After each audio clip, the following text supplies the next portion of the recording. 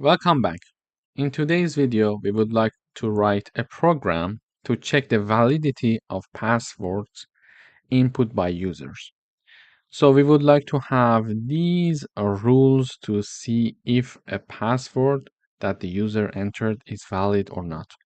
So first of all, it should be at least 8 characters long. So whatever that is going to the user enter, that is going to be entered by the user that is less than 8 characters long, it is going to be rejected as a valid password. Then we would have to have one lowercase letter, at least one uppercase letter, at least one digit, and also at least having one specific characters, something like this. Okay.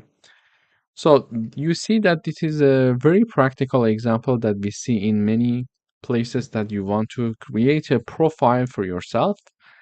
You need to have specific number of characters and some criteria to meet in order to have your password validated.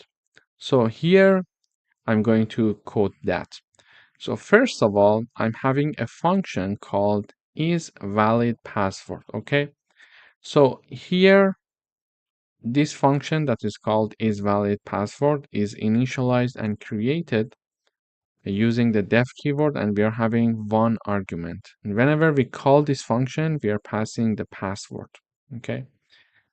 Then when we enter this function, the first thing that we need to do is to check the length of the password. Using the len function, we can understand the user input is how long, how many characters are included. If the number of characters or the length of the enter password by the user is less than 8, we are going to have this message being shown to the user. Password must be at least 8 characters long.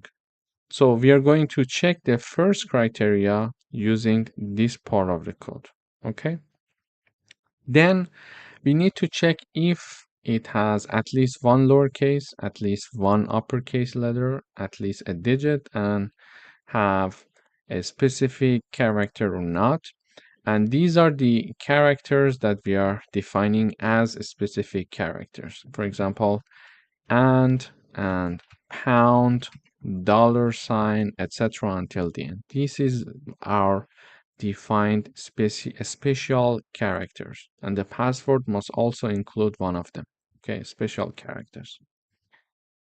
So all of them are assigned to false.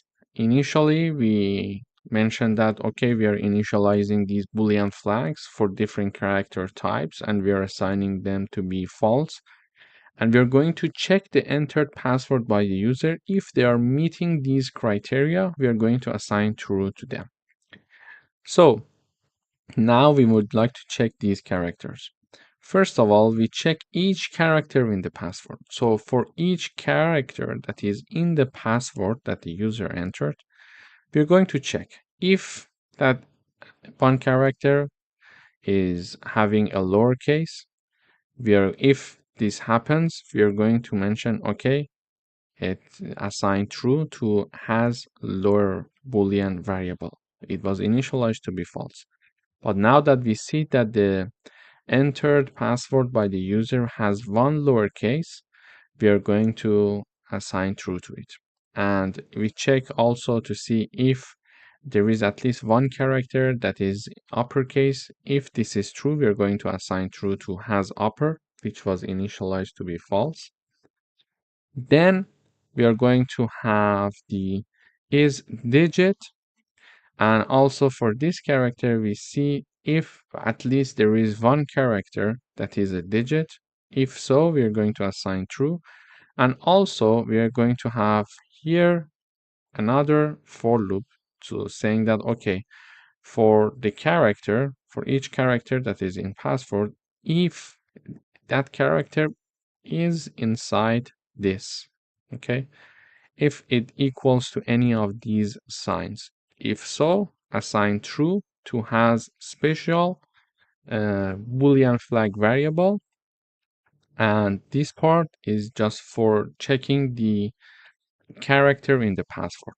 And then in order to validate all the conditions, we are going to have an if not condition here. So for example, we mentioned that if we don't have the lowercase, meaning that, for example, if the has lower variable after this for loop is still equal to false, it means that the password that the user entered is not having at least one lowercase character. Therefore, we are going to return this message.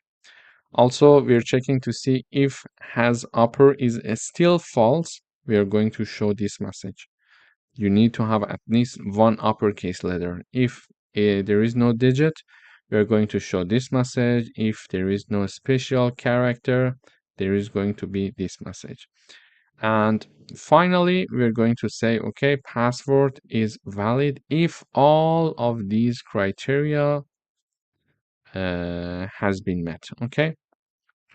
So let me run the code once and we're going to analyze the code one more time. So initially, we're going to ask the user to enter a password.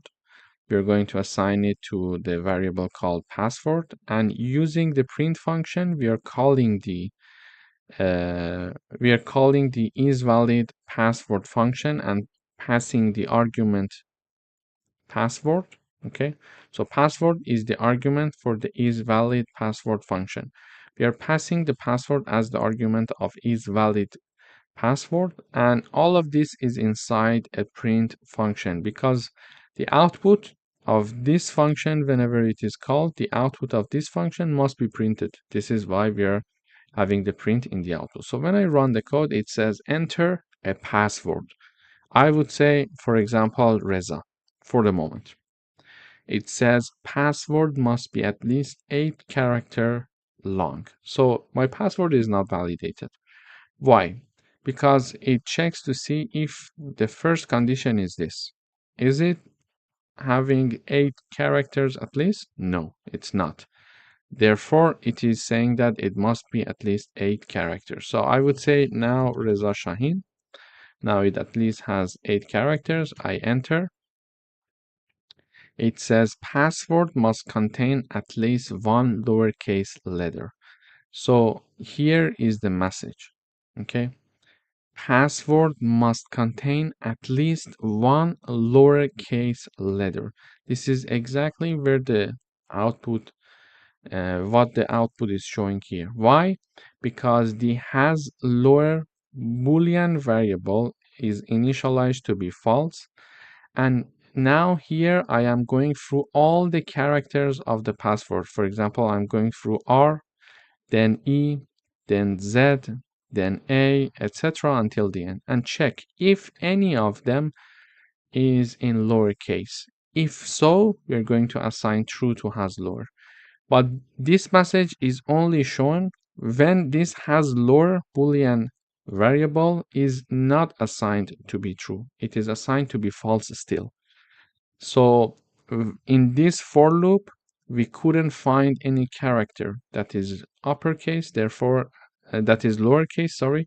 Therefore, true has never been assigned to the has lower variable, and therefore we are having this condition being true, so has lower is false, and this message is shown. Okay, so I run the code one more time. I have Reza Shahin, and the last n is a lowercase. Therefore, we are meeting that condition. Okay, lowercase letter is at least one lowercase letter is included. So when I enter, it says this message.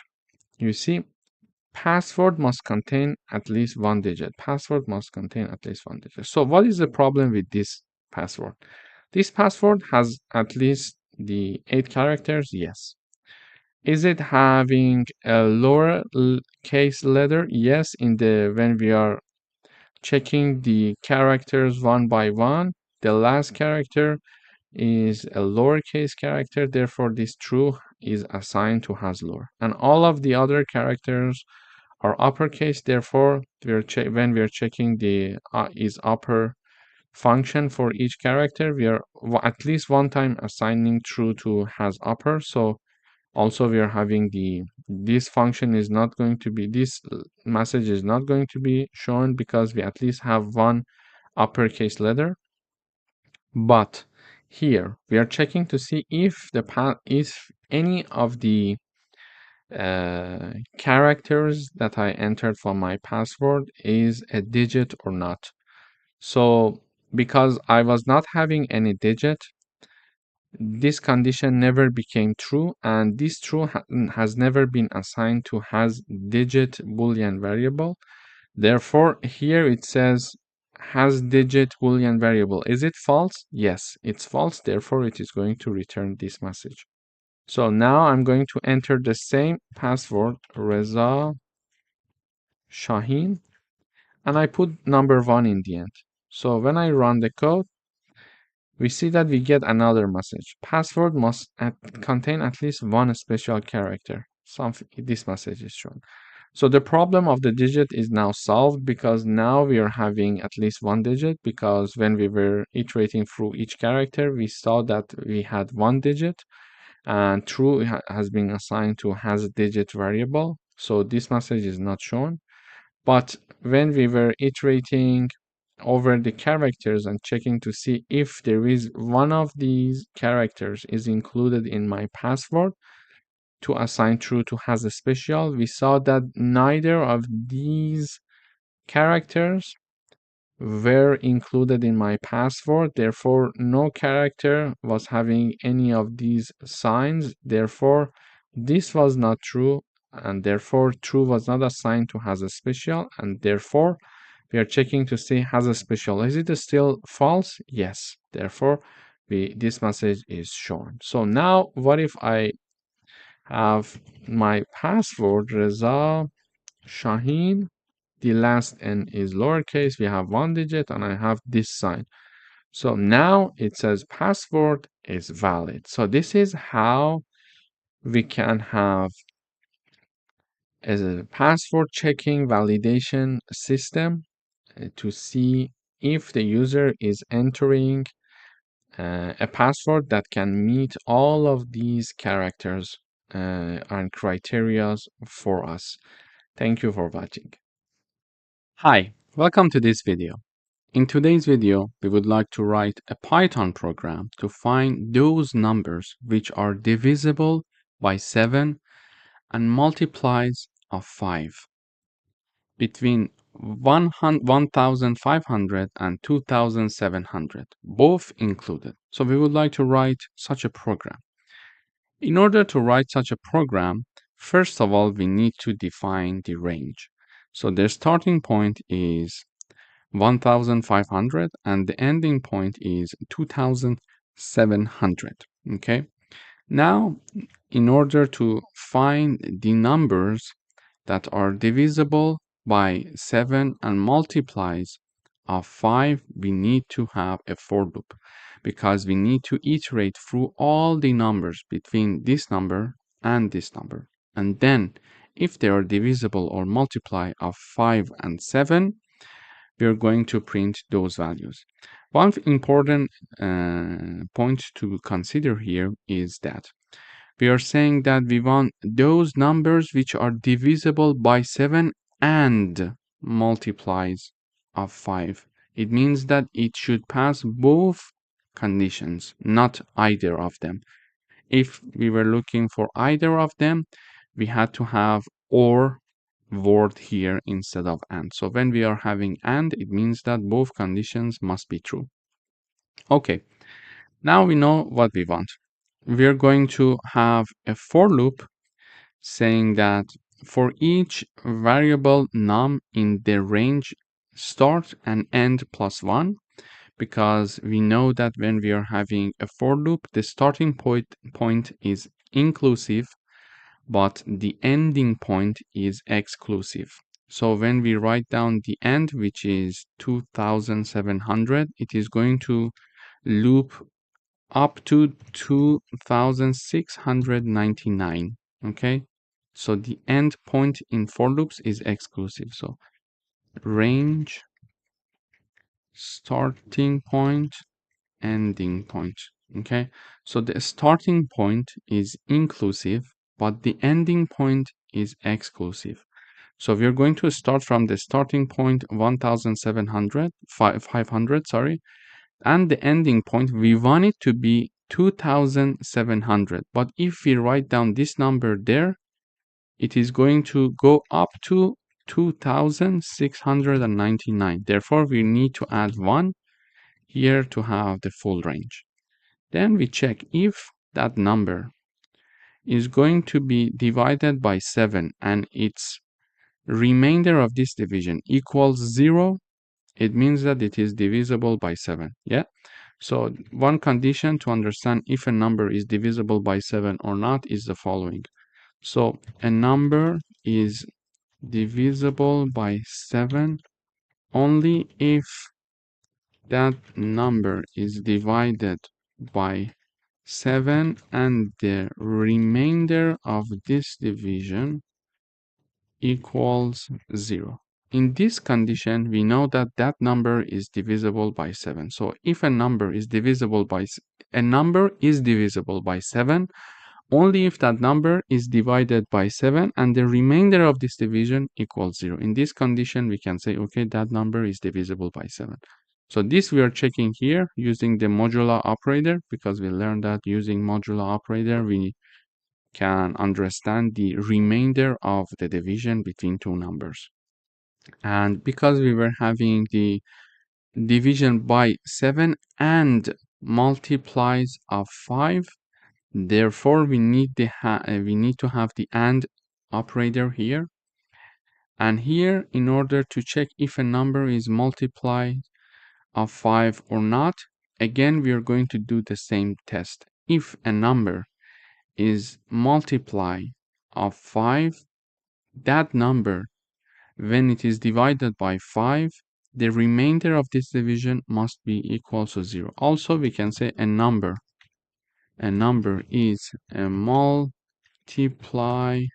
of, for example, 5 only if that number is divided by 5 and the remainder of this division equals 0 again. In this condition, we also understand that number is a multiply of 5. So if a number is a multiply of 5 only if that number is divided by 5 and the remainder of this division equals 0. So we are using modulo operator to check this. So if this number is divided by 5, the remainder equals 0. So if both of these conditions are true, because we are using AND operator, print that number for me. It means that that number is also divisible by 7 and multiplies of 5. So print that number for me. And this is the message I'm going to print. Here we are saying that numbers divisible by 7 and multiplies of 5 between 1500 and 2700 is the following, for example. And then we are doing this for loop to and in each iteration we are going to understand if that number is divisible by 7 and multiplies of 5. If yes, print that number. If no, go up and go for the next iteration. So when I run this code, we see that, for example, numbers divisible by 7 and multiplies of 5 between 1500 and 2700. These are the numbers: 1505, 1540, 1575, 1610, 1645, etc. until the end. And the numbers that are not printed out here, they are not divisible by 7 and multiplies of 5 at the same time. This is why we don't have them in the print here in the output. Thank you for watching. So in this video, we learned how to print numbers that are between two numbers. So we discussed how we can find if a number between two other numbers, so the numbers between, for example, 1500 and 2700, all of them between this range, we considered if a number in this range is divisible by 7 and at the same time a multiply of 5. Thank you for watching. Welcome back. In today's video, we would like to write a program to construct the following pattern. This is the pattern that we would like to have, and we need to write a program to do this for us. So we see that it's a repetitive pattern. So we are having star being printed in different lines. We can either do it manually. For example, we can have this print star. We can have this. And then in the next line, we can have the print. Now 2 stars, for example, with a distance, etc. until the end. But it's not a very efficient way of doing it. In order to do that, we learned that repetitive tasks are very good to be done using loops. So we are going to use loops here in this example to do the job for us. So first of all, we see that what is the maximum number of rows that we see here. So what is the number of columns that we are having here? So here it's only one column. Here we are having first column, 2 column, third column, fourth column, and the 5th column. So we are going to have up to 5 columns. So in one row, first we are having 1 star. In the next row, we are having 2 stars. In the next row, we are having 3 stars. So the maximum number of stars that in one row we can have is 5. This is why we are having our n equals to 5. The maximum stars that are there in one single row is 5. So we are having n equals to 5. Now, let's start the work. We said that for repetitive tasks, it's better to use loops. Here we are going to have a for loop with our iterating variable I for each I that is in the range of 1 and n plus 1, because we learned that when we are having the range, the starting point is inclusive, but the ending point is not inclusive, okay? Therefore, we are having the ending point, which is 5 plus 1 here. And in each iteration, we are going to print the star with the repetition, with the number of I. What does it mean? It means that, for example, when I equals 0, when I equals 1, sorry, because we are starting from 1, print 1 star, okay? But if I equals 2, print 2 star. 2 star with 1 space between them. Why? Because we are having it here. So we are having a star and then a space multiplied by I. It means that whatever the value of I is, multiply it with this. Okay, so this is going to be printed as large as the value of I. If I equals 1, it is going to be printed once. If I equals 2, it is going to print it 2 times, a star with a space. Okay, if it's 3, it is going to print the star with a space 3 times. Therefore, here, when we are having the I equals 1, we are having 1 star being printed. When we are having I equals 2, we are having 2 star being printed. And then it goes up, increase the iterating variable, I equals 3, it is going to print 3 stars, then 4 stars, until it is 5 stars, okay? So now let me run the code.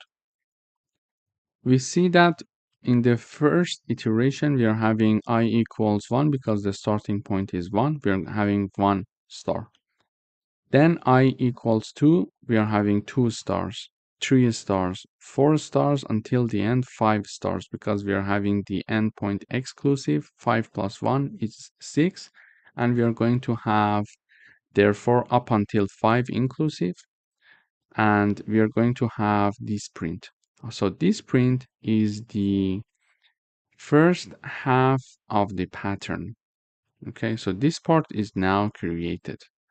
Now what we need to do is to have a for loop, another for loop to print us the stars, the remaining stars, and in each iteration, now instead of increasing the number of stars, reducing the number of stars. Okay, so in order to do that, we are having the second half iteration, an iteration for the second half of the pattern. So we are having a for loop for each I in the range n minus 1 and 0. So it is going to start from 4. Let me have a comment here. Range. So it is going to start from 4, and it is going to continue up until I equals 0, but because it's inclusive, it is going to go one number before that, which is 1.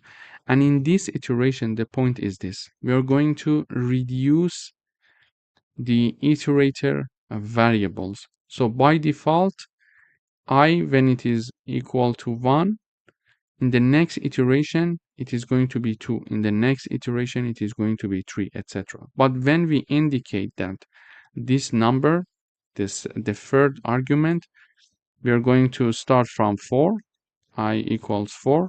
In the next iteration, I will be equal to 3 because we are reducing one value from it at each iteration. In the next one, I equals 2. In the next one, I equals 1. And we are going to stop there. Why? Because the ending point is 0 and the ending point is exclusive. So the last number before that is when I equals 1. Okay, so we are having a for loop for each I in this range, starting from 4, ending at 0 exclusive, and in each iteration we are going to reduce the value of I by 1 unit. Then in each iteration we are going to print again stars to the number of I. For example, when we are having 4, I equals 4, we are going to have the 4 stars with one space between them.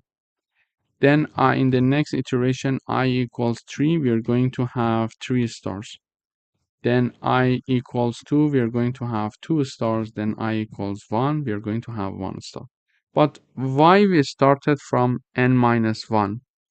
Because already we have the row which has 5 stars, which is here in our pattern. So the next row is having 4 stars. So the next for loop that we are writing should have the starting point from the 4.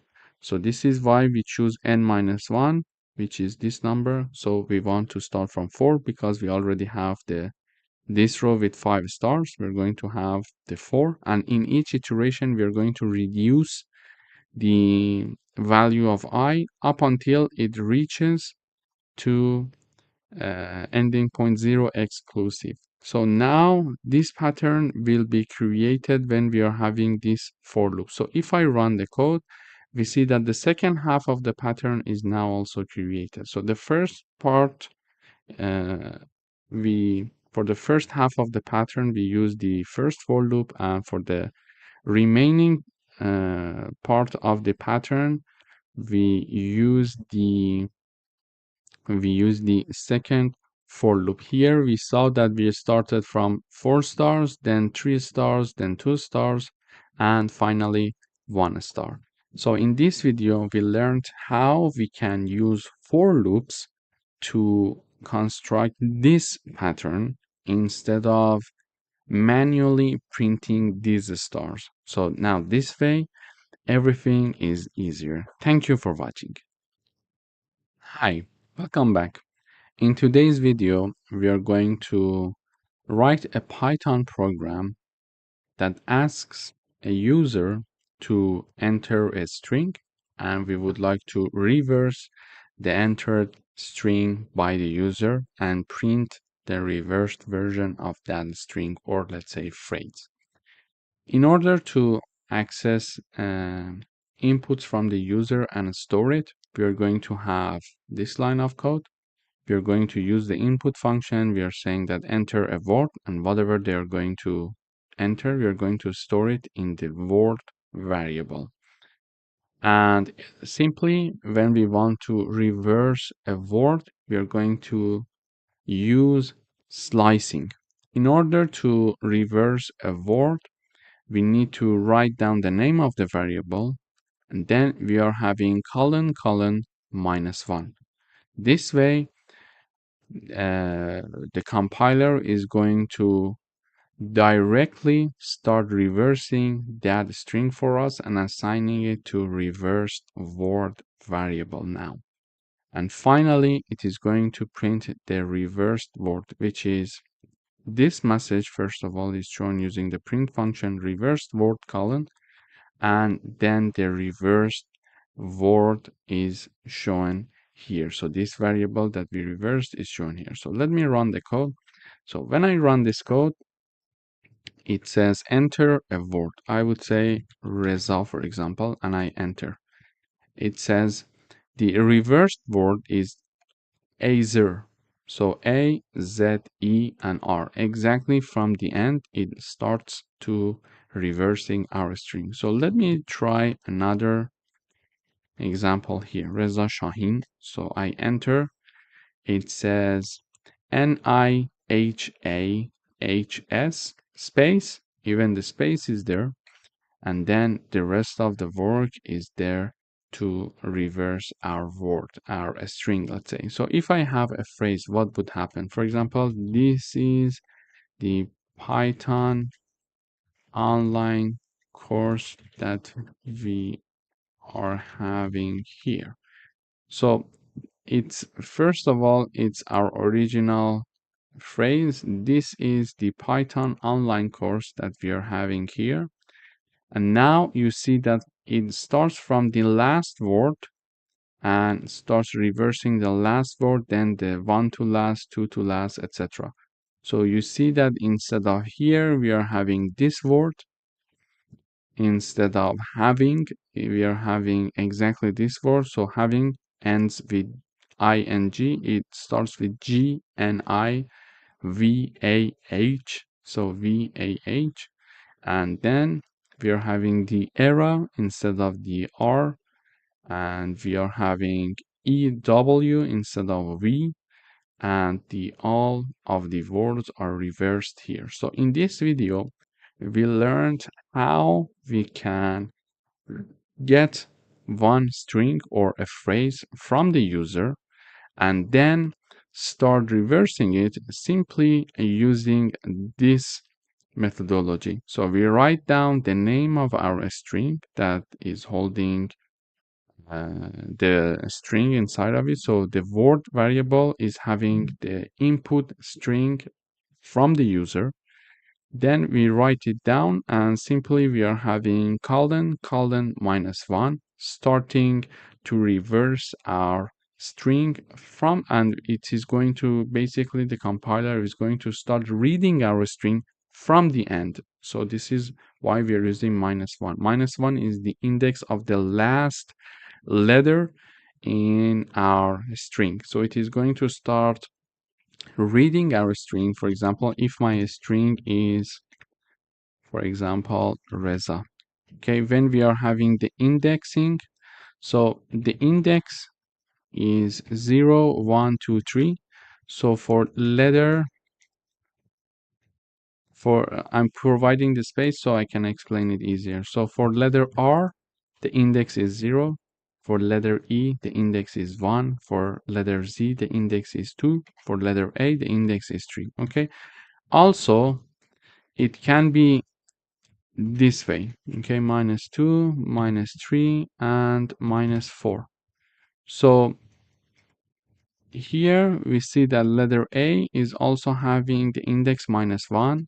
Letter Z is having the index -2. Letter E index -3, and letter I index -4. Therefore, when we are using this methodology, basically the compiler starts reading from the last letter of our string, which is also having the -1 index. So the compiler starts reading from here for each word. And when it is going to read from here, it is going to also store it. And now we are having the output which is reversed, because instead of having the Reza, now the compiler is seeing AZER, because it is reading it from the end, from the -1, then -2, -3, and -4 until it reaches the starting point, which is R now. Okay, so this is how the compiler treats a reversing, and after reversion, it is assigned to reversed word variable, which is another string, and then we are printing it here in the output. Thank you for watching. Welcome to this video. In today's video, we would like to write a Python program that prints all the numbers from 0 to 6, except for 3 and 6. Okay. In order to do that, the one method is to print, for example, 0, then print 1, etc. until the end manually. But we learned that if you're doing repetitive tasks, it's important to use for loops. So now I would like to use for loops here. Here is my for loop. So for each num is my iterating variable. For each num that is in the range between 0 and 7, we are looking for numbers from 0 to 6, but because we learned that the ending point is exclusive, so we are going to have between 0 and 7 is exclusive, so it is going to include up until 6. If num equals 3 or equals 6, simply continue. And if this statement is not true, print that number for me. So when I run the code, we see 0, 1, 2, 4, and 5. And 3 and 6 are not being printed. So let me analyze the code for you. Num is my iterating variable here. Okay. So in each iteration, num is going to take one value. First of all, num is going to take value 0 in the first iteration. When num equals 0, what happens is the following. It checks to see if num, which is 0, equals 3. No. Is it equal to 6? No, it's not equal, because this condition is not true.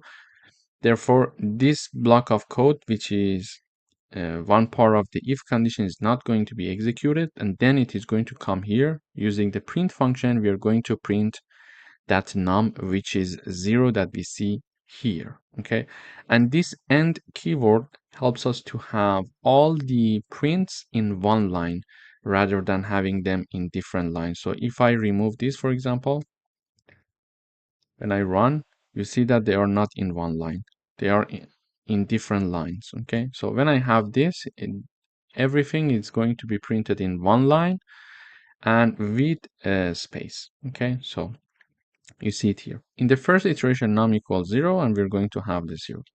Then num equals 1, and we are going to, in the next iteration, 1 equals 3. No. Is it equal to 6? No. Therefore, we're going to go to the print again. We're going to print 1 and put 1 space. Then num equals 2. 2 equals 3? No. 2 equals 6? No. Therefore, we're not going to go to this part, and we're going to print. Simply, we are saying that, okay, 2 is printed with 1 space. After that, we are having num equals 3. Here in the next iteration, num equals 3. 3 equals 3? Yes. And because we are using the OR operator, we are not even going to check this part, because when we are having OR operator, either of the conditions must be true. So we don't care if it's the first one or it's the second one. If one of them is true, we are going to have the result to be true. Okay, so whenever we are, let me review it here for you. Whenever we are having the AND operator, both conditions must be true to enter it. Okay. When we are having the OR operator, however, one of the conditions must be true to have the true output. To have the true output. Okay. So when we are having AND operator, both conditions must be true to have the true output. But when we are having the OR operator, one of the conditions must be true to have the true output. So we are having the OR operator and one of the conditions, either this one or this one must be true. And num equals 3 means that 3 equals 3, so it's true. Therefore, we are going to continue and execute this part of the code. So when this condition is true, we are going to say, okay, so we enter this if condition, and the code in the if condition is continue, meaning that do nothing, skip. Okay, so nothing will happen, and we are getting out of the if, and we are going to increase the num one more time. So we are having num equals 4. This is why when num equals 3, nothing happens actually. When num equals 3, we are using the key word that is continue, meaning that, okay, carry on, skip, and do nothing. And when we say continue, okay, it is going to go for the next iteration where we are having num equals 4. So num equals 4, we enter the this part again. So 4 equals 3, no. 4 equals 6, no. So this part is not executed and we are printing 4. Then num equals 5, we are having this condition is not true because 5 is neither equal to 3 nor to 6. We are going to print 5. And finally, we are having num equals 6. So we are saying that num equals 3, no. Or num equals 6, yes. Therefore, continue, enter this part and use the keyword continue. So we are going to continue and do nothing, skip. This is why nothing is being printed here in the output when we are having that num equals to 6. And this can be true for many other situations. For example, we can have num1 in range, for example, between 0 and 101. Let's say between 0 and 100 we want to investigate, but because the ending point is exclusive, I'm saying 0 and 101 colon. Then we check, for example, if num1 divided by 2 equals 0. In this situation, print, for example, the number is even, and we can have this condition here. So when I run the code now, we see that, okay, let me also print the code. Okay, we see that the number is even, the number is even. So also I need to have the num1 in each iteration, so it is going to show me which number is even. So when I run the code, it says the number is even. It's 2, 4, 6, 8, 10, etc. until the end, you see. So we see that here I'm having a for loop from 0 to 100, and if that number, that iterating variable in each iteration is divided by 2 and the remainder of this division equals 0, it means that that number is even, and we are going to print that number. So this is another exercise combining the concept of for loop and if conditions. Or we could say if it was divided by 7 and the remainder of the division equals 0, it means that that number is divisible by 7. So we can say divisible by 7. So if we want to print the numbers that are divisible by 7 between 0 and 100, we can run this code. We see that all the numbers that are divisible by 7 are printed here in the output. And also we could say, for example, if the number is divisible by 7, continue, do nothing. Okay, otherwise print the number for me. So print the num, and we are going to have also the AND keyword to have all the numbers in one line. So when I run the code, okay, we are having a very large range, so we are having a lot of output. Let me reduce the range.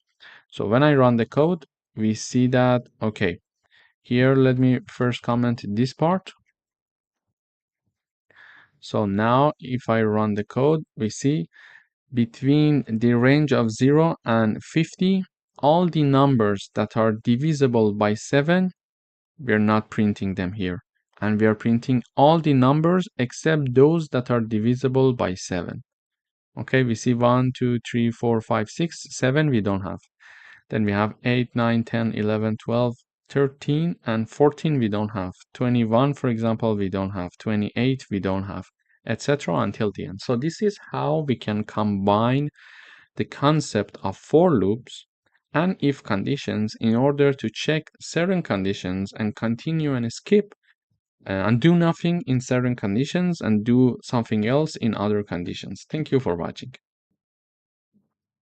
Welcome back. In today's video, we would like to write a Python program that accepts a string and calculate the number of digits and letters. For example, when I run the code, it says enter a string. I write down Reza Shahin, and it says the number of letters, it's 10, and the number of digits it's 0. Okay, so we would like to write a program to calculate number of letters and digits. Okay, in order to do that, first of all, we're going to start with this message. We're using the input function to show this message to the user, enter a string, and then we are going to ask the user to enter a string, and whatever the user is going to enter, we are assigning it to text variable. We are having two counters here, letter count and digit count. So we are going to initialize them to be 0 because whenever we see a letter, we are going to increase it. So this way we are counting the letters and digits. Now we need to have a for loop. So in order to have a for loop, we are having our iterating variable, which is called char. So for each char in the text, this is the variable that we stored the string that we got from the user. If that character is a letter, increase the value of letter count by 1. And if that letter is a digit, if that character, let's say, is a digit, increase the digit count. And we are going to use the is alpha and is digit function to do that. Basically this function is going to help us to see if one character is a letter or it's a digit. So in order to understand if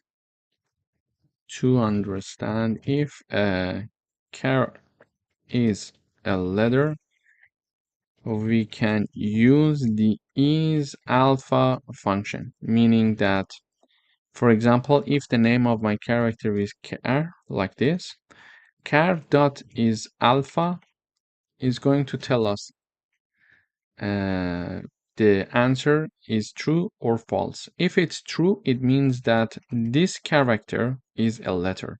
If the output is false, it means that this character is something else. It's not a letter, let's say.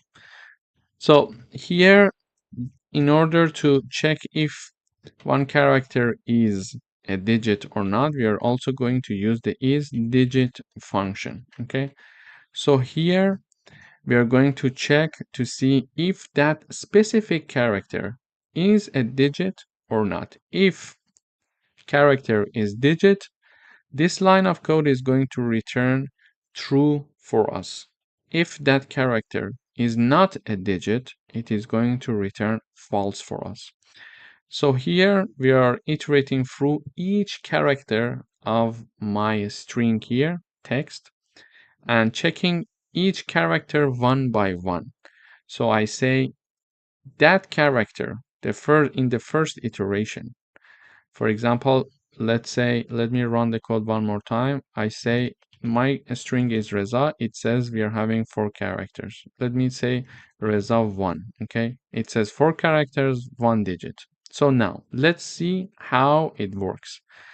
In the first iteration, my character equals R because my string is Reza 1, okay? In the first iteration, the char equals R.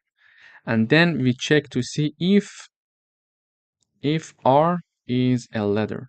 What is the answer? Yeah, it's true. So because this statement is true, we're going to enter the if condition and we're going to increase the value of letter count by 1. So letter underscore count plus equal 1, meaning that we're going to increase it. Then in the second iteration, char equals E. And we are going to check if this character, which is E, is a letter. Yes, yes. Therefore, we are going to increase this value again. We are going to have letter count. Another time it is increased. So here, letter count was equal to 1. Initially, it was 0 because we initialized it here. Okay. Then after this iteration and doing this, it became 1. Now after doing after the character E in the second iteration, we are increasing the number of letters. Now it is also increasing by another 1 value, so it becomes 2. Now we are having the character. What is the next character? This is Z, okay? Character equals Z. We check to see Z is a letter. Yes, the answer is true. So we are going to increase this value again. We are going to increase this value 1 more time. Therefore, the number of letter counts now equals 3. In the next iteration, we are going to have char equals to 1. We check to see if char is a letter. Yes, so we are going to increase the letter count 1 more time. So now it's equal to 4. And finally, the last character is this one, okay? Is this one, 1. So we can have char equals 1. So this time, when the character is 1, we check this part. If the character is a letter, the answer is no. It's false because it's not a letter, it's a digit. This time, my character is getting the value 1. Therefore, because this statement is not true, it's not going to execute this part. It goes and check the next condition. Here we are checking to see if our character is a digit. Is it a digit? Yes, the answer is true. Therefore, we are going to increase the value of digit count. Therefore, here the character equals 1. So digit count plus equal 1, meaning that the digit count equals 1. So now we iterated through all the characters of my string and we calculate the final number of letter count to be 4 and digit to be 1. So after finishing this for loop, we are having the number of letters in the output. We are using the print function. So letter count is being printed, number 4. This is exactly what we expected. This is what we calculated. And also, we are seeing that number of digits, so it is digit count, so it is 1, which is exactly what we had here. So this is how actually we can get a string from the user.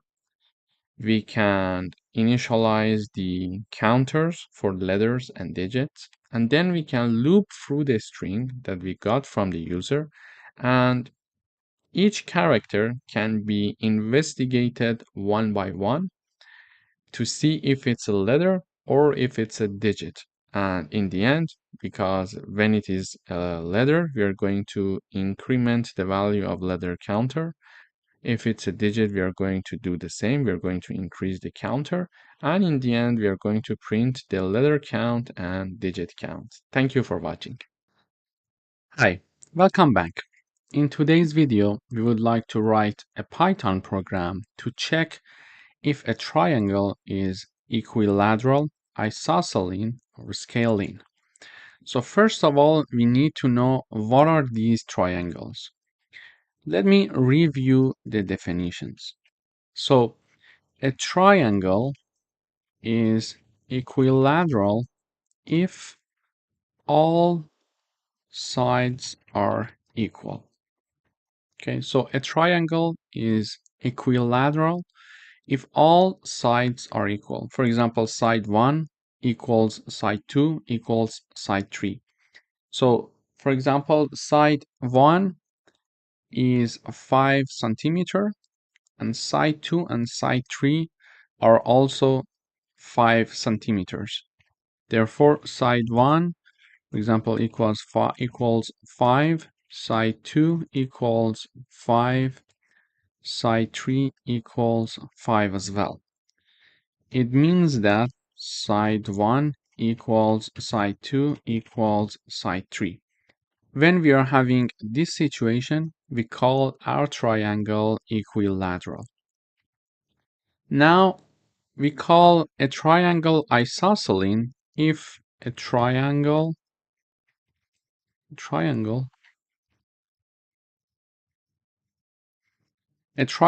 is isosceles if two of the sides are equal. Okay, it means that, for example, side 1 equals 5, side 2 equals 5, and side 3 equals, for example, 10, for example. So these two sides are equal. This is why that we can call this triangle isosceles. Okay, so two sides are equal. This could be side 1 and side 2. This could be side 1 and side 3. This could be side 2 and side 3. So if any of the two sides of a triangle are equal, we are going to call that triangle isosceles. Okay. Then we are going to have the scaling triangle, meaning that neither of the sides are equal. So a triangle is scaling if neither of the sides are equal, meaning that side 1, for example, equals 2, side 2 equals 3, and side 3 equals 4, for example. In this situation, we are going to call this triangle a scaling.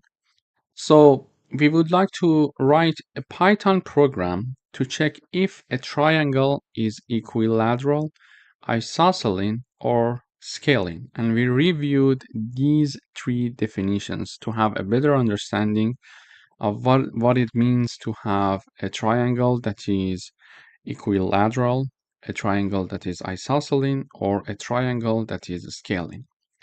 Okay, now, first of all, we are going to ask the user to enter three numbers. So we are going to use the input function and ask the user to enter side 1. We are going to save it as a float because when we are using the input function, by default, it's a string. We're going to convert it to float and assign it to a.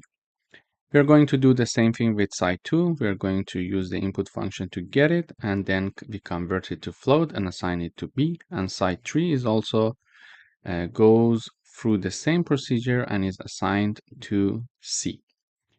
And now, in order to understand if a triangle is of the type 1, 2, or 3, we need to define a function. This is our function, check triangle.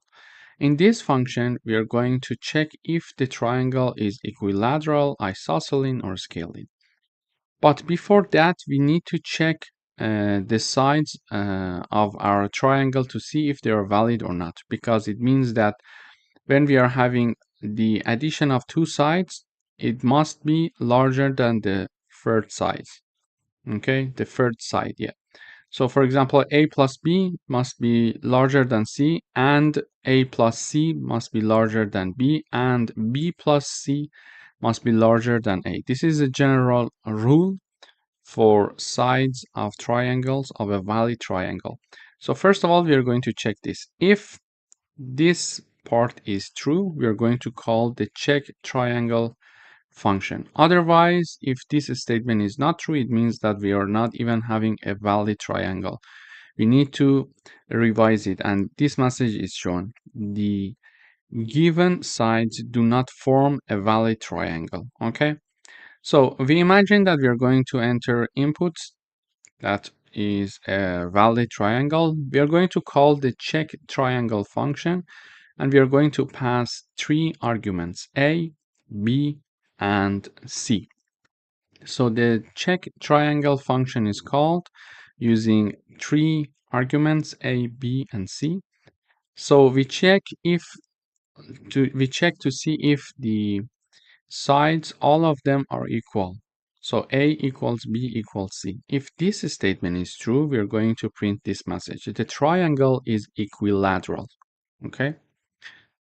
But if this statement is not true, so this part is not going to be executed. And we go for the next condition. Elif a equals b, or b equals c, or a equals c. So here we check to see if any of the two sides of the triangle are equal. So a equals b, or b equals c, or a equals c, because if any of these conditions is true, it means that we are having an isosceles triangle. So we check all the sides 2 by 2 if they are equal. If we at least have two sides that are equal, it's an isosceles triangle. Okay, if all of them are equal, it's equilateral. So we check a with b if it's equal or not, b with c, or a with c. If any of these conditions, any of these three conditions is true, we are going to enter this else part, and we are going to this elif part, and we are going to print this message. The triangle is isosceles. Otherwise, if neither this condition nor this condition is true, it means that the triangle is scaling. So we are going to print the scaling message in the output. Okay, so this is how we can check the type of our triangle. So let me run the code first. It says enter side 1, I say 5, enter side 2, I would say 5, enter side 3, I say 5. So all of the sides are equal. We expect to have this message: the triangle is equilateral. So when I enter, it says the triangle is equilateral. So we call the check triangle function, and we see with these three arguments, and then we check here a equals b equals c. Yes, so the triangle is equilateral. Then this message is shown. So if I run the code one more time, so 5, 6, and 7, when I run the code, this time it says the triangle is scaling. Why? Because we are having a triangle and neither of the sides are equal. So 5, 6, and 7. The first one, all of them must be equal. The second one, two of them must be equal. And if neither of them are equal, it's scaling. And finally, we are having, for example, another triangle, which is 5, 4, and 5, let's say. And this is a triangle of type isosceles. So this one. Why? Because the first side and the second side, both of them are the same number. So here we check a equals b, 5 equals 4, no. b equals c, 4 equals 5, no. a equals c, so 5 equals 5, yes. Therefore, it enters and checks here. The triangle is isosceles. So in this video, we learned how we can write a program to check if a triangle is of type equilateral, isosceles, or scaling. Thank you for watching. Welcome back. In today's video, we would like to write a program to count the number of characters in a string. In order to do that, I would like to define a function that is going to do the counting of each character. So in each character, frequency is counted inside this function, char frequency. What I'm going to do here is the following. For example, when I run the code, it says enter a string. So I write down Reza, for example. When I enter, we see that it says R, the frequency is 1, E, the frequency is 1, Z, the frequency is 1, and A, the frequency is 1. So our program counts the number of frequency of each character. When I run the code one more time, I type down Reza R, for example. This time it says we are having two R, one E, one Z, and one A. So here, first of all, I ask the user to enter a string, and we use input function to get the string from the user. We assign it to text. Then we are having the call of the function of the char frequency. This is the name, and we are passing text variable as an argument of this function. And the output of this function is assigned to variable called frequency, okay, which is a dictionary. But let's see what's happening inside this char frequency function. When we call this function, the compiler comes here, it checks the name of the dictionary, sorry, the name of the function, and okay, so this is the function that was called. When this function is called, this part of the code is going to be executed. So first of all, we are creating a dictionary to store character count. And as a reminder, when we are having a dictionary, we're going to have key values. Okay, so a dictionary is having key value pair. It means that, for example, for the key one, we are having value 1. Then we are having, for example, key 2 and key 2. Then we are having value 2, for example, etc. Okay, so just imagine that we are having a dictionary with two keys and two corresponding values. So it's a key value pair, a dictionary. We are having the key 1, its corresponding value, key 2, its corresponding value. Here exactly, if you see that R is my key and its corresponding value is 2. So in a dictionary, we can easily count the number of frequency for each character. Now I created an empty dictionary here. Then we are looping over the S. So for each character that is in S. And what is S? S is exactly what we passed as argument to call the function. And what did we use to call the function as an argument? This is the text, which is what the user entered. So the entered string by the user is stored in text.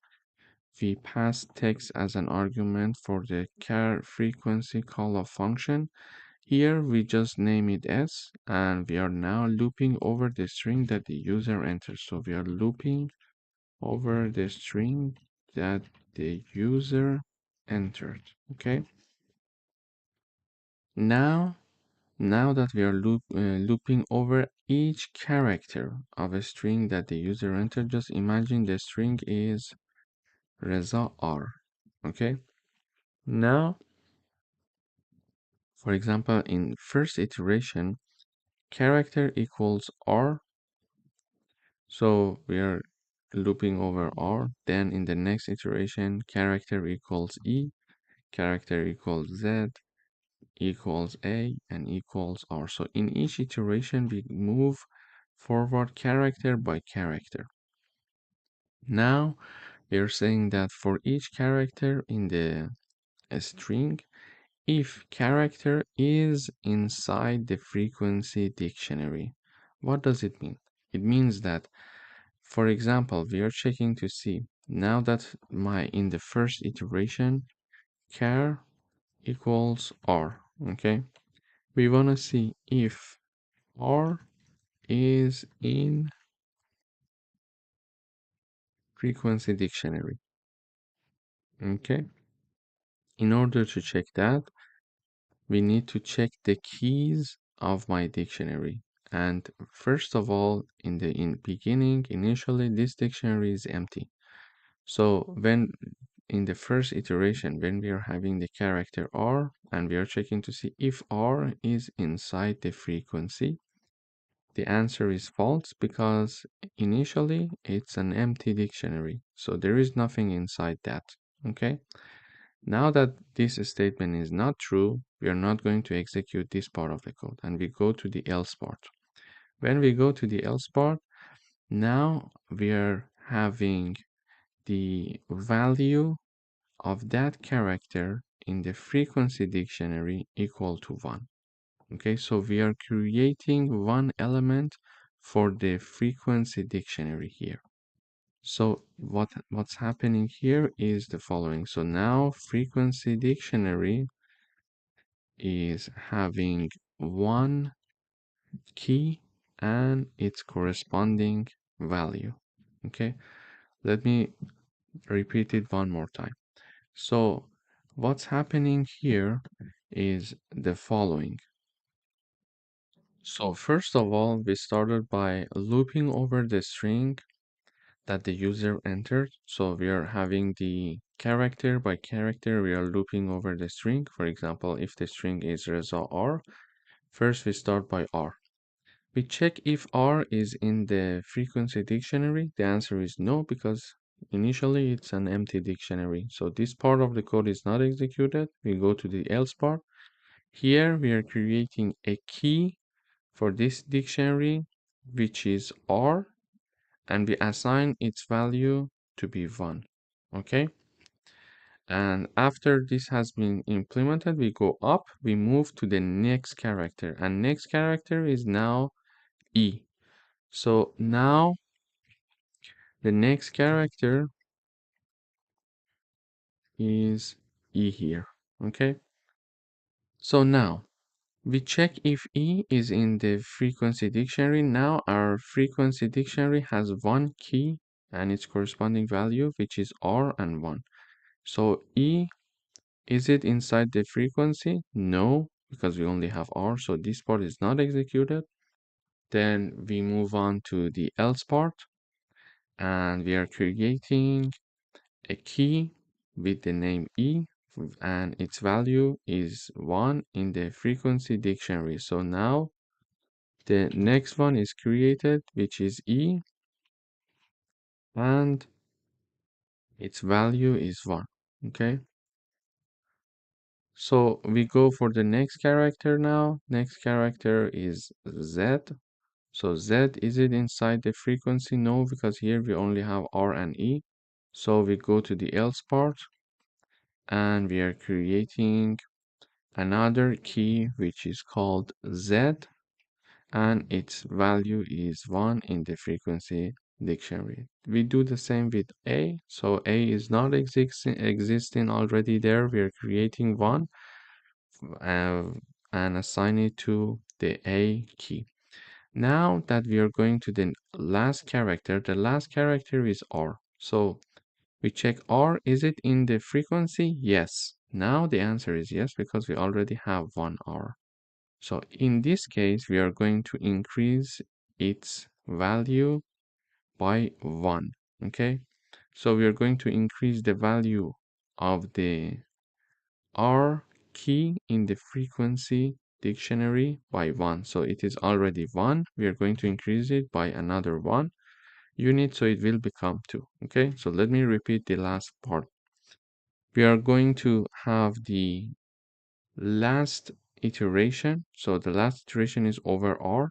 We check to see if R is already there. Yes, R is already there. So R is there.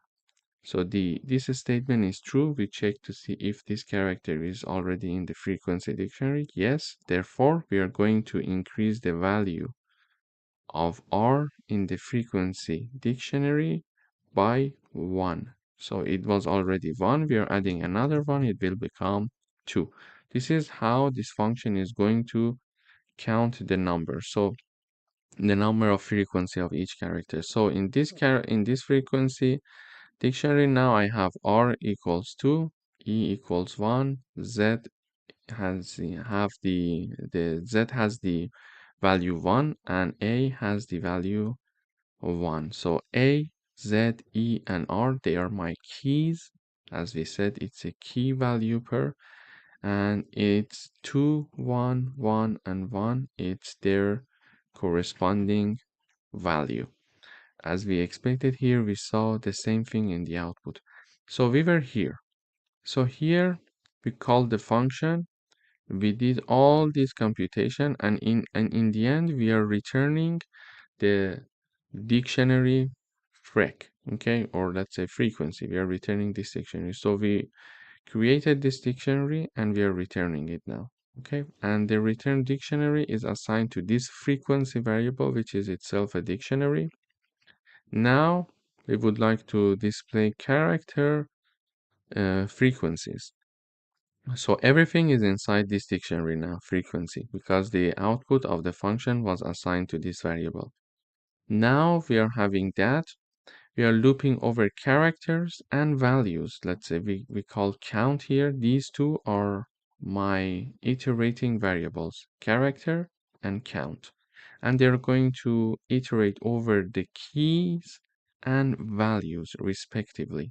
Okay, keys and values, keys and values. For example, this char iterating variable is going to iterate over all the keys, R, E, Z, A, and this count variable is going to iterate over their corresponding values, 2, 1, 1, and 1. Okay, in frequency.items, when we are having the frequency.items, frequency is the name of the dictionary. .items means that the items function is going to help us to iterate over the keys and values.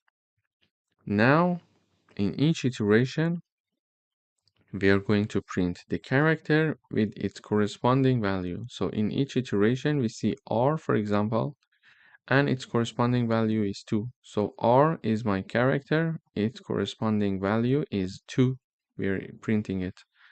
Then in the next iteration, we are having E and 1. So E and 1, Z and 1, and A and 1. So this way, we are having a function to count the frequency of characters. And also in the end, to display these character frequency, we are using a for loop to iterate over key and value pairs of my dictionary. So in this video, first of all, we reviewed dictionaries, we reviewed how they are created, and we learned that a dictionary is a key value pair, and then we learned how to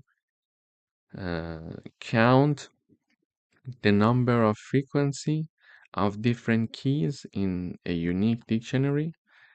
After that, we learned how to iterate through key value pair in a dictionary. Thank you for watching. Welcome back. In today's video, we would like to write a Python program to get a string made of first and last two characters of a given string. So if the string length is less than 2, return empty string instead. Or we can say, or a message, return an error message. Okay. So here is my code. When I run, it is going to return the first two and last two characters of a given string. For example, I'm calling the function using this string Python. What I get in the output is PYON. So the first two characters and the last two characters. I called it using hi Reza. I say I get hi, the HI and ZA in the end. And when I call the function with with a string less than 2 characters, I'm going to get this message. It must have at least 2 characters. Okay, so this is my code. But how can we do that? So here I'm having a function called first and last two. It accepts one parameter. Whenever we call this function, we need to have one parameter. So here I call this function first and last two with the argument Python. So I'm calling the function with a string. Here, first of all, in the function, I check to see if the length of the argument that is passed to call this function is less than 2 or not. So if it's less than 2, we are going to return this message. It must be at least 2 characters. Okay? So if the length is less than 2, it is going to show this message. But if it's not less than 2, we're going to return this part. And what is this part? Basically, this part is having a new string being returned with the first 2 characters and the last 2 characters of the S string. So for example, if my string is Python, here what's happening in the return, it is returning the S2 plus S minus 2. Okay, and basically this part is going to create a new string that is py, which is the first 2 characters of my string Python, which is py, plus the last 2 characters because we are having the index minus 2. Okay, so the last 2 characters plus on. Okay, so this one will become pyon in general in the end. So this is what we have as the output, as you see here. But why minus 2? So if I have a string here, let me give you another example. If I have a string called Python, the indexing works like this: 1, 2, 0, 1, 2, 3, 4, 5. So this is the indexing. So index of the P character is 0, index of Y character is 1, etc. until the end. The index of N is 5. So the character N has the index 5. We also have another method for indexing a string. We can start from the end. So when we start from the end, the last one is minus 1. For example, the character N, the index is minus 1. Then the character O, the index is minus 2. Character H, index is minus 3. Character T, index is minus 4. Character Y, index is minus 5. And finally, the character P, its index is minus 6. So we can either count from left to right for indexing where we are having from 0 until 5, or we can count from right to left, which will have this way. So n equals minus 1, o equals minus 2, etc. See, this is the indexing of our characters of this string. So when we are having the string s, the first 2 characters, it will be index 0 and 1, which is p and y. And when we are having the minus 2 and then colon, it means that start from the minus 2, which is o,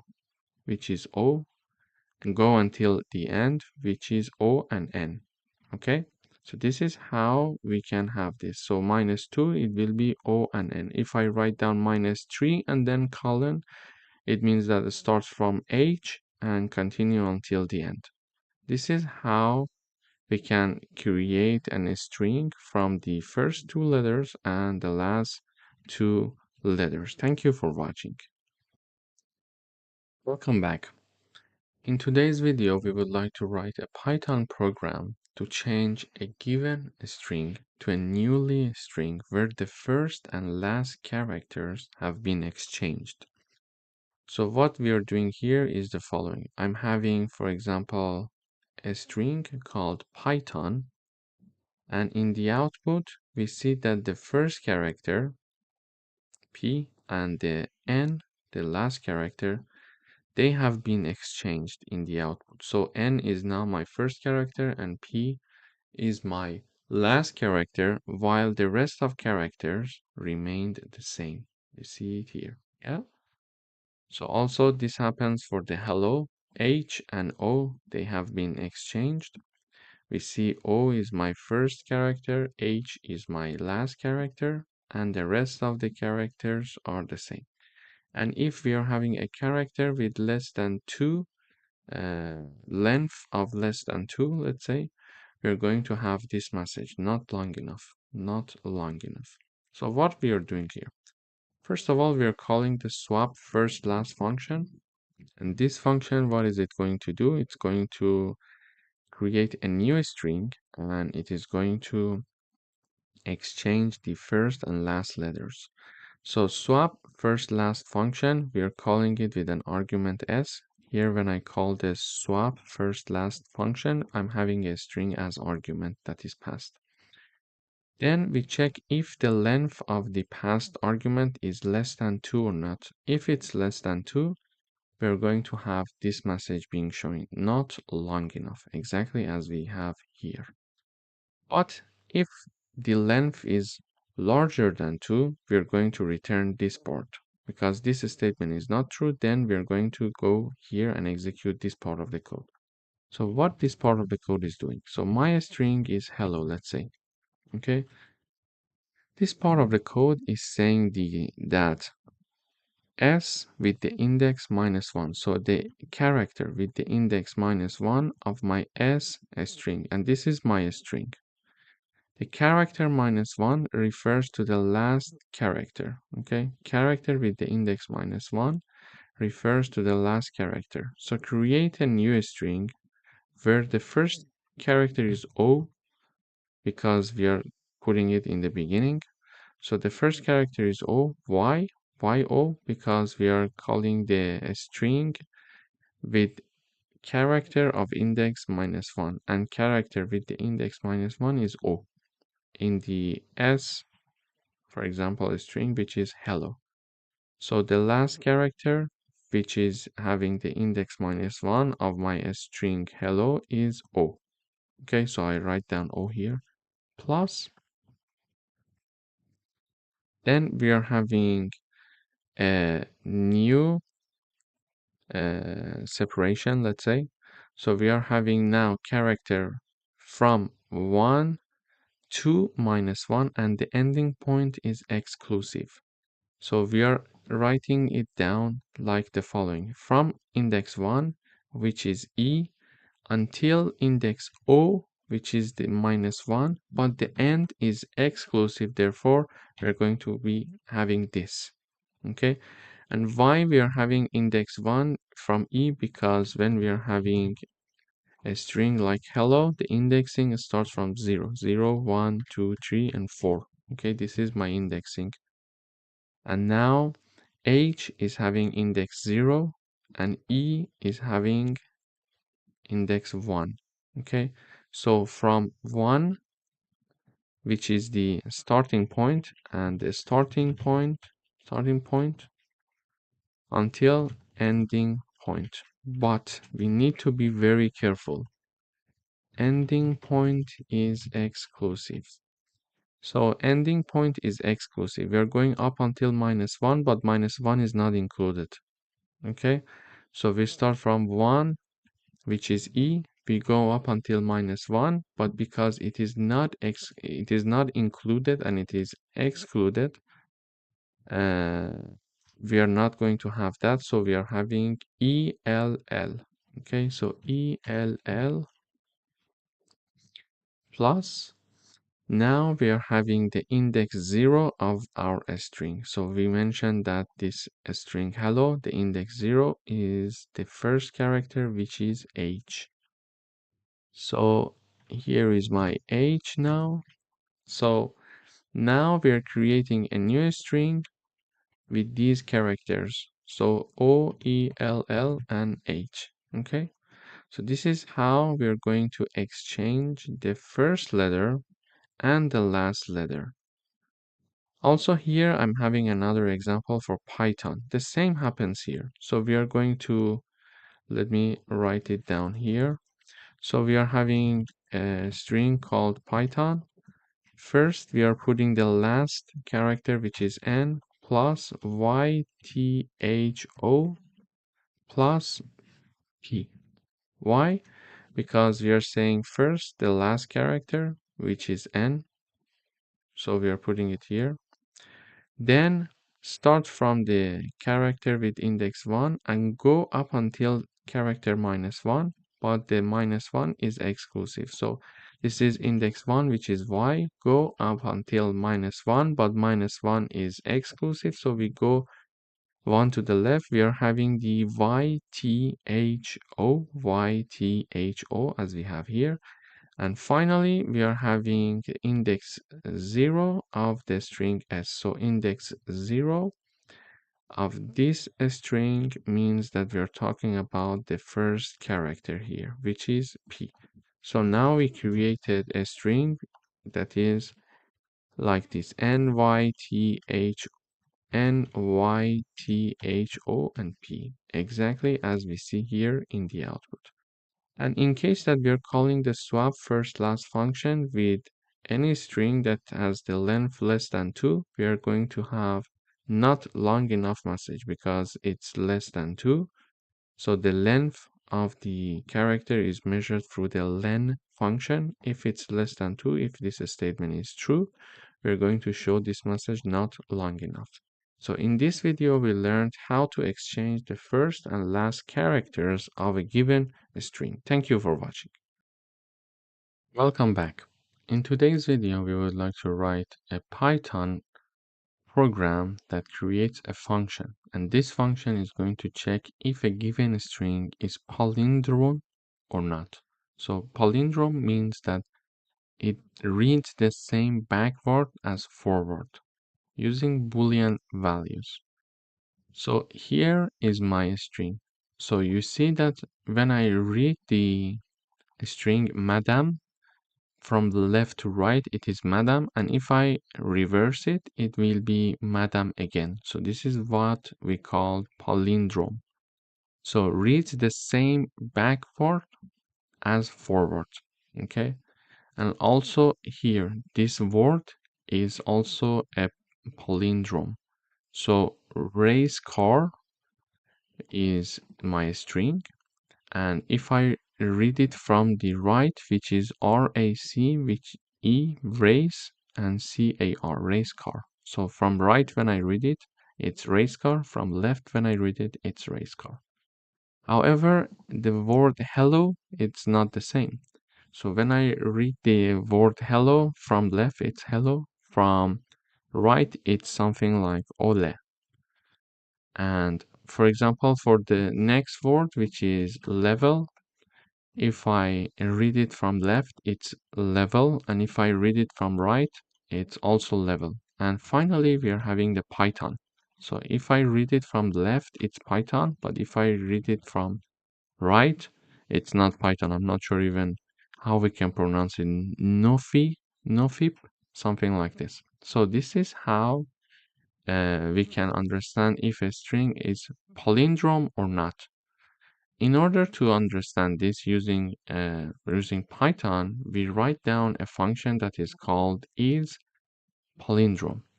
And in this function, whenever we call this function, we're passing one argument. So we call this palindrome function with one argument called s. So whenever I call this function, I'm having one string. So the string is madam here. So is palindrome race car. So whenever I call this function, I'm having one argument being passed. So in this function, first of all, we use the def keyword to declare our function. This is the name of the function, and this is the arguments of the function. And in this function, we only have one argument. So in this function, what we are checking here is the following. We check to see if the string s equals to s when it is being reversed. So it checks to see if s string equals to its reversed version, and its reversed version is colon minus 1. Okay, s colon minus 1.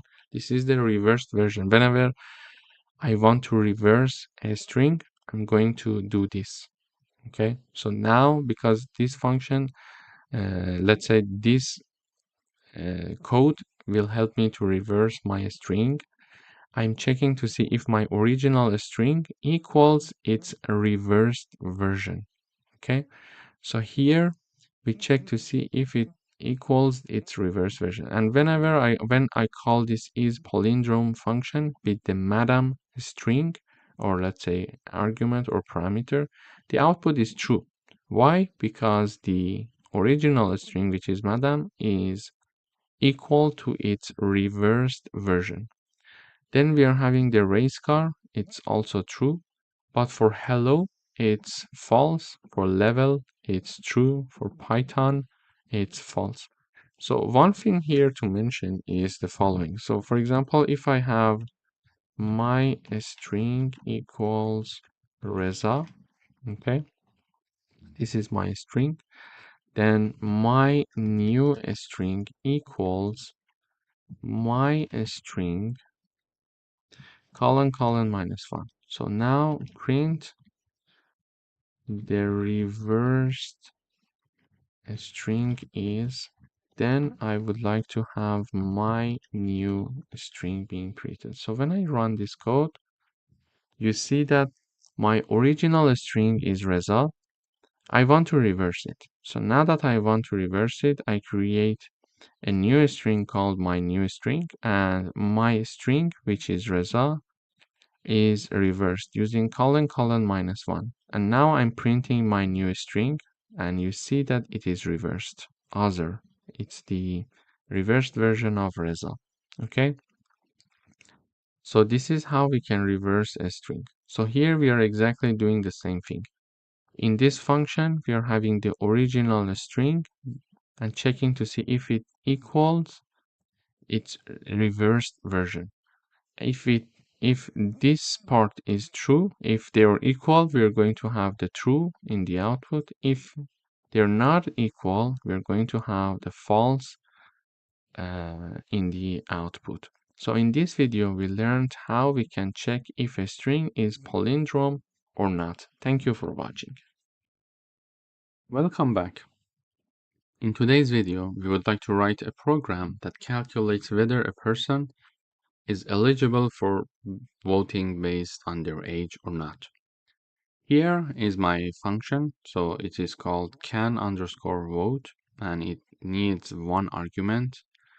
And whenever we call this function, therefore we need to have one argument. And for example, here I'm calling the can vote function with the argument 20. So I'm passing this argument to the can vote function to check if this person with 20 years old can vote or not. Also with the age 18, also with age 16. So we're going to have 3 inputs to check whether the person can actually vote or not. So here, whenever this function is called, this code is executed and checked, investigated, let's say, these if parts. So first of all, we are checking to see if the age that the user entered or the age that we are investigating is larger than or equal to 18. If this condition is true, it means that we are eligible to vote, because this is the only condition that we are defining here. So this person is larger than, it's more than 18 years or equal to 18, that person can vote. So we're calling the function with number 20. We check to see, okay, 20 is larger than 18. Yes, so you are eligible to vote. So when we run this code, we see this message here. You are eligible to vote. Then we call the function with number 18, And 18, is it larger than or equal to 18? Yes, you are eligible to vote. Therefore, this message is also printed in the output. However, when we call the function with a number that is lower than 18, because this is the criteria for checking if someone can vote or not, we are calling a function, we are calling the function with a number lower than 18, for example, with 16. We check to see 16, is it larger than 18? No, it's not true. Therefore, this part is not executed and the else part is executed. Because whatever that is not inside this condition is going to fall into the else part. And this message is shown. You are not eligible to vote. You need to wait 18 minus age. So 18 minus the enter age, which will be 18 minus 16, so 2 more years. So you need to wait 2 more years. So here you see you are not eligible to vote. You need to wait 2 more years. So this is how we're going to have the output. So now if I want to have another input, for example, can vote, and in parentheses, I write down, for example, 10. So we want to check to see if someone with the age 10 can actually vote or not. So here we're calling the function 10. Is it larger than 18? No. So this part of the code is not executed and we fall into the else part and we see this message. You're not eligible to vote. You need to wait 18 minus 10. It's 8.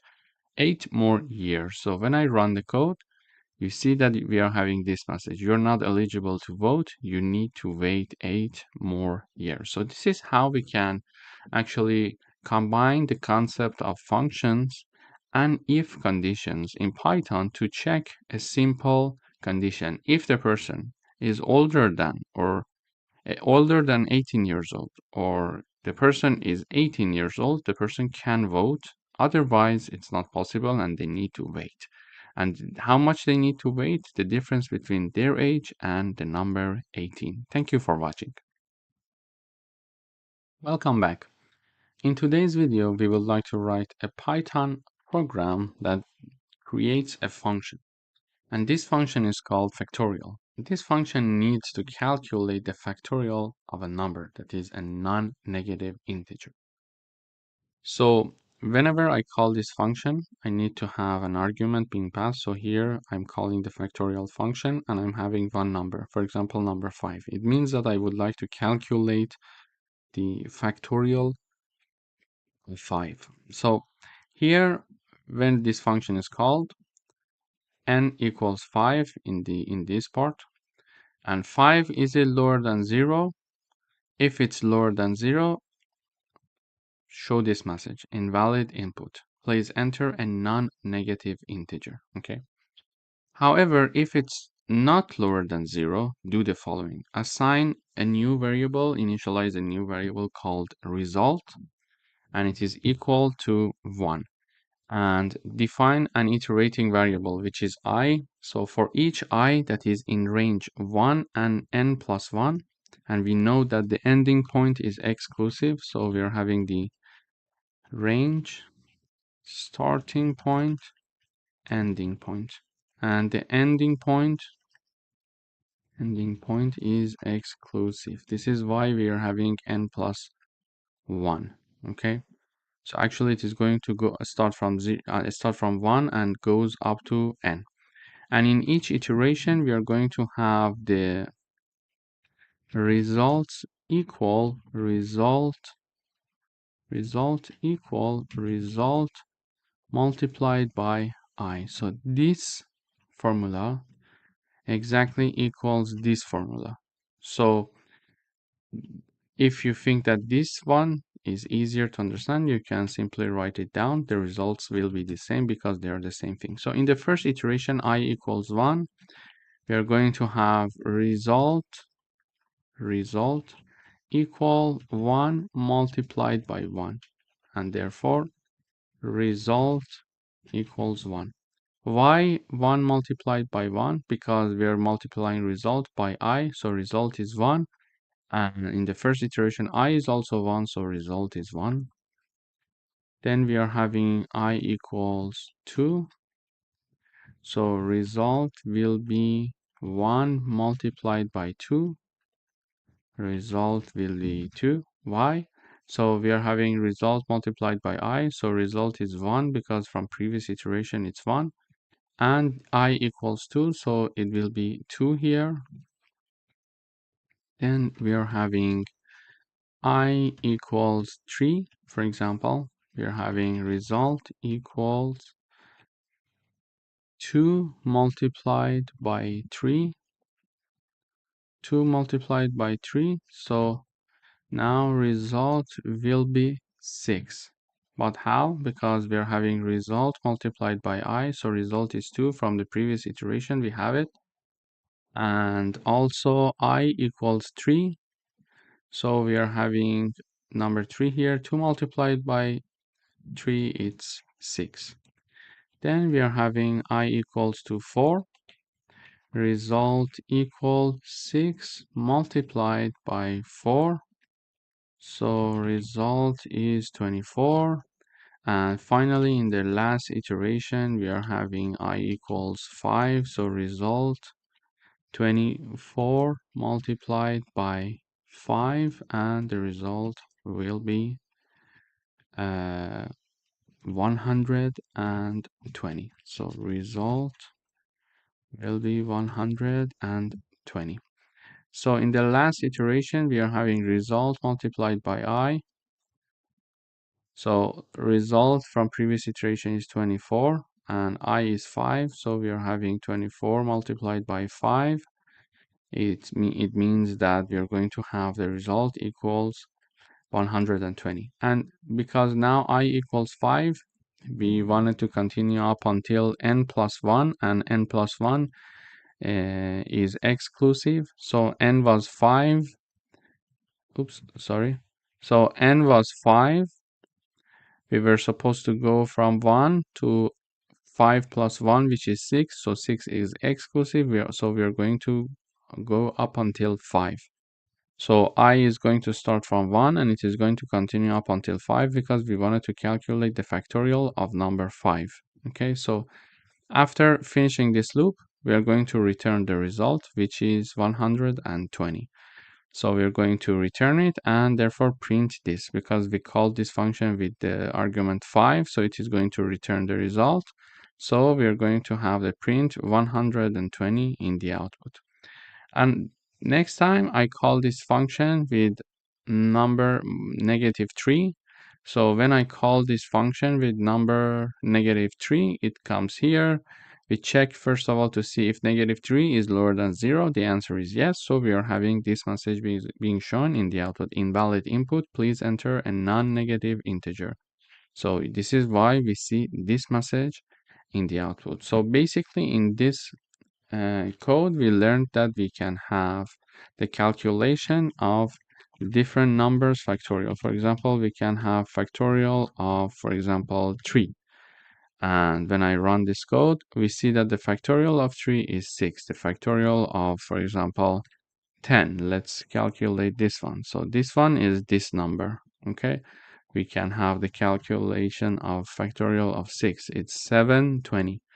So this is how we can have the factorial of any positive number using this factorial function. Thank you for watching. Welcome back. In today's video, we would like to write a Python function that takes two Boolean values as input and return the logical and or of those values. So here is my example. I have my two Boolean variables a and b. One of them is true, the other one is false. And we want to define a function that checks the relation between these two, the and or. Okay, so here is my logical operations function. So this is a function called logical operations. It requires two arguments, a and b. So whenever I call this function, I need to have two arguments, a and b.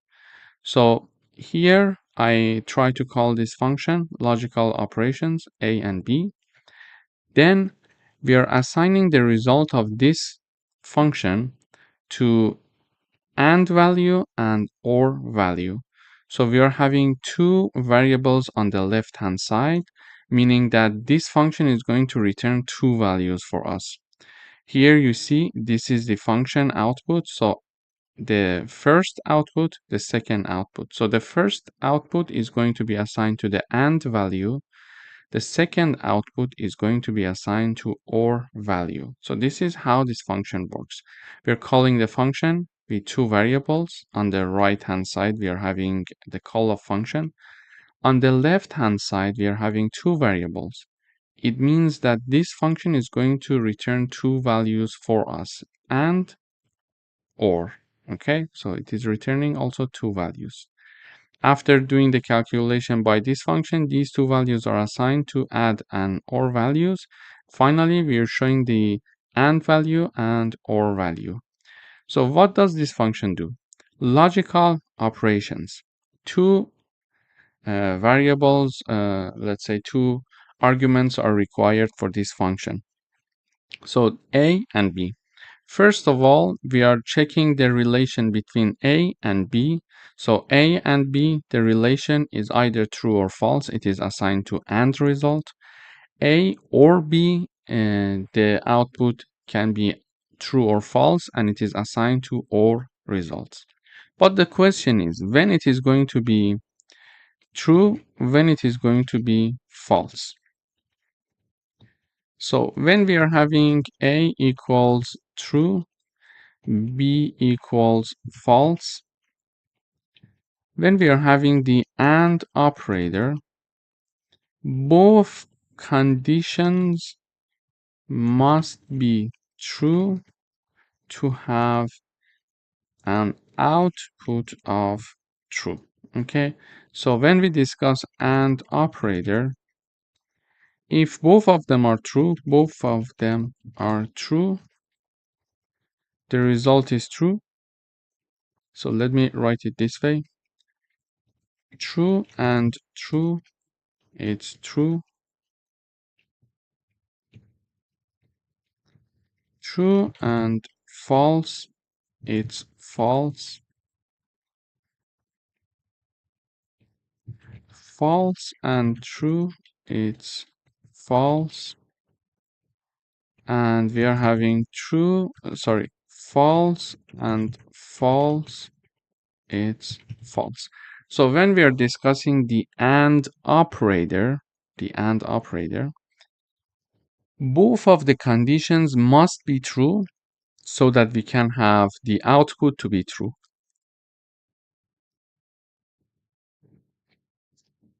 You can see it here. So true and true, so the output is true.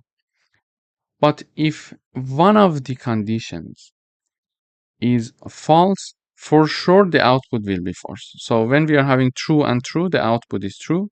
But when we are having true and false, the output is false. When we are having false and true, the output is false. When we are having false and false, the output is false. So when using the AND operator, the only situation in which the output will be true is when we are having both conditions to be true. Okay. But what about the OR operator? So when we are having the OR operator, when we are having true or false, the output is true. When we are having false or true, the output is true. When we are having false or false, the output is false. And finally, when we are having true or true, the output is true. So, however, when we are discussing the OR operator, at least one of them must be true to have an output of true. Okay, at least one of them must be true. So we are having true or false because we are at least having one true, the output is true. False or true, the output is true. False or false, the output is false. And true or true, the output is true. So this is the review of AND and OR operator. Now we are having the A equals true, B equals false, and we would like to check A and B. So true and false. So true and false, the output is false. So the output of this will be false because one of them is true and the other one is false. And in order to have the true answer, we must have both of them as to be true. So now one of them is false. Therefore, the output is false and it is assigned to AND result. Then we are having A or B. We are having A or B, true or false. And this one is like this, true or false, because at least one true is there. So the output is true and it is assigned to OR results. Then we are returning these two values, AND results and OR results. We are assigning to AND value and OR value. And then we are printing the output. And in the output, we see the AND result is false as we expected, and OR result is true. So this is how we can have a function that takes two Boolean values as input and return the AND and OR logical and OR of these two values. Thank you for watching. Welcome back. In today's video, we would like to write a Python function that accepts a string and counts the number of upper and lower case letters. So here is my string, hello world, and I'm calling a function called count upper lower. This is the name of the function, and I'm passing my string as argument. And this is the right hand side. On the left hand side, I'm having two variables. This again shows that we are having a function that is going to return two values. Okay, so when looking at this function, this is my function, this is what's happening inside the function. As we see in the return part, we are having two variables as the return part. So the first one, upper count, is assigned to upper, and the lower count is assigned to lower. And finally, we are printing the upper and lower letters. So in the output, we see for the hello world string, we have two uppercase letters, which is H and W. Then we are having the lowercase letters, which is H. But how can we do that? So this place is where we call the count upper lower function, and we pass the string as argument. So when this function is called, we are having two variables being initialized. So upper count and lower count, both of them are initialized to be 0. Then we are having a for loop in order to count the uppercase and lowercase letters. We can do it manually, but it's hard, so this is why we use for loops. In order to do that, we are having a for loop iterating over s, which is the argument, which is here the text, and text is holding our string. Okay, so we are iterating over this string character by character. In the first iteration, we are having H. In the second iteration, we are having E. In the third iteration, we are having L, etc. until the end. So in the first iteration, let's say, let me write it here. First iteration, character equals H. Okay. And we are checking to see if that H is uppercase letter. Using the isUpper function, we can understand that. If this statement is true, add one value to the upper counter, which was initialized to be 0. So H is an upper letter, so add one value to the upper count. Therefore, the upper count now is 1. Upper count is now 1. Okay, so we continue with the rest of the letters. Now that we want to continue with the rest of the letters, in the second iteration, we are having the char equals to E. Okay, so now char equals to E. Here we check if E is uppercase letter. Is it true? No, it's not, because it's not uppercase letter. It's lowercase. Therefore, this part is not executed. We go here, so we check if E is lowercase letter? Yes, the answer is true. So we are adding the one value to the lower count variable. So lower count is now equal to 1 as well. Okay, so this is the lower count now. So we go for the third iteration. For the third iteration, we are having the char equals to L. Yes? Okay, so char equals to L. We check L, is it uppercase? No. So this part is not executed. L, is it lowercase? Yes. So now that it's lowercase, we are going to add another one value to lower count. So it was initially 1. Now we're going to, initially it was 0, then it was 1, and now we added another one. Now it's 2. And this way we are going to continue the iteration over the remaining characters of this string. Therefore, we are going to keep track of the uppercase letters and lowercase letters. And finally, that we finish the for loop here, we are having the updated upper count variable and lower count. So basically, the upper count should be 2 because we are having only H on W, and the lowercase letter should be 8. So in the end, it will be 8. And finally, we are returning these upper count and lower count variables, which are assigned to upper and lower variables respectively. Finally, we are showing them in the output here. Thank you for watching. Welcome back. In today's video, we would like to write a Python function to check whether a number falls within a given range or not. So here is my number, num equals 10. We are here calling the isInRange function here, and we are passing 3 arguments. First of all, we are passing our number, which is 10, then starting point and ending point of our range. So we would like to see if this num is inside this range or not.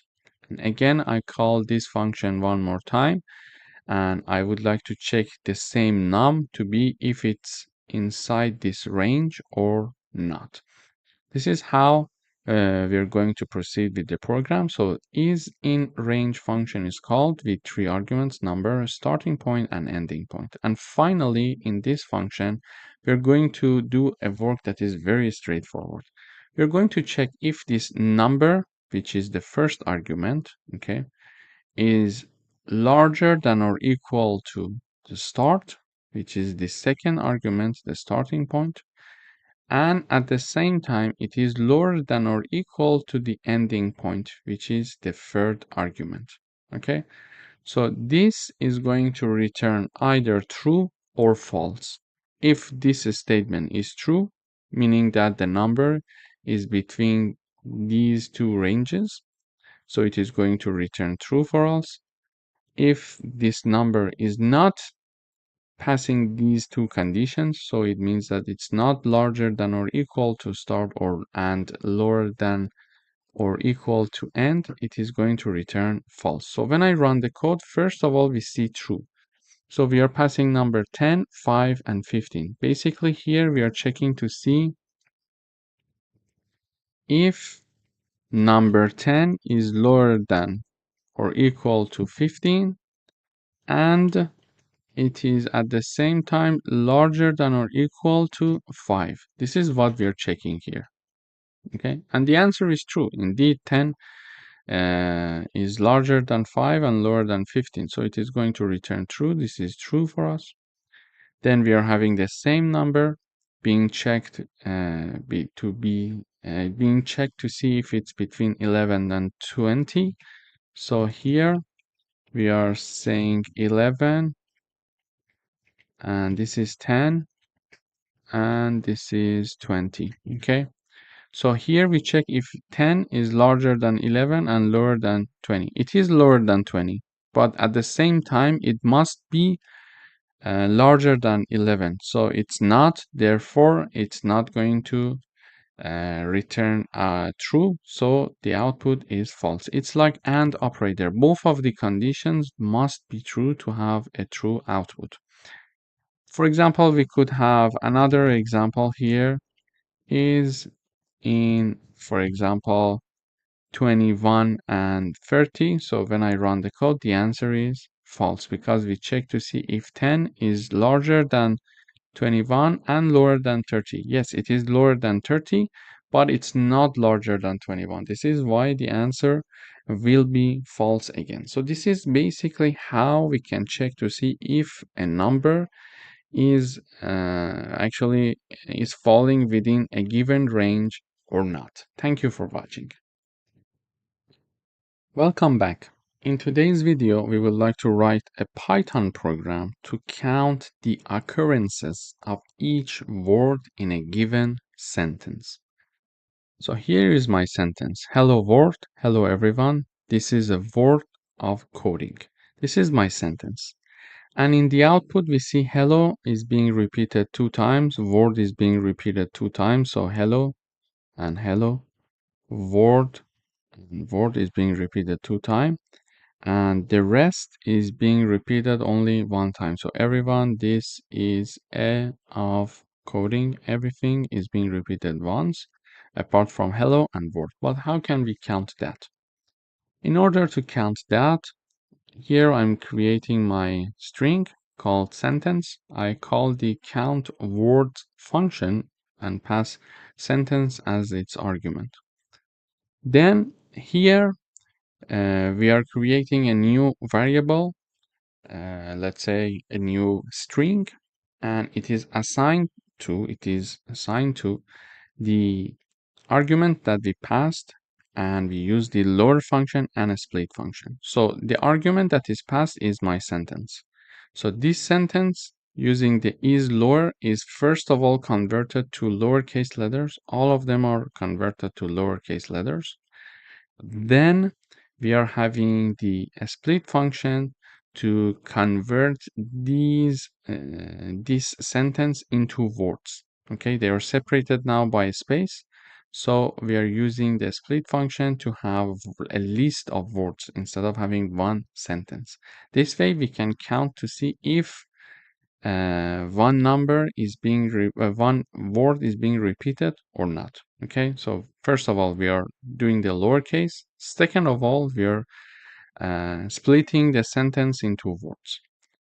So this is and then it is assigned to words here. Okay, so now in the words I'm having a list of words, a list of my strings. Okay, and for example, one element is hello, the other one is word. Hello everyone, this is a word of coding.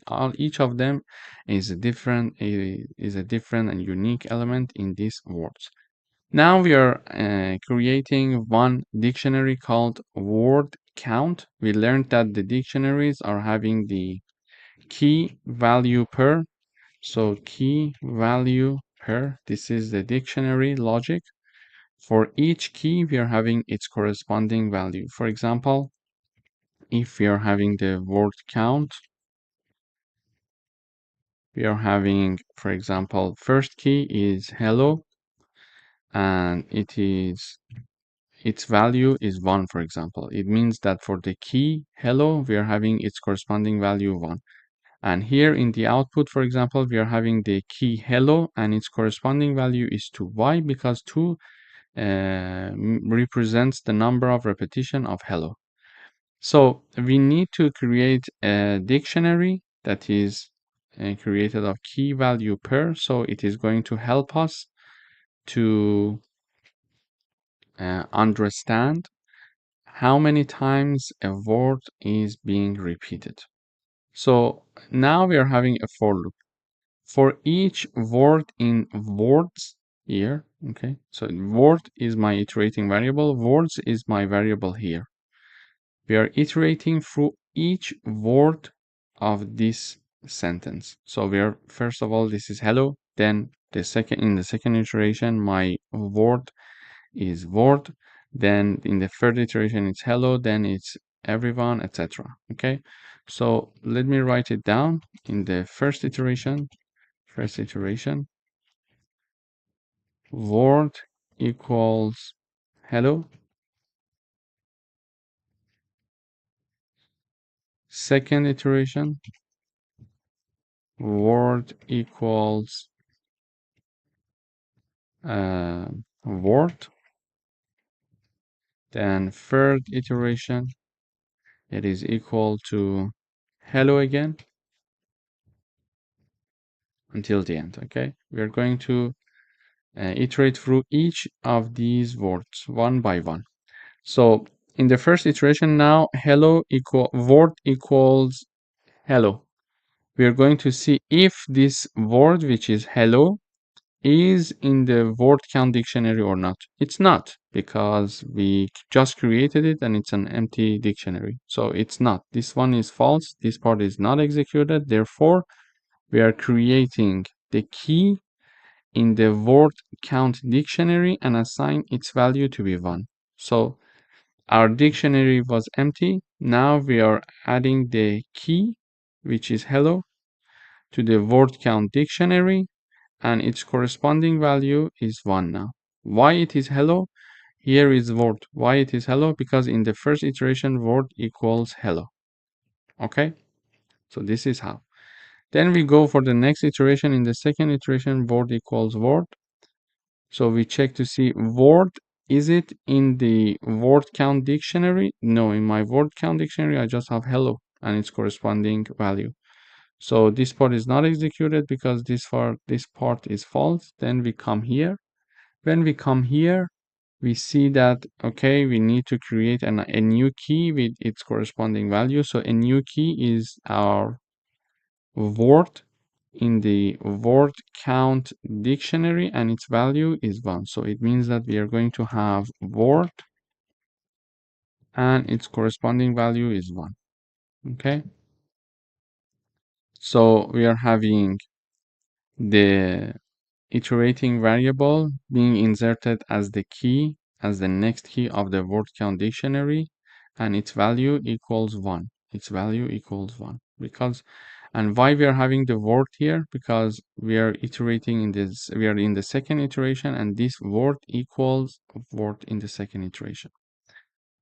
So we go up back. So we go for the third iteration. The third iteration, we are having the third word, which is hello again. So we check to see if this word is already existing in the word count dictionary. Here, do we have hello? Yes, we have one hello. Okay, we have one hello. So this part is true. And we are going to add one value to the key of the word count dictionary. And what is that key? That key in the third iteration is hello, and hello is already there. So we are adding one value to its value. So value is already 1. We are adding one value, it will become 2. So we are adding one value to the word key, which is in the first iteration hello of the word count dictionary. Okay, so this is how we are having now hello 2. Then we go up, then the next word is everyone. So everyone, its value is 1. This is, for example, then counted, and then until the word. So when we are having the word again, so we already had one word, we are going to increase this word to 2, and then we are going to continue with the rest of them as this logic. So we learned that in this video, first of all, we lowercase all the letters, and the reason is because if we are having one hello with capital H and one hello with lowercase h, it is going to consider both of them to be equal. So now we are going to lowercase everyone. So this one is also hello now. So the compiler will see them as one similar word. But when we are having one h which is large, which is uppercase, the compiler differentiate this one with this one because the compiler is sensitive with the capital or small letters. So this is why we had the lowercase. Then we have the split because we want to split this sentence into words. We assign it to words now. We create a dictionary which is empty. We loop over the words inside the words. Here we check and we remove the punctuation. So whatever that we are having, question mark, comma, the period, etc., all of them are removed, and we are updating the word here. Then we are going to check to see if that specific word in the first iteration, hello, already exists in the word count dictionary or not. So it's no. We are going to insert it for the first time and assign it the value 1. Then in the next iteration, when we encounter hello, for example, we see that, okay, hello was already there, and we are going to simply add one value to its value. Now it's 2, etc. So until the end, we can count the number of occurrences of each word in a given sentence. Thank you for watching. Welcome back. In today's video, we would like to write a Python program to create a class representing a circle. And we would like to include methods to calculate its area and perimeter. So here is my class called circle. We see that we are having two methods, or let's say functions here, and we are having a constructor here. Okay, so this is my constructor. How do I know that it's my constructor? Because we are having underscore underscore init underscore underscore. So double underscore init and then the double underscore again. So this is how I understand that I'm having a constructor. And now that I have a class that has actually a constructor, we can understand that whenever I create an object from this class, the constructor is automatically activated. And when it is automatically activated, we know that when we create an object of this class and we are having a constructor, and if there is an argument for the constructor, we need to have that argument when creating the object. I will explain this in a few minutes. Apart from the constructor in the circle class, we are having two functions. One is called area, the other one is called perimeter. So the area function is going to calculate the area of a circle for us. So we are going to have pi multiplied by radius to the power of 2. So star star means to the power. So radius to the power of 2. And this pi is using this number, so 3.14. We can either call the math library to access the pi number, or we can simply write down 3.14 instead of this. Okay, so in order to use the pi number from the math library, just remember that you need to include the math in the header of the program. So this area function is going to calculate the area of a circle, pi multiplied by radius to the power of 2. So all we can say radius to the power of 2 multiplied by pi.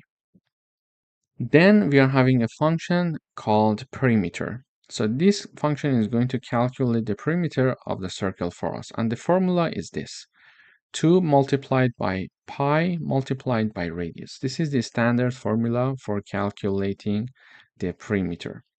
So now in this code exercise, when we run the code, it asks me to enter the radius of a circle. When I enter 5, it is going to make the calculation for the area and also make the calculation for the perimeter. But how can it work like that?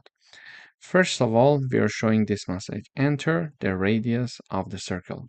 So exactly this message: enter the radius of the circle. So we are making an interactive program with the user. We are asking the user, okay, enter the radius that you want to have for your circle. Then I'm going to calculate the area and the perimeter for it. And we are using the input function to show this message. And whenever we are showing this message, whatever the user is going to enter, we are going to store it by default in Python as a string. Okay, so when we are using the input function to get anything from the user, by default, it's a string. And now, because we would like to work with the calculation of the area and perimeter, we need an actual number, for example, a float number.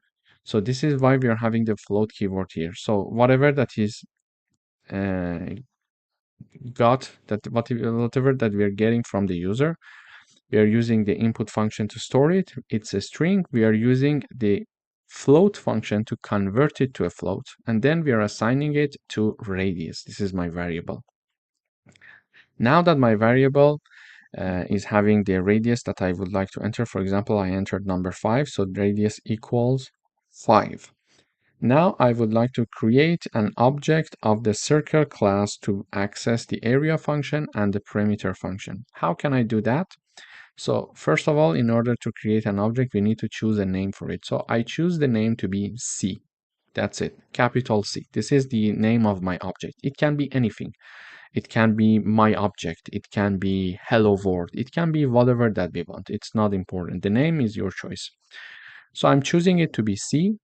C equals, then circle, the name of the class, and we are having one parameter here. Why do we have this parameter? Because we're having a constructor, and apart from self, my constructor is requiring a parameter. Okay, and we mentioned that when we are creating an object of this class, because we are having a constructor is going to be called automatically. Therefore, when we are initializing the object, we need to have the radius here. So I'm creating an object from the circle class that is called C, and as the argument, I'm having the radius that we stored the input by the user. So when I create the object, the constructor is automatically called, and this radius is passed as argument. And this radius that we passed as argument is assigned to the attribute of this class. Okay, so this is a self.radius. So we are storing the parameter here using the constructor. We are initializing the radius. Okay, so this is how I created the object, and automatically the constructor is called. Then, in order to call the area and perimeter function to do the calculation for us, now we are having the radius. I can use the object C from this class, because through the object of the class circle, I am able to access the area function and perimeter function. Why? Because this is an object of the circle class, so give me access to all the functions in this class. And you see that in area and perimeter functions, we have no arguments apart from self, so I don't need any argument to call these two functions. So I use the print function to print the output. Simply, I write down the area, so the area, this message. Then I use the object C. Then I put a dot and I call the name of the function, which is area. So basically, it's like that: C dot, the name of the function, which is area, and that's it. The rest, when I have the colon dot to F, means that I want to have only 2 decimals. Okay, this is what it means. I would like to have only 2 decimals, an output of 2 decimals.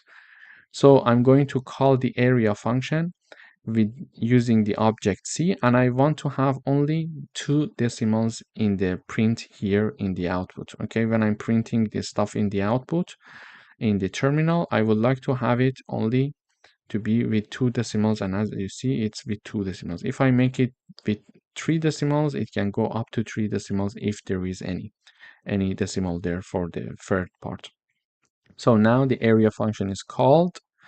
This area function is going to calculate this formula for me. Radius I have because I got it from the user, and I store it in radius, and I created the object. So the parameter is stored in the attribute of the class circle. So self.radius is holding my radius. So now I call the area function. The pi number is imported from the math library. We are multiplying it by the radius, which is the attribute that we just initialized using the constructor, to the power of 2, and the output of this is multiplied by pi number, and this function basically is going to return the area of the circle for us, and Only up to 2 decimals of this area is being printed in the output because we are having colon point or colon dot 2f. Okay. Then I'm having the print function again here, and I write down perimeter. Then I use the object called C that we created an object of the circle class. So I use that object to call the perimeter function this time. So C dot perimeter, the name of the function, an empty parenthesis. So this function is called, I'm calculating 2 multiplied by the pi number multiplied by the radius that we stored using the constructor. Okay, we passed this parameter to the constructor, and this was assigned to self.radius, and self.radius is being used here. And we are going to have the colon dot 2f, so it means that we are going to have up to 2 decimals being printed in the output. Okay, so this is the output that we see here. So area is calculated and perimeter is calculated here again. So when I run the code, again, it asks me to enter the radius. I write down 5. It does the calculation for me for the area and perimeter. So I run the code. This time I say the radius is 13. Now here is the area. Here is the perimeter. I write down, for example, 2.5 as the radius. Accordingly, it is going to calculate the area and the perimeter for us. So this is how we can write a Python program to create a class representing a circle and include functions to calculate the area and perimeter of a circle. Thank you for watching. Welcome back. In today's video, we are going to write a Python program to create a class called person and includes attributes like name and country. So we are having a class called person and it has a constructor here. This constructor is basically going to it's going to be called automatically when we are creating an object of the person class. So this is my constructor. Apart from self, it needs 2 arguments, name and country. Whenever we are creating an object, we need to know that we are going to have 2 arguments to be passed to be initialized using our constructor to our public attributes of the class name and country. So let me illustrate it with an example. It says name and input. So we are going to ask the user enter your name. Using the input function, we are going to store it in the name variable. Name is a string holding the name of the, for example, user. Then we are asking the user to enter your country. Whatever the user is going to enter, it is going to be stored in the country. Then I am creating an object called person from the person class. I can rename it to put it P, for example, here. It would be easier to understand. Oops, sorry. So now I'm creating an object called P from the person class. And here I am passing 2 arguments that in which we stored the name and country that we got from the user. When this object is created, the constructor is automatically called and it is going to initialize the name to my self.name attribute and the country to the self.country attribute. Okay? So whenever this object is created, the constructor is going to initialize these 2 attributes. And we can also have a message being shown here. For example, we can have print the constructor is called. Okay, so we know that the constructor is called. Then after having the object, we can use the object to access the attributes that we stored in the person class. How? So I use the object, which is p dot name, the name of the variable, and dot then another name of variable, which is country, to access the information that we stored here using the constructor. So when I run the code, it says enter your name. For example, I write down Reza. It says enter your country. I would say in Canada. Then it says the constructor is called. So this is the automatic message because we are building the object. We are creating the object. The constructor is called and Reza is assigned to the self.name, which is our attribute. Then Canada is also assigned to the self.country, which is another attribute of this class. These are the public attributes. Then we are using the same object to access the name and country attributes. Okay, so name and country attributes. So you see that Reza from Canada is being printed. Using this print function, we are printing Reza from Canada, but using that object, we accessed the attributes of that class called person. So in this coding exercise, we learned that we can create an object of a class that has a constructor with two arguments. And whenever the object is created, these two arguments must be passed. Okay, must be passed. And these two arguments are used to initialize our attributes. And then using the same object, we can access the name and the country. For example, here I'm going to create another object that is called P2. I'm saying person, then name and, for example, I would say name and country, but this time I would like to get another name. So name is now Shaheen, for example. It is Shaheen. And country is, for example, United States of America. So it's USA. Okay. So this is now I call it name 2 and country 2. So name 2 and country 2. So now that I use these two parameters, when I use these two parameters to pass as arguments when creating the second object, the constructor is again called. This time it is initializing this name and this country. So Shaheen, USA. So Shaheen is assigned to the attribute of the class. USA is assigned to the attribute of the class. Then this print is being printed out in the output. This message, the constructor is called. And then I can have this being here, for example. This time I would like to have P2, name2, P2, and country2. So when I run the code, it says enter your name. I would say Reza. Enter your country. This is Canada, for example. And here we are having an error. So what is the error that we are having here, for example? Here it says, okay, so here there was a problem because I was writing down the name of my parameter, not the attributes of the class. Okay, here we should write down the attribute of the class, which is name, and then the attribute of the class, which is here country, and not country2 and name2. Name2 and country2 were the parameter that we used here. So we see in the output, it says the constructor is called Shaheen from USA. So let me go through it one more time from the beginning. We are having a class called person. We are having a constructor with two arguments. So whenever we create an object of this class, the constructor is automatically called and two arguments must be passed. These two arguments are assigned to the attributes of our class. And this message is being printed. The constructor is called.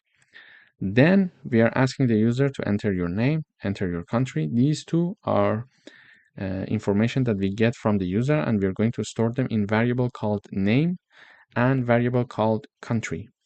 Then we create an object of the person class. This is the first object, and pass the name and country. Why we pass them? Because we have a constructor, it requires two arguments. And then the name and the country is assigned to the attributes of the class. Okay, and this message is shown, constructor is called. Then we using the object that we just created, we can access the name and the country that we just stored information in that.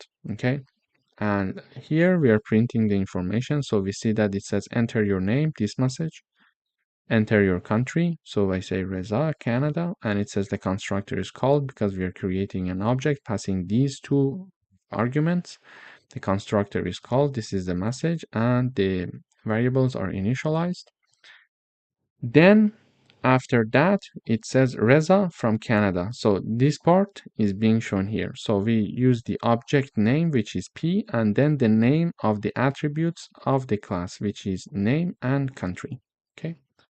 Then I'm having two more variables, name2 and country2. So in name2 is Shaheen, the country2 is USA. Then I create another object which is called P2 from the person class, and I pass two arguments this time with the second object, name2 and country2. These two are passed to the constructor, so name2 is assigned to the attribute, and country2 is assigned to this attribute as well. Okay, so this is how. So in order to access the name Shaheen and the country USA, because we pass them using the second object, we need to use the same object, then dot the name of the attribute, which is name, and the name of the other attribute, which is country. And using the print function, we're printing it out. So we see that it says Shaheen from USA. So we use the first object to store the information about Reza and Canada. We use the second object to store information about Shaheen and USA. Okay.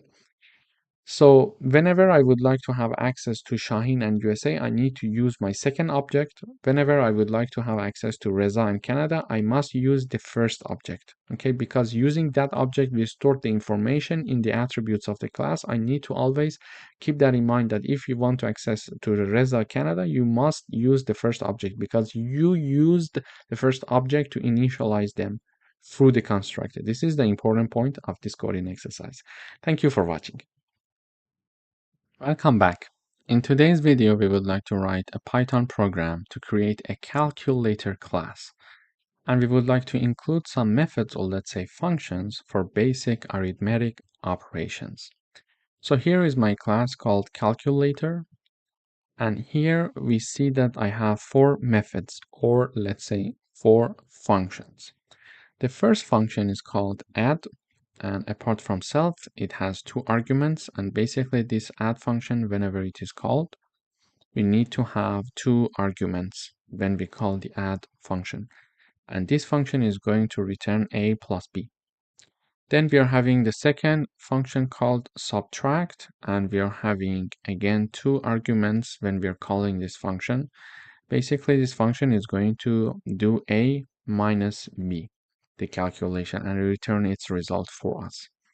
Then we are having the multiply function. It is going to return the a multiplied by b, and we are having the divide function, which is going to return a divided by b. And if by chance, b equals 0, which is the second number, so a is divided by b. If b equals 0, we need to return this error, because division by 0 it's not possible, and return this error. So if b equals 0, this error, a message is shown.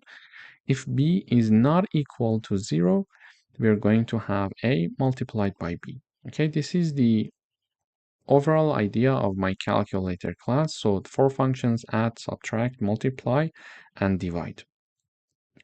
Then we are here creating an object called cal from the calculator class. And because we have no constructor, we have no argument also in parentheses while creating the object. So this is the object that I create from the calculator class. And using this object, I should be able to access these functions. Okay. Now I'm having two variables here.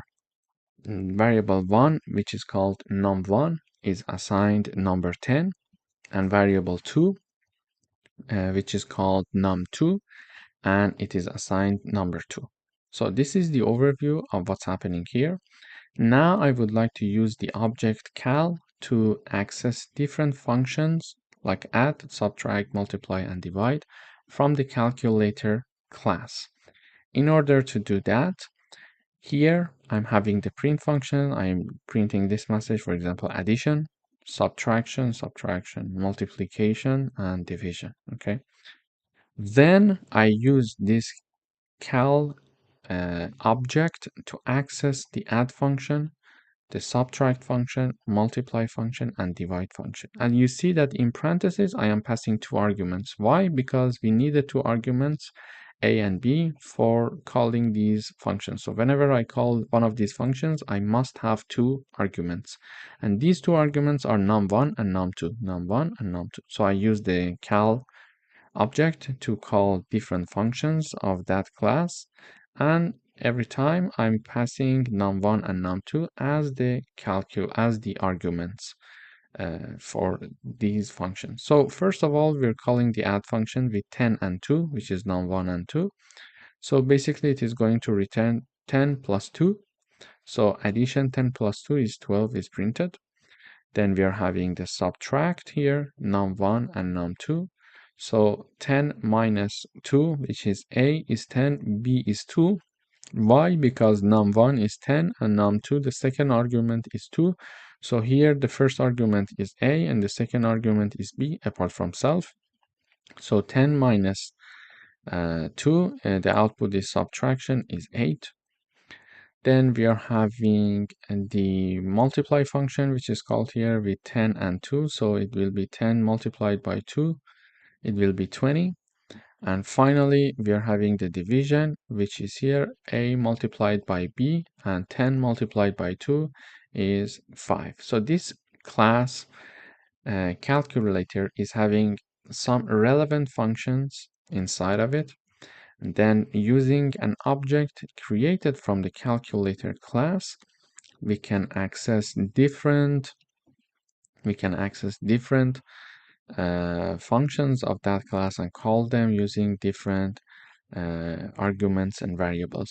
So for example, if I change the number from 2 to 0, we should have an error for the divide part. Let me run the code. You see, we have 10 by 0, the addition is 10, the subtraction is 10, because 10 minus 0, it's 10, 10 plus 10, 10 plus 0, it's 10. Multiplication, 10 multiplied by 0, so it's 0. Then we are having the division, so there is an error here, error, division by 0. Why? Because 10 cannot be multiplied by 0. And why this message is shown? Because the second argument, apart from self, the second argument, which is b equals 0, and here we are checking if b equals 0, return this error message, error, division by 0. So this is why this is happening there. And also, for example, if I write down 20 and here I write down, for example, 10, we can have the new results here. You see 30, 10, 200, and 2. So 200 comes from the 20 multiplied by 10. Basically, in this video, we learned that we can create a class, and inside that class, we can have the relevant functions. And we are calling these functions using the object that we created from the class. Thank you for watching. Welcome back. In today's video, we would like to write a Python program to create a class that represents a shape. And it includes methods to calculate its area and perimeter. And we are going to implement subclasses for different shapes like a circle, triangle, and a square. So here, first of all, we are importing the math library because we are going to use it when calculating the area of a circle, because we need the pi number 3.14. We can simply write down 3.14 here, or we can use the pi from the math library. So we import the math library first of all. Then we are having a class called shape. Here I'm having two functions, area and perimeter. Then we are having a class called circle, which is based on the shape class, so it inherits from the shape class. It has a constructor, so whenever we are creating an object of the circle class, the constructor will automatically activated and called, and we need to pass one argument when we are creating an object of this class. And basically, this constructor is going to initialize my attribute of the class, which is self+radius. Then, continuing with the circle class, we are having a function called area, and we are having the pi multiplied by radius to the power of 2. So radius to the power of 2 is multiplied by pi number. to calculate the area of a circle for us. Then we are having another function called perimeter, and this function is going to calculate the perimeter of a circle for us based on the radius that we are going to give to the compiler when calling this function. And basically in the perimeter function, we are having this formula 2 multiplied by pi multiplied by a radius. The radius is the number that we are passing as argument when creating an object of the circle class. So the constructor will be automatically called, and that number is assigned to our attribute of the class. So we see that that is used here, multiplied by pi multiplied by 2. We are going to have some numerical examples to have a better understanding of this. Then we are having a class called square. In this class, we are having a constructor again, and whenever we are creating an object of this class, we see that the constructor will be automatically called, and we need to have one argument when creating an object of this class because the constructor requires one argument, or let's say parameter, apart from self. So we are having that parameter being initialized to our attribute of the class.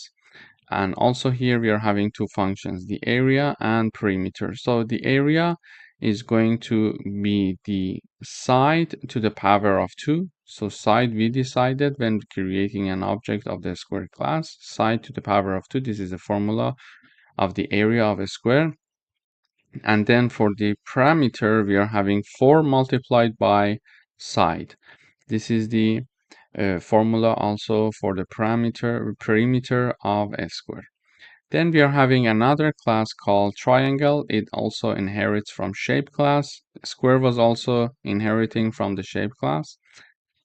In this triangle, you see here, we are having a constructor, and this constructor requires 4 arguments, a, b, c, and height. So a, b, c are the sides, and height is the height of the triangle, and here these are being initialized to our attributes of the class. So a is initialized to the first attribute, b the same thing, c is the same thing, and height also the same thing. Then we are having the area of the triangle class. So in the area function, we are having this formula. So the height multiplied by b multiplied by 0.5. B is the side of the triangle that lays down on the horizontal line. Then we are having the perimeter, which is the calculation of this a plus b plus c. So we are having a class called triangle, a class called square, and a class called circle, and all of them inherit from the shape class. Now that we discussed the class, let us go and see how we can have numerical examples here. First of all, we would like to create our object from the circle class. In order to create an object, we write down the name of the object and it equals the name of the class, and in parentheses we put the arguments that we need for the object creation. So here I'm creating an object called circle from the circle class, and I'm passing the argument 5. Why I'm having an argument? Because in the circle class we are having a constructor and it requires one argument to be the radius of the circle. And whenever I create that object, the constructor is automatically called, and that number 5, for example, that we put there for the creation of the object is assigned to the attribute of the class. Okay, so now we created object circle from the circle class, and the radius is 5. Okay, now I can use this object circle to call the functions in the circle. Okay, let me change the name of the object. Maybe instead of circle I could have C, so it's easier to understand. So the name of my object is C. from the circle class, and the radius is 5. So whenever this object is created, number 5 is assigned to the self.radius attribute of the circle class. Now using this object, I can call the area function and the perimeter function that we have in the circle class. So this is the circle class, this is the area, and this is the perimeter function. So c.area is going to call the area function in the circle class because the object is created from the circle class. When the area is called, we are using the pi number from the math library multiplied by the radius to the power of 2. What is this radius? This radius is exactly that number 5 that is assigned to the self.radius using the constructor while creating the object. So now the area is calculated. We are having the colon.2f to say that, okay, only print up until 2 decimals. Then we are having the perimeter being printed, being called and being calculated, let's say, using the object c dot perimeter. So this perimeter is called 2 multiplied by a pi number being imported from the math library, multiplied by self radius, which is initialized as the class attribute using the constructor when creating the object. So we are printing all of this information. We see that circle, this is the circle, area, and area, these are the messages. And the area is calculated with 2 decimals, you see 78.54, and the perimeter 31.42. So now the circle area and perimeter is calculated and we see them in the output. So now we would like to create another object from another class. So now I would call this S also for the sake of simplicity. So we see that we are creating an object called S from the square class and passing the argument 4. This is the square class. We are having one argument as the side, and side is assigned to the self.side attribute of this class. Then using the same object, we are calling the area function and the perimeter function. So the area function is going to calculate self to the power of 2, self side to the power of 2, and the perimeter is going to calculate 4 multiplied by self side. Okay, so this is the square being calculated here. So the square with the side 4, the area is calculated, the perimeter is calculated, and we see it in the output. So area is 16 and perimeter is also 16. We can have another number here. So for example, we could have 5. So a square with the side 5, its area is 25, its perimeter is 20.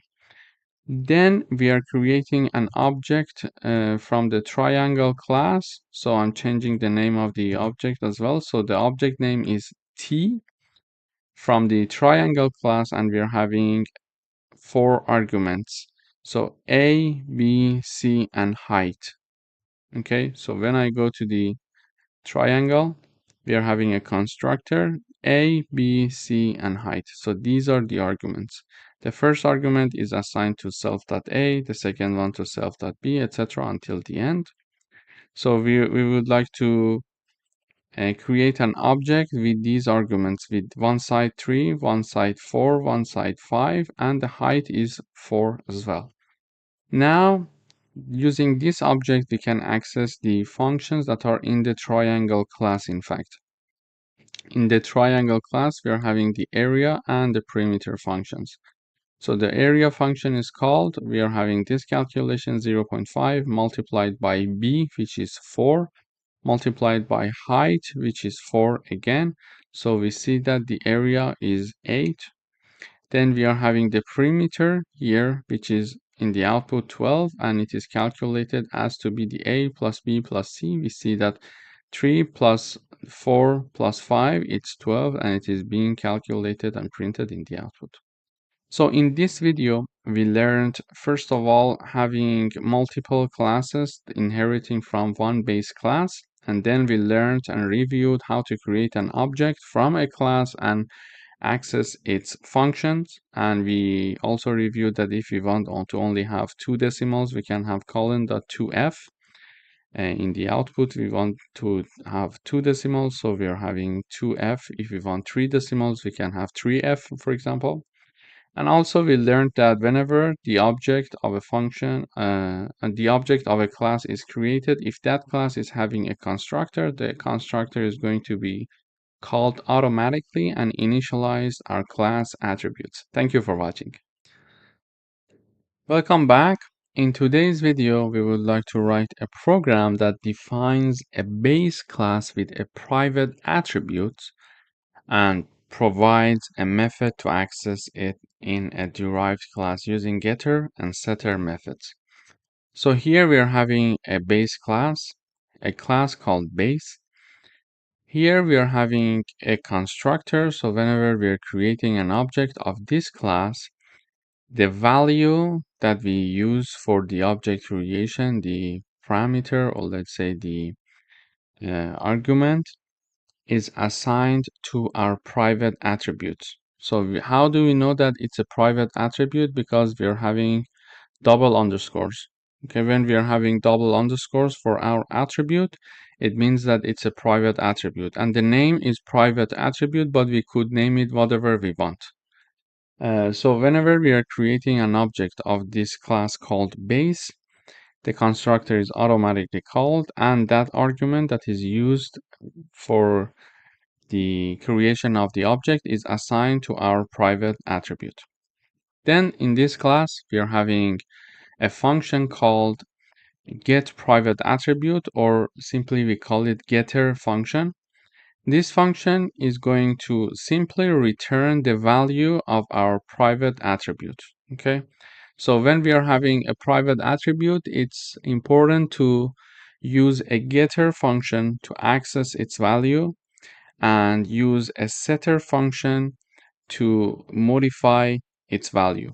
So this is my getter function to access the value of the private attribute, and here is my setter function by which I can update the value of my private attribute. So whenever the setter function is called, we need to pass one argument, and that argument is assigned to my private attribute.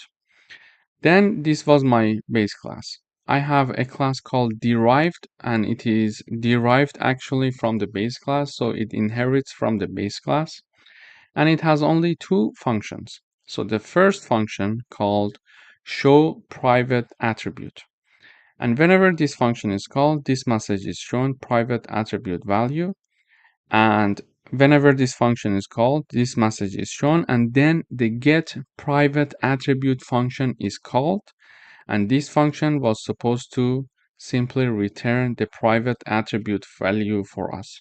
So this function, whenever it is called, this message first of all is shown, then following by this message, it is going to call the get private attribute function, which is from the base class, and that function was supposed to give us the value for the private attribute of the base class. Okay, and whenever this function update private attribute is called, it is required to have one argument or parameter whenever we are calling this, and basically this function is going to call the set private attribute function with one argument, which is here, and assign the new value for our private attribute. Okay, so let me illustrate all of this using a numerical example.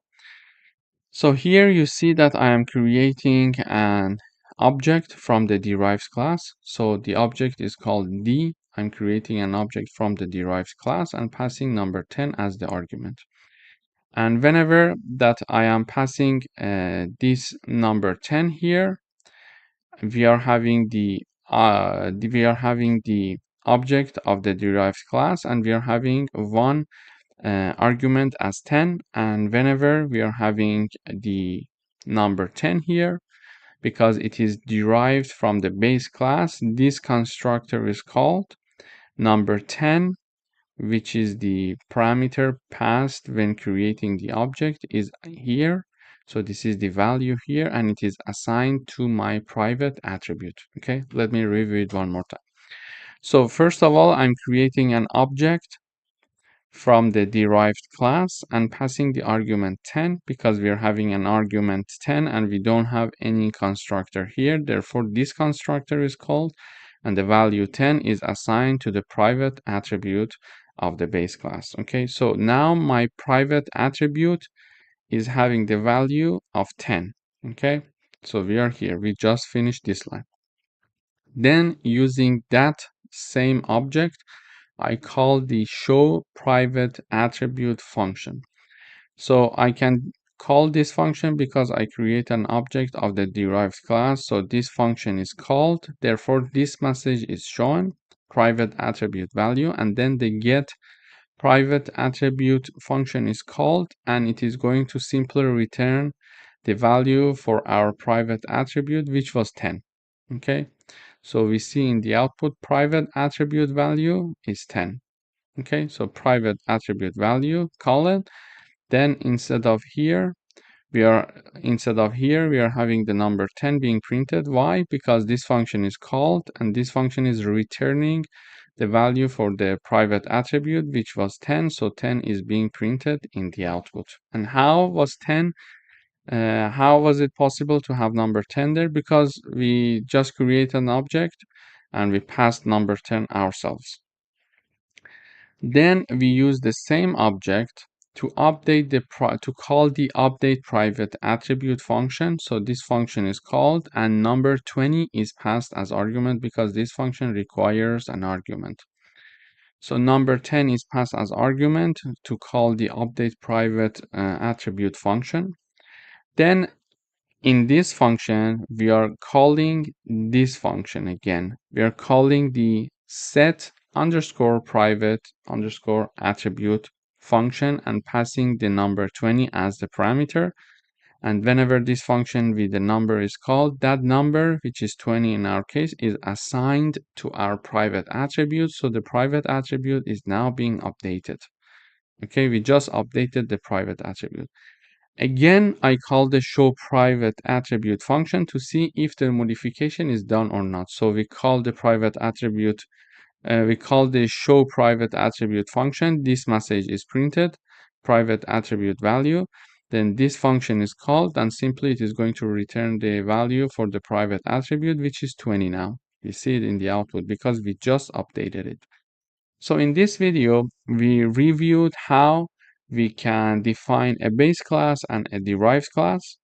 And also we learned how we can access the functions of a base class through the functions of the derived class. And also we learned how is it beneficial to modify or access a private attribute using functions in the derived class. Thank you for watching. Welcome back. In today's video, we would like to write a program that demonstrates multiple inheritance by creating a class that inherits from two different base classes and calling methods from both parents. So here is my first class called parent1, and it has one function called show message 1. Whenever this function is called, we are having this print message from parent1. Okay. And then we are having the class called parent2, and whenever this parent2 is called, we are having a class called parent2, and this parent2 class has one function only, show message 2. And whenever this function is called, we are having this message being printed in the output, message from parent2. So these are two parent classes, parent1 and parent2. Then we are having a class called child inheriting from parent1 and parent2, so inheriting from both parents. Then in this child class, I'm having one function that is called show all messages. And in this function, whenever this function is called, the show message 1, which is a function from parent1, and show message to, which is a function from parent to, is called. So therefore, whenever this function is called, we expect to see the output of the show message one. So show message one is called, and this print is shown message from parent one. Then show message two is called, and this print is in the output message from parent two. Okay, now we are creating an object from the child class, and the object name is C. And using that object, I try to access the show all messages function that is inside the child class. So when I run this code, we see that we are having message from parent 1, message from parent 2 is being shown in the output. Basically, we created an object from the child class, and using the same object, I called a function inside the child class. Okay. And using that function, we were having access to the message 1 and message 2 functions. Why? Because the child class was inheriting from these two classes. So if it was not having any inheritance from them, when I run the code, you see that we are having an error because it's not possible for a class to have access to another class functions if they are not having any relationship with them, between them, or with them. So this child class can only access the parent classes show message 1 and show message 2 only if it inherits from them. So when I run the code now, we see that the output again is working. Thank you for watching. Welcome back. In today's video, we would like to write a program that defines a base class with a method and a subclass that extends the functionality of that method instead of completely overriding it. So here is my class called base. It has a function called show message, and it is printing this message whenever this show message function is called, message from base class. Okay. Then we are having a class called subclass that is derived from the base class, or let's say that inherits from the base class. In this subclass, we are having a function called show message again, but we are using the super function to access the show message function from the base class. Okay, so super dot show message, it is going to call the base class function show message. Then we are printing extend message from the subclass. So whenever this function is called, it not only calls the show message function from the base class, but also completes its function and do some further work. Here we are just printing this message. We can do some further work.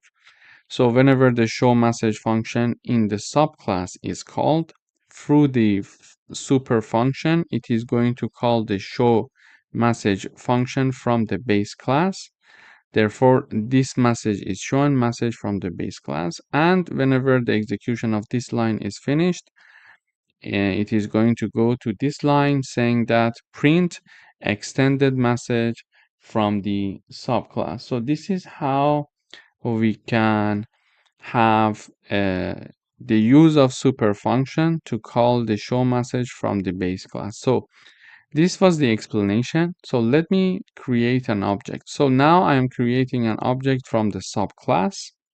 Okay, so using that object, I'm calling the show message function, which is inside the subclass. Okay, when I run the code, first of all, we see this message from the base class.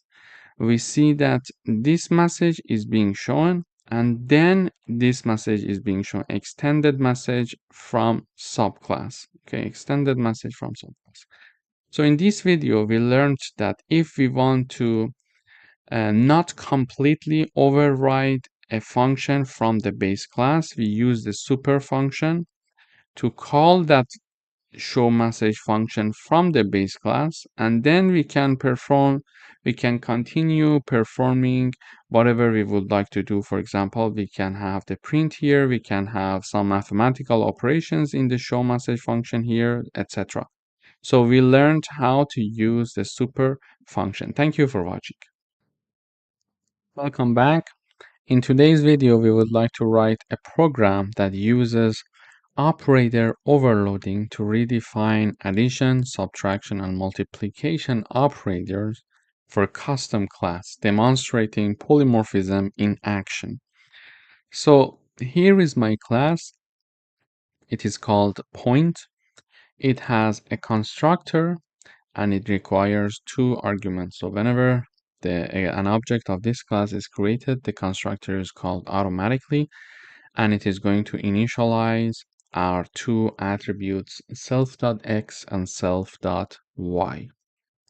Then we are having the overload of addition operator here, and here it is going to basically have the x plus x and y plus y. So the first one is self.x plus other.x, self.y, and other.y. Basically, the addition operator, so when we are overloading in two objects, for example, we are having two objects and we would like to create the third object using the first two objects. And each object is having an x coordinate and a y coordinate. We are going to add their x and their y. I'm going to give you a numerical example so it will be more tangible. Then we are having the subtraction overload when we are having the x minus x and y minus y. We are having the multiplication x multiplied by x and y multiplied by y. Then we are having an str overload here that defines the string representation of for the prints when we are using the objects. So let me illustrate it with an example. Here we are having two objects being created. So the first one is P1, the second one is P2. The first one is having the points 2 and 3. So the x is 2 and 3 is y for the object P1. Okay. Then for object P2, we are having the x that is 4 and the y that is 5. Now that I'm creating the P1 object, its x and y, 2 and 3 are initialized to be attributes of the point class.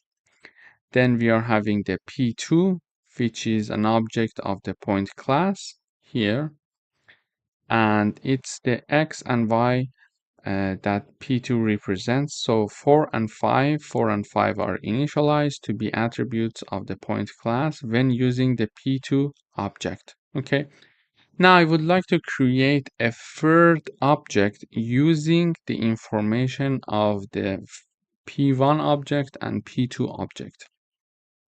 In order to do that, I have the object called P add, and it is equal to P1 plus P2.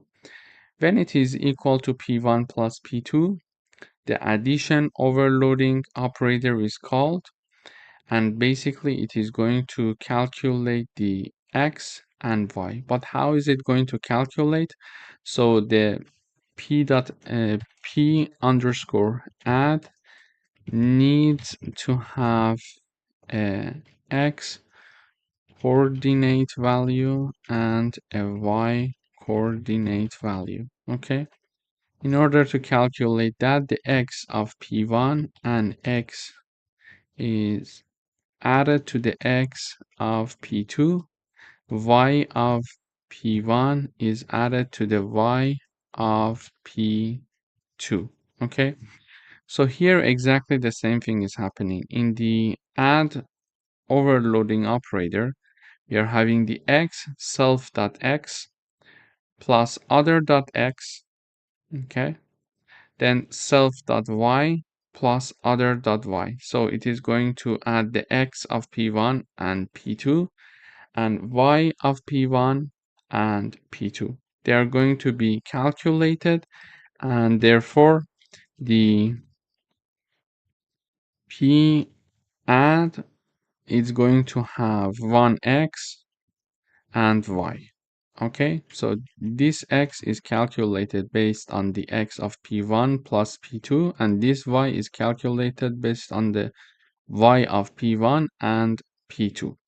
So we can do it only because we are using the overloading operator here. Otherwise, if I comment this part, we're going to have errors, because otherwise it's not possible to add two objects to create a third object. Okay, so now that I run the code also, we see that here, for example, for p underscore add, we are having the x and y 6 and 8. 6 is 2 plus 4, which is 6, and 3 plus 5, which is 8.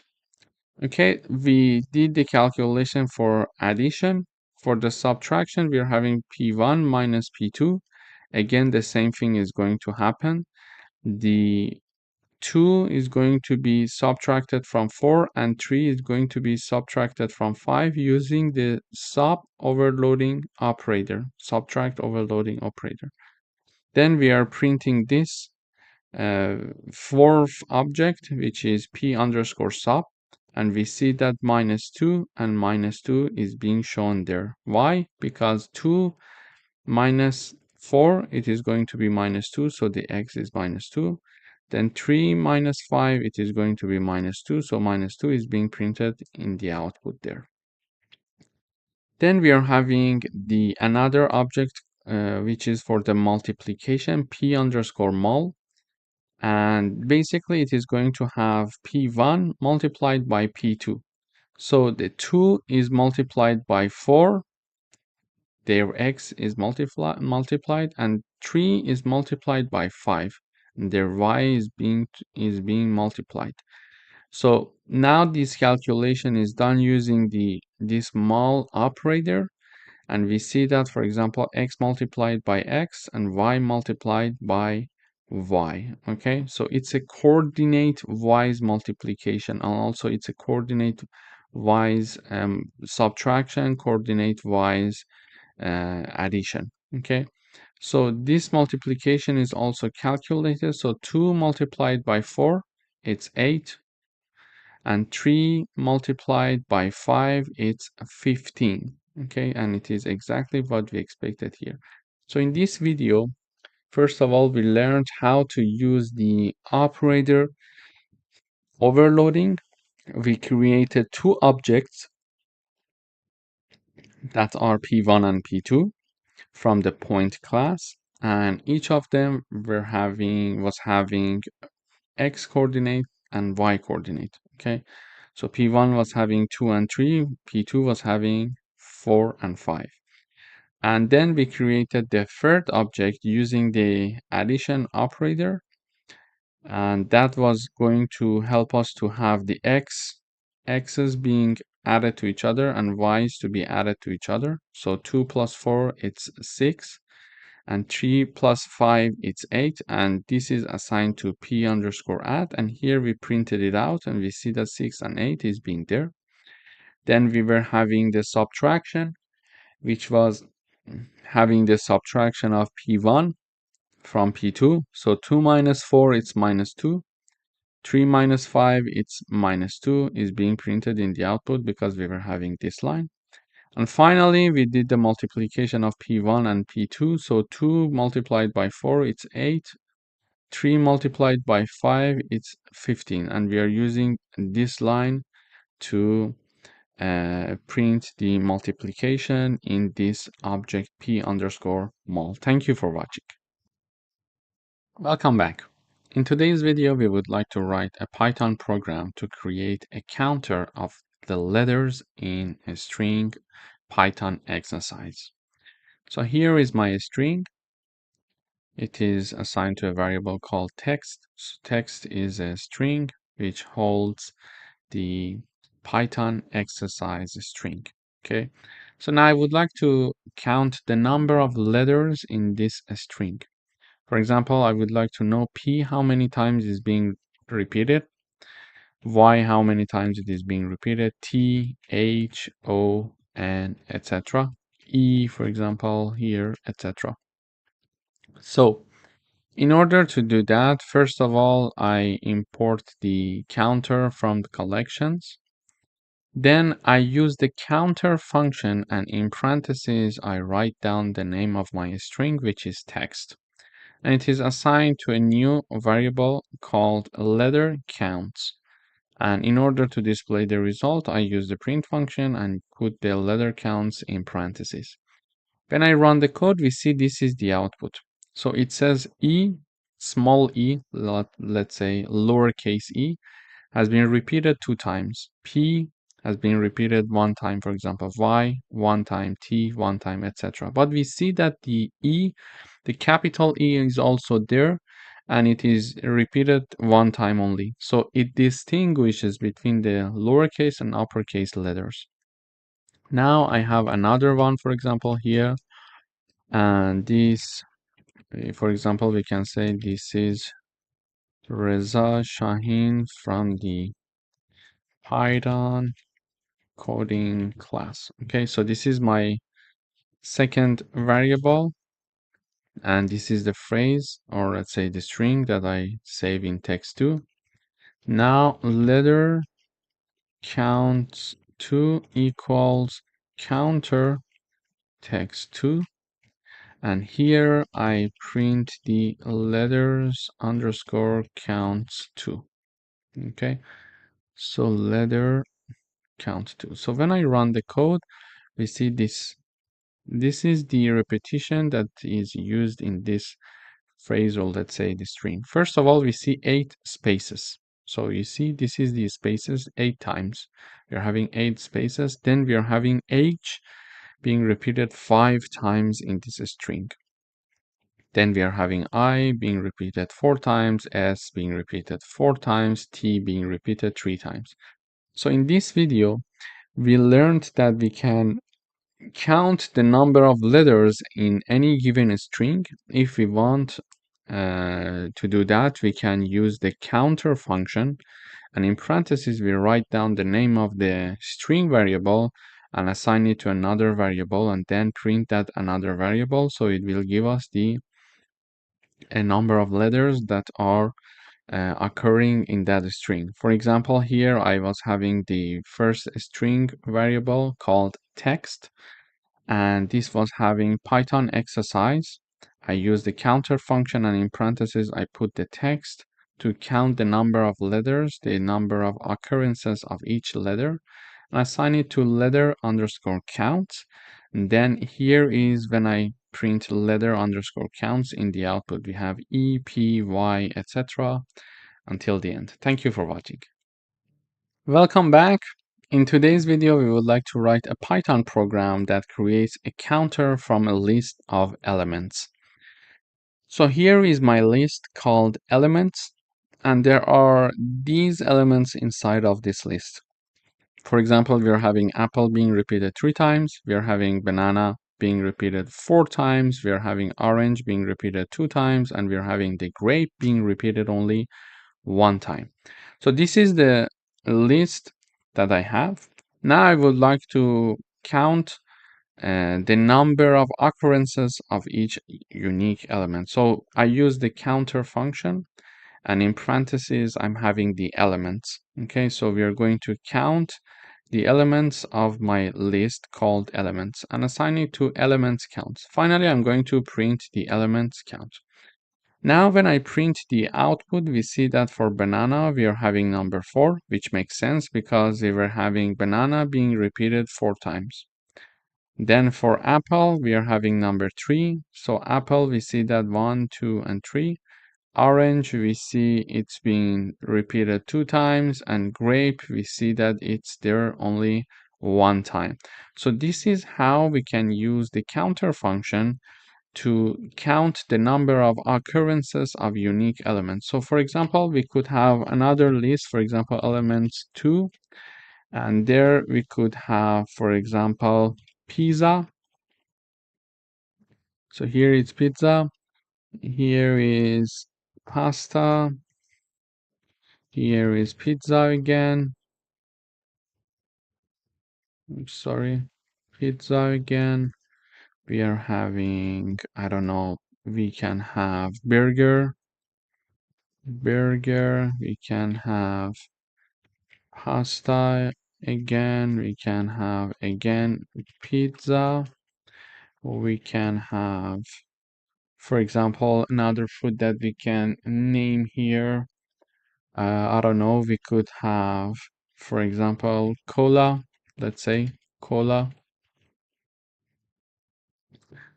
And we could have burger, let's say burger. And another food that we could have here, for example, again, pasta.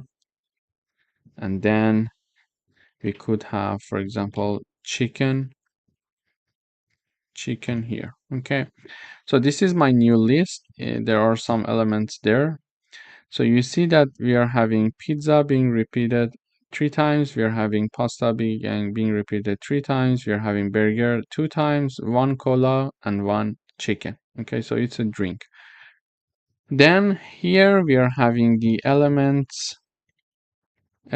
counter 2, and we are using the counter function to count the number of occurrences of each unique element and assign it to elements count 2 and print it in the output. So we see that it says pizza is being repeated 3 times, pasta is being repeated 3 times, burger is being repeated 2 times. We are having one cola and one chicken. So this is basically how we can use the counter function to help us count the number of unique elements in a list, for example, or in a string, etc.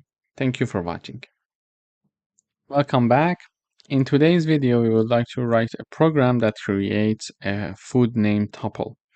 Why do we use name tuple? So they provide immutable and lightweight structures like tuples, but with named field. So it's better for readability of the code. And also it improves the readability, but allowing access via names like food.name instead of indices like food, and we are having the index 0. So it's more readable and understandable to anyone that food.name means what. For example, we're talking about the name of the food, but instead food with the index 0, we need to think, okay, what was the name that we put, what was the name of the food that we put for the first index, for example. So it's more readable, okay, this way. So now here, in order to use the name tuple, we need to import it from the collection module.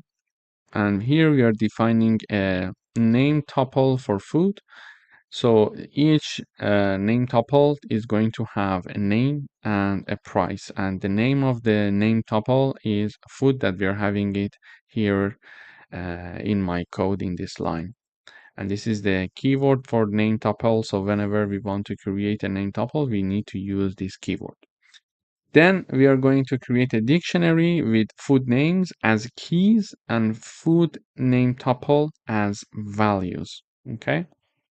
So here the name is burger, for example. The name is pizza, pasta, salad, and sushi. And we see that different prices are there. So different prices. For burger, we are having the price 5.99. For pizza, we are having the price 8.99. For pasta, we are having the price 7.49. Again, for salad, we are having the price, and for sushi also, we are having the price here. So this is a name tuple that we are having here. So the food names are the keys and the prices are the values that we are seeing it here, okay? So here we created the name tuple with names and prices, and here we are creating a dictionary with different food names here with their corresponding prices. Then we are having a for loop. So we are iterating through the food menu dictionary. In order to iterate through food menu dictionary, we know that in dictionaries we are having key value pairs.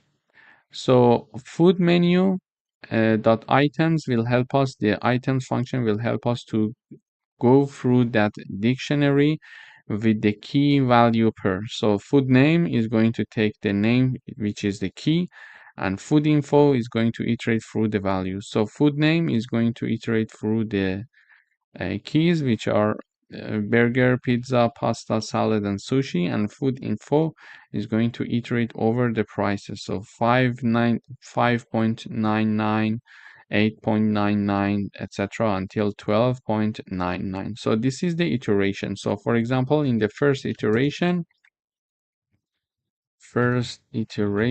we are going to have the key equals to burger, and here we see that value equals to 5.99. So it means that in the first iteration, food name equals the burger and food info equals 5.99. Okay. Then in the second iteration, instead of having the key, I'm going to write down food underscore name. This one equals pizza. Okay. And instead of value, I'm going to write down food info because they are our iterating variable. So, and food info is 8.99. In the third iteration, we are having again the food name. This time it is pasta, and then the food info equals 7.49. Fourth iteration, we have the food name equals sushi, then food info equals 12.99. Okay, so this is what happens in different iteration here. So in the first iteration, we are having the burger, then we are having the pizza, then we are having the pasta, then we are, okay, I missed the salad. So the fourth iteration is salad. This is the fifth iteration for sushi. Yeah. So fifth iteration, fourth iteration, food name equals salad, and then the food info equals 4.99.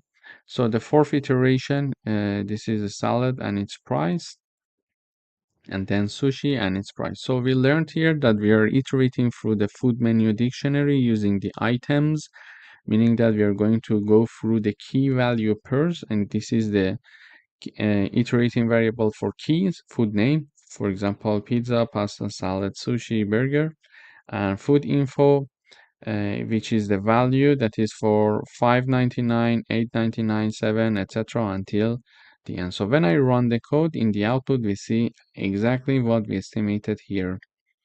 In the iteration, in each iteration, we are printing the food name and its price with a dollar sign. For example, it's $5.99. So we see that in the first one, we are having the burger, then pizza, pasta, salad, and sushi exactly as we expected. So this is how we can have the access to the names and also to the prices. And it's very good that we are using the name tuple because we are having the, for example, food.name, instead of having the index 0, meaning that, okay, we need to remember the name of the food is stored in the index 0. And when you're having like hundreds of lines of code, it's very hard to remember which dictionary or list was having the food name, for example, in which index, etc. So it will become very complex. Thank you for watching. Welcome back. In today's video, we would like to write a Python program that defines a named tuple with fields like name, age, and marks. And for the marks, we would like to have a list of subjects and marks. So here we see that we are having a class called student, which inherits from named tuple. So in Python, when defining a class that inherits from named tuple, the class itself acts as a structure immutable tuple. For example, writing a class student here with the inheriting from the named tuple means student inherits from named tuple, automatically gaining tuple-like behavior without needing an explicit constructor method. So we don't need to have a constructor here when we are having the inheritance from the named tuple, because it is going to automatically gain the tuple-like behavior. So here is my class. I have the name, age, and marks, and the name is a string, the age is going to be an integer, and we are having, for the marks, we are having the list as we were asked to. So a list of subjects and marks. So we are having the list, and here is the subject and marks, so a string, and also the marks as an integer. So a string is for the subject. So it is going to be a list of tuples containing subjects and marks. Okay, a list of tuples that contains subjects and marks here. Okay, so now I would like to create an object of the student class, and here is called student1. So student1 is the name of my object, which is created from the student class. And because the student class inherits from a named tuple, we need to have these information in parentheses. So the name, age, and marks. So name is there, Alice, it's a string. Then age is there, we're having 20 as the integer, and then the marks is there.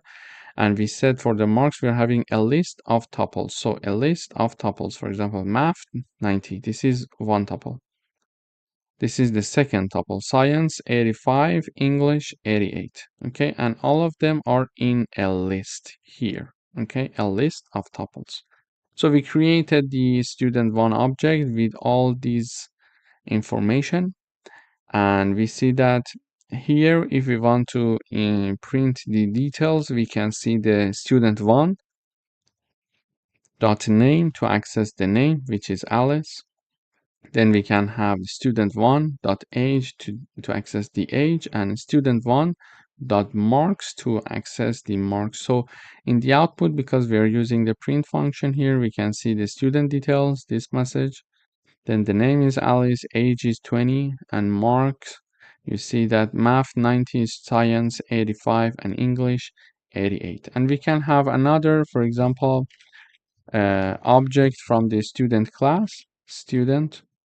We can have the name, for example, to be equal to Bob.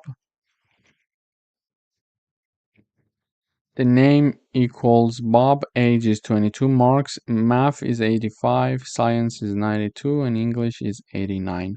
Now if I want to print the information for the Bob, we can simply print here the student details, and then we are having the age student2 dot name. This time we are using the second object because we want to access the Bob's information. Then we are having the student2 dot age, student2 dot mark. So when I run the code, we see that the student details again, Bob age is 22, and the marks are math 85. Then we are having the science 92. Then we are having English, which is 89 here. So in this coding exercise, we learned how to have a class that inherits from named tuple library. And there we are having this information like the name, age, and marks. And marks is a list of tuples. We see that it's a list of tuples. So one tuple, the second tuple, the third tuple, etc. until the end. And then we created different objects for different students to store different information of each student individually. So we see that then we using the first object, we can access the name, age, and mark. We see them in the output. Using the second object, we can access the name, age, and the mark as well. So in this video, it was a good example to review name tuple and student and a class called student and use a class in Python to inherit from the name tuple. Thank you for watching. Welcome back. In today's video, we would like to write a Python program that creates an ordered dictionary and adds some items. We would like to, in the end, print the ordered dictionary content. In order to use the ordered dictionary, first of all, we need to import this library from the collection module.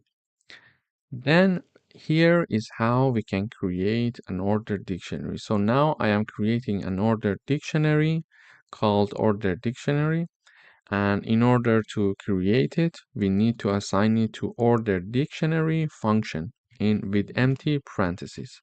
So on the right hand side, I'm having ordered dictionary function, and on the left hand side we are having the name of our ordered dictionary. So the name of our dictionary could be anything. It could be, for example, my dictionary. For example, we could have it like this, and now I need to replace it everywhere else here. Okay, so now the name of my ordered dictionary is my dictionary, and in order to create that, I'm using the ordered dictionary function. Now I would like to add some items to my ordered dictionary. And we know that because the dictionaries are key value pairs. Okay. So whatever we are going to have in our dictionary, it is going to be like the key and then the value. Okay. Another key, another value, etc. Okay. So now if I want to add items to my ordered dictionary, we should have the key and its associated value. Now, in order to add a new item, I'm writing down the name of the item, the name of my dictionary, sorry. So my dictionary is the name of the dictionary, then the name of the item. On the right hand side, we write down the name of the value. So here now I am adding apple. So apple, and we are having number 3 as its associated value. Okay, so this is apple is the key and 3 is its value. So we are having the key apple and value 3 being added to the ordered dictionary called my dictionary.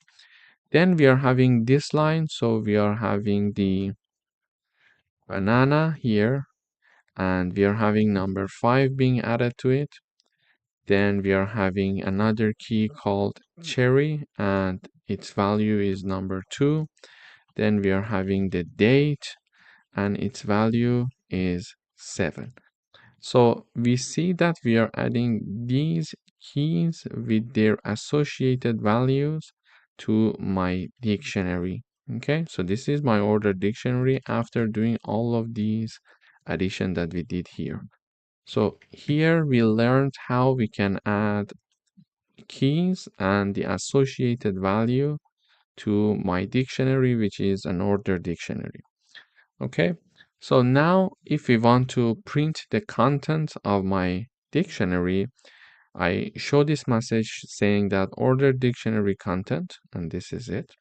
Then because we are having a dictionary which has key value pairs, we are going to have two iterating variables. So the variable key is going to iterate over the keys, which are apple, banana, cherry, and date. Then the value, which is another iterating variable, is the variable that iterates through the values 3, 5, 2, and 7. Okay, so the key is going to iterate over the names here, and the value is going to iterate over the values. So for each key and value in my dictionary, because we are using the key value per iteration, we use the items function to make it possible to have the key value pairs iteration. So for each key and value in my dictionary, we use the item function to iterate over them, and then we are having simply the key in each iteration and its associated value. So in the first iteration, for example, we are having the key to be apple and its value is 3. Why? Because we added the first apple and then its value is 3. Okay, so this is what we added. Then we are having the second iteration. Then we are having banana and number 5. Okay, in the third iteration, we are having cherry and number 2. In the fourth iteration, we are having date and number 7, meaning that, for example, we are going to have 3 apples, 5 bananas, 2 cherries, and 7 dates. Okay. So, and we know that in ordered dictionary, it can, when we have an ordered dictionary, it can remember the order in which we inserted the data and the keys and the values. This is why when we are inserting first apple, apple is the first key in our ordered dictionary and its associated value is 3. Then we inserted banana, so banana is the second key with its associated value in our ordered dictionary. So we see the ordered dictionary in the output here as well. So in this video, we learned how we can create an ordered dictionary, insert items with their associated value to our ordered dictionary, and also we learned how we can iterate through an ordered dictionary for the key value pairs. Also, we reviewed that we know when we are working with ordered dictionary, they are going to remember the order in which we insert the key value pairs. Thank you for watching. Welcome back. In today's video, we would like to write a Python program that assesses an item in the ordered dictionary by its key. And we would like to check if a specific item exists in the ordered dictionary as well or not. So first of all, we're going to import the ordered dictionary from the collection module. Then here is the creation of my ordered dictionary. So we are having an ordered dictionary called ordered dictionary. And we can change the name for the sake of simplicity. We can say, for example, ordered dictionary 2, for example, just for the sake of simplicity. And we can give it any name that we want. It's not an issue. So I create an ordered dictionary using the ordered dictionary function, and the name of my ordered dictionary is ordered dictionary 2. Then it has certain keys with associated value. For example, we are having apple with the value 3. We are having banana with the value 5. We are having cherry for the with its value, which is 2, and we are having the date with its value, which is 7. So 4 keys and the associated value. Then, in order to access an item by key, we can say, for example, we see that banana is already there. We are having a new variable or a string called key to access, and it is assigned to banana. Banana is assigned to this key to access variable.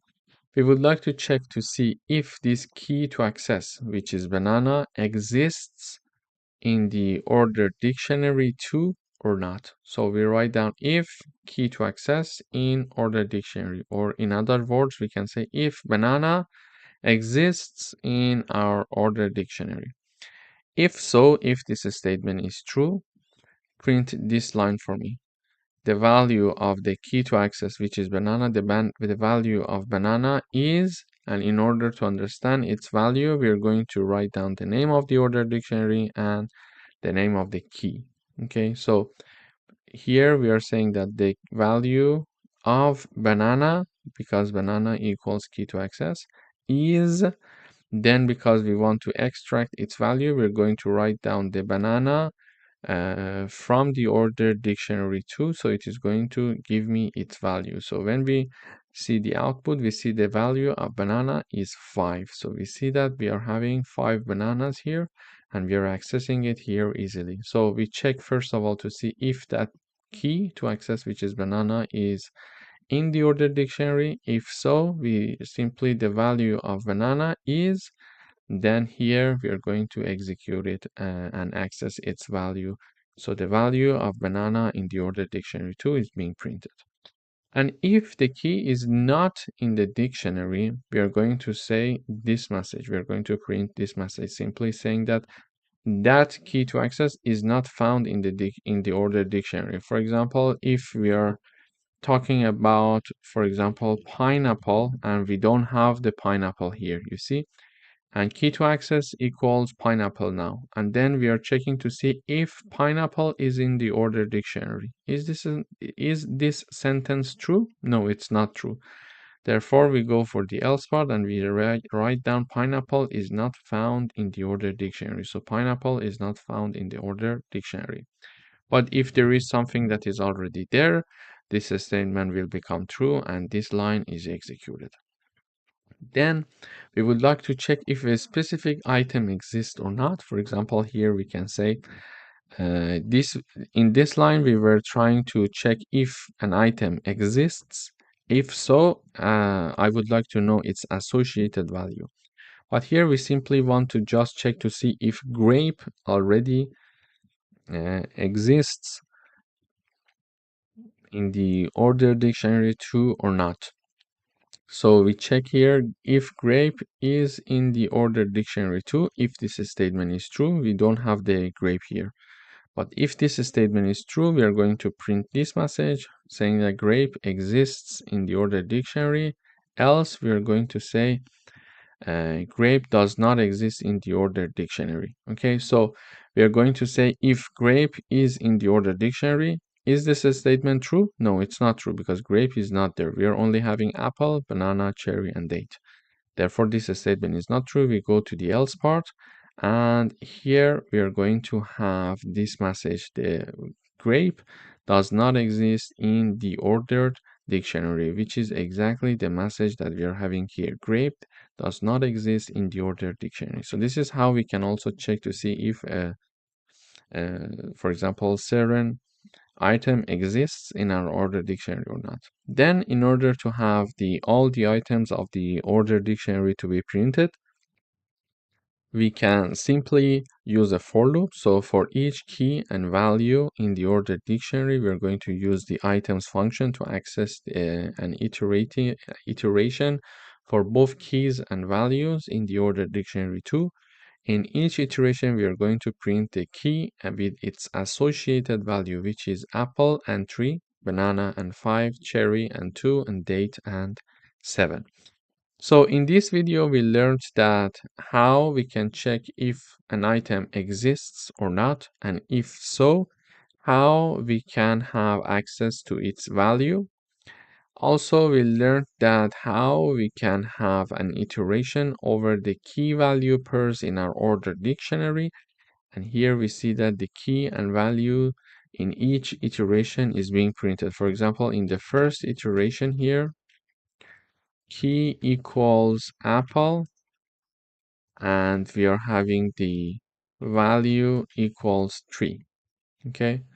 So key equals apple, value equals 3. Then we are having key equals banana, its value is 5 in the second iteration, third iteration, and finally the fourth iteration. Thank you for watching. Welcome back.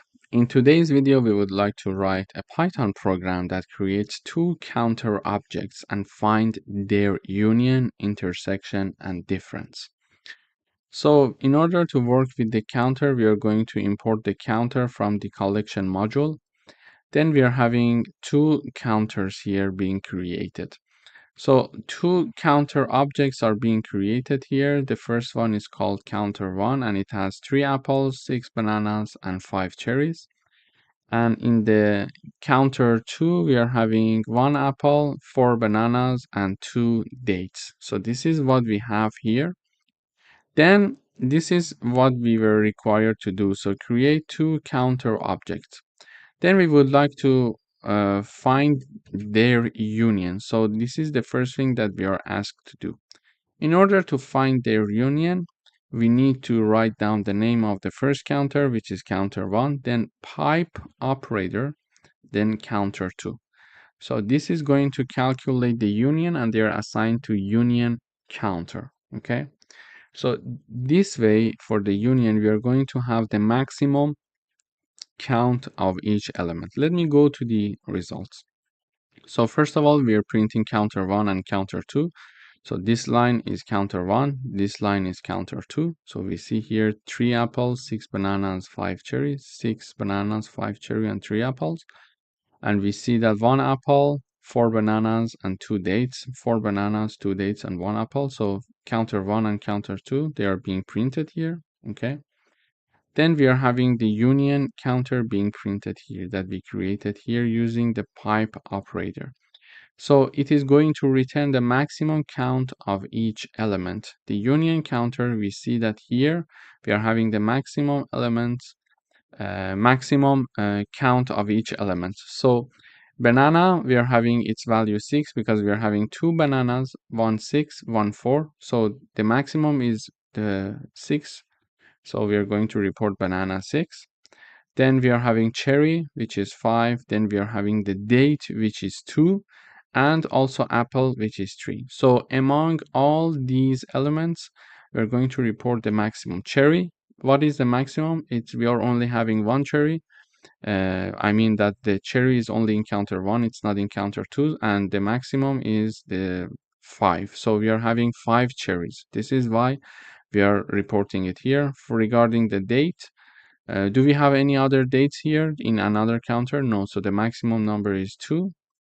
And with respect to banana, we are having 6 bananas and 4 bananas in counter 1 and counter 2. So we are going to report the 6 bananas, which is from the counter 1 because we report the maximum count of each element. And also with respect to apples, we are having in both counters, we are going to have 3 apples, which is here, and it is coming from the counter 1. So this is how we are calculating the union. So basically for union, we are going to use the maximum count of each element. So this is union. Now we would like to discuss the intersection. Now that we would like to discuss intersection, we can have counter 1 and operator and then counter 2. Okay, so counter 1 and operator counter 2 in order to calculate the intersection, and it is assigned to intersection counter. Basically, it is going to calculate the minimum count of each element. So intersection is being printed here. We see that here when we are having the intersection counter, the minimum count of each element is shown. So banana, we are having 6 and 4. So what is the minimum? It's 4 bananas. So 4 bananas is there. We are having apples that is shared between both counters. So we are having 3 apples and 1 apple. So we are going to have 1 apple only. One thing that we need to be careful about with the intersection is that we are going to discuss the elements that are shared between both counters. And now this is why we don't have cherry and date in the output, because they are not shared in both counters. Only banana and apple are shared, and we are going to report the minimum element. So banana 6 and 4, we are going to report 4. Apple 1 and 3, we are going to report 1 because in intersection we are working with the minimum count and we see it here. Okay. And finally, they were asking us to have difference as well. So we are going to have the difference. So it means that elements that are in counter 1 but not in counter 2. So we are having the difference counter 1 minus counter 2. So counter 1, we are having 3 apples. Here we are having 1 apple. So 3 minus 1, it will be apple that it will result in having 2 apples. We are having 6 bananas and 4 bananas. 6 minus 4, we are going to have 2 bananas. And finally, we are having cherry that is in the first counter and not in the second counter. So we are going to have cherry in the output as well. So in this video, we learned how to create 2 counter objects that we are having it here. And we reviewed about the finding the union, their union, intersection, and difference. We learned that if we are working with unions, we need to use the pipe operator. If we are working with intersection, we are going to use the AND operator. And if we are working with the difference, we are going to have the subtraction sign or operator. And something to mention here is that the elements that are in counter 1 but not in counter 2 is going to be calculated like this. Thank you for watching. Welcome back. In today's video, we would like to write a Python program that creates a counter of the vowels in the word Python exercises. So here is my phrase, here is my string. It is called phrase, and we are having this string Python exercises. This Python exercises is assigned to the phrase string. Then we are calling the count vowels function and passing that phrase as the argument. So when the compiler sees this code, it is going to call the count vowel function and start executing it. So first of all, we are having the vowels here. We are defining our vowels both in uppercase and lowercase. Then we are having our counter being initialized to be 0 because we are going to count how many vowels are there in this phrase. So the counter is initialized to be 0. So in the beginning, we assume that there is no vowels inside this string, but we are going to check and update the vowels using for loops. So now our phrase that is holding our string, okay, Python exercise is a string assigned to the variable called phrase. That phrase is passed as argument to the count vowels, and here we call it word. We can call it whatever. So we are iterating that word for each character that is inside that word, meaning that there are different characters. So in the first iteration, we are having, for example, in the first iteration, we are having P. In the second iteration, we are having Y. In the third iteration, we are having a T. In the fourth iteration, we are having H, for example, etc. until the end. So in each iteration, we are going to move character by character from our string P, T, H, O, N, E, X, E, R, C, I, S, E, and S. So these are the characters we are going to loop through. Character by character that is inside this word string, okay? So, and we are going to check in each iteration if character is in vowel or not. So in the first iteration, we are having the P, and we check to see if P exists in vowels or not. P, is it there? No, it's not there. Because it's not there, nothing is going to happen. Therefore, this counter is not going to be increased. So we go for the next iteration. Then we are having the Y in the second iteration.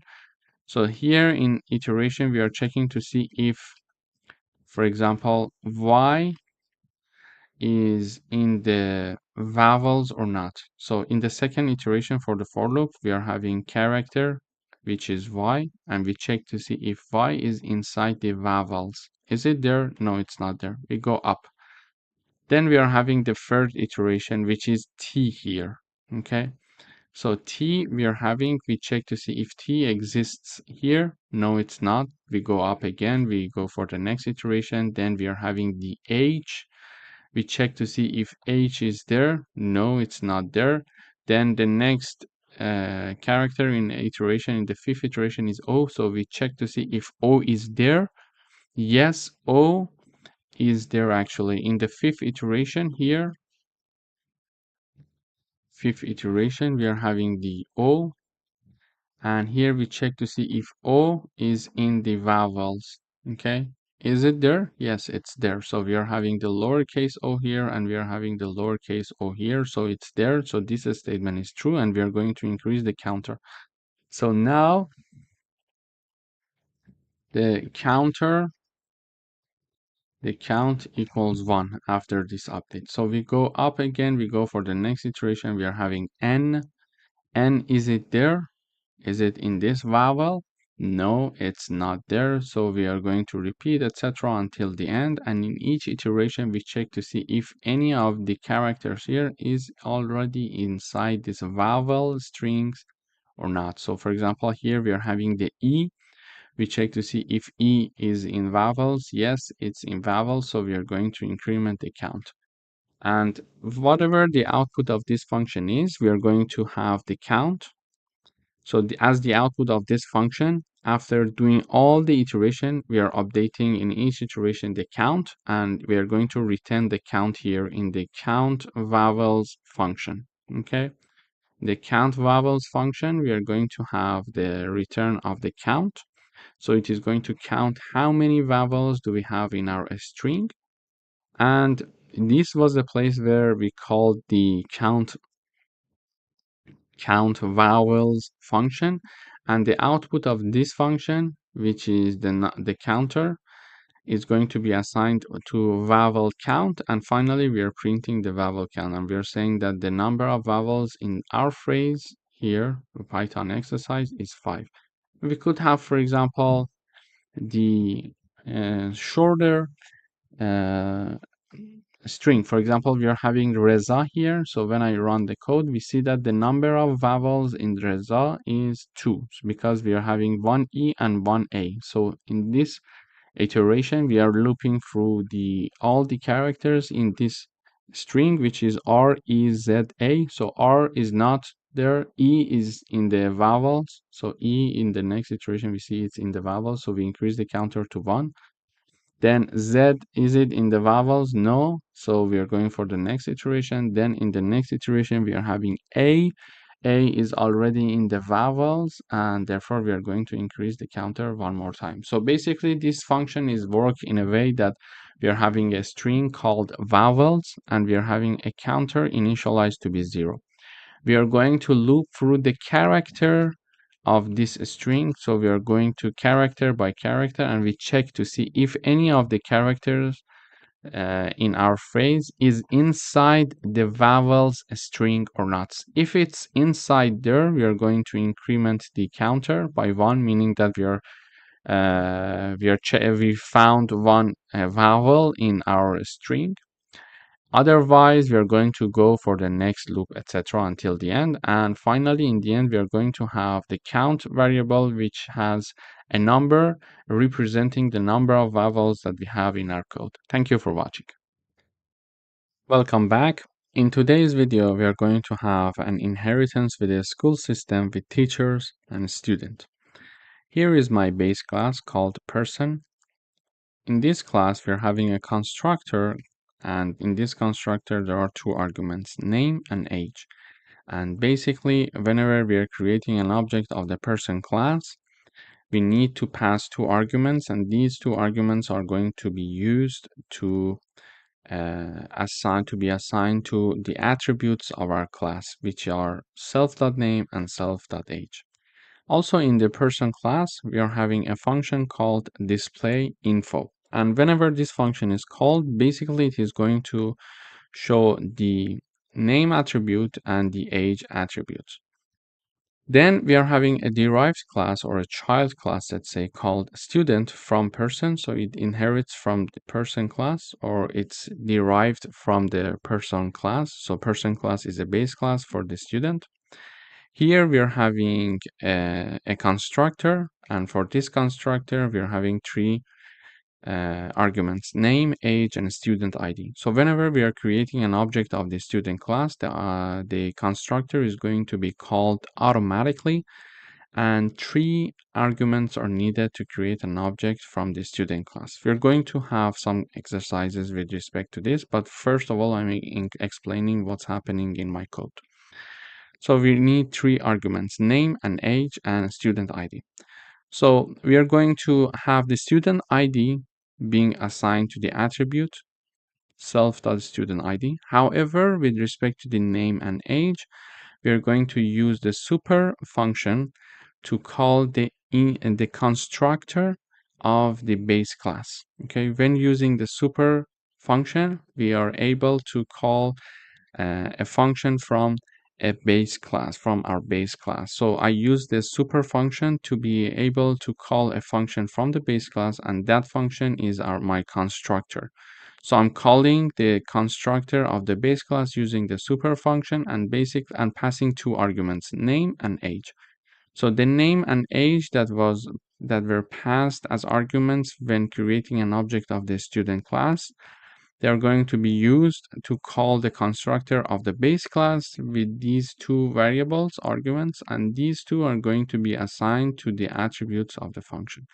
So whenever I'm creating an object of the student class, the constructor is automatically called. We need three arguments. The first two arguments are used to call the constructor of the base class using the super method. And there we explained that the name and age are going to be used to uh, be assigned to the attributes of the function. And the third argument here is going to be assigned to the argument of the person class, which is student ID, self.student ID. Also, we are having a function here called display info. And whenever this function from the student class is called, it is going to say student name and then show the name, the age, and the ID. Finally, we are having another derived class called teacher. It inherits from the person base class. And whenever we are creating an object of the teacher class, again, the constructor is called. It needs three arguments, name, age, and subject. Again, name and age, the first two arguments are used to call the constructor of the base class person using the super function. Without super function, it's not possible, so we use super function to be accessible, so we can access and call this constructor of the base class. And then the third argument, which is subject, is assigned to our attribute here.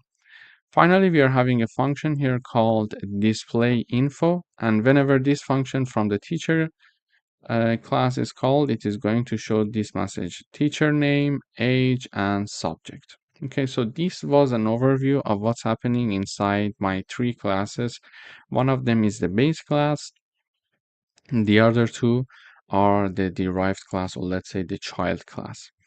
Then we would like to create our objects. So first of all, I'm creating an object called student from the student class. So student is the name of my object on the left-hand side, and this one is the name of the class.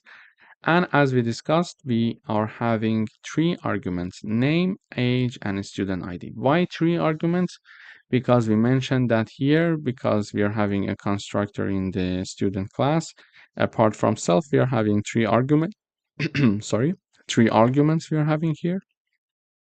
And therefore, these three arguments are required when creating an object of the student class. So Alice, 20, and a student ID is passed.